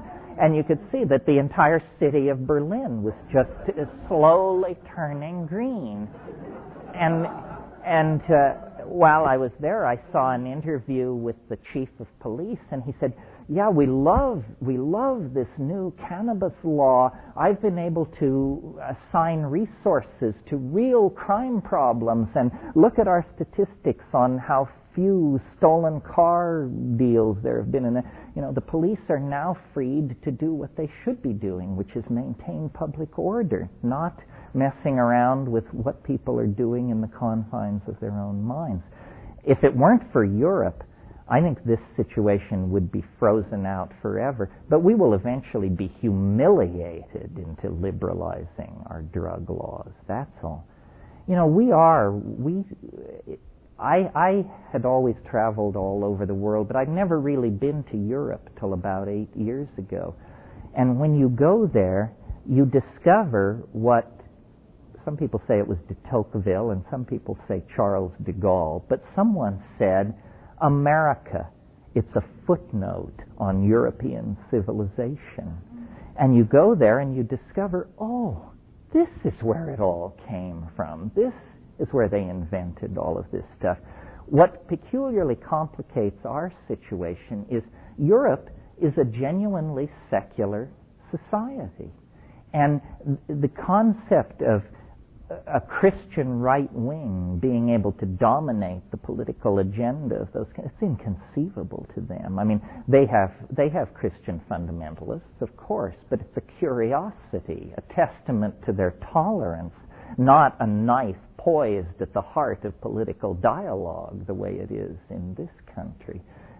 We have allowed ourselves to become too rigidified in this meddling sort of neo-Lutheran attitude toward each other. I mean, don't people understand that the essence of sophistication is tolerance? Tolerance. That's all. Robert Frost once said, the secret of happiness is learning to enjoy people you don't approve of. And I would add, and the second secret is learning to enjoy foods that you don't approve of. Yeah. Another point I feel I need to make is this is also the only country in the world where the practice of herbal medicine, what in Europe is called phytotherapy, is the only place where it's illegal. It's not just psychoactive plants which are suppressed, it's the use of any form by an ordinary person, someone who hasn't been given authority. And I think Americans are paranoid of nature. Our history is one of conquest. And though we slaughtered a lot of Indians, we never tell it that way. We say we tamed the frontier. And so nature herself is set up as the enemy of American destiny. And that's why, the incredible artificiality of our culture and our incredible anxiety in the face of chaos. We're order freaks. That's why it's so disturbing to people to imagine that people around them might be stoned, because they don't know what stoned is. So that terra incognito becomes frightening to them. We're a very infantile society. I had some German friends visit me in Hawaii, and they wanted to go to the beach, and so we all went down to the beach, and we're laying out the towels and everything, and my friend whipped her top off. I said, "You can't do that here." And she said, "You're not serious." And I said, "Well, didn't you know that you can't go topless on American beaches?" And she said, "Well, I'd heard that, but I just didn't believe it. I thought they meant some American beaches." I said, "No, this is over the top." Well, I can't imagine that will change before the end of the world. This society is so rigid that, the sight of a tit shakes the entire social edifice from foundation to top. That's how paranoid, how clenched, how fragilely balanced the American enterprise is. It's a craziness. It's a cultural craziness to people who come from outside of it. They can't believe it. And so she put her top on, but just shaking her head, because up to that point she thought it was just sort of like Europe, but exotic and interesting. But suddenly she realized, oh no, these people are cannibals, and best watch what you say and do. Yeah. Curious if you've ever tried that toad skin thing. And if you're a vegetarian, you had a problem with that. I'm not a vegetarian, and it shocks many people, and my riposte is simply, the most intelligent beings I've ever met are plants. So why shouldn't I eat meat? You want me to chow down on a turnip in good conscience? You can't be serious. What was the other part? Oh, the toad foam. Because you were talking about earlier vegetarianism. I have been vegetarian for long periods in my life. Now I sort of follow the hippie philosophy that your body knows what it wants, even if it's a Snicker. The deeper wisdom of the body. As far as toad foam, it isn't toad skin, so that we don't have to worry about the fate of the toad is not sacrificed in this process unless your milking technique is excessively vigorous. The substance is 5-methoxy-DMT, and many people like it. I don't prefer it simply because it's just like DMT, except there's no visions. And that's a little like saying it's just like the Philadelphia Philharmonic, only there's no orchestra.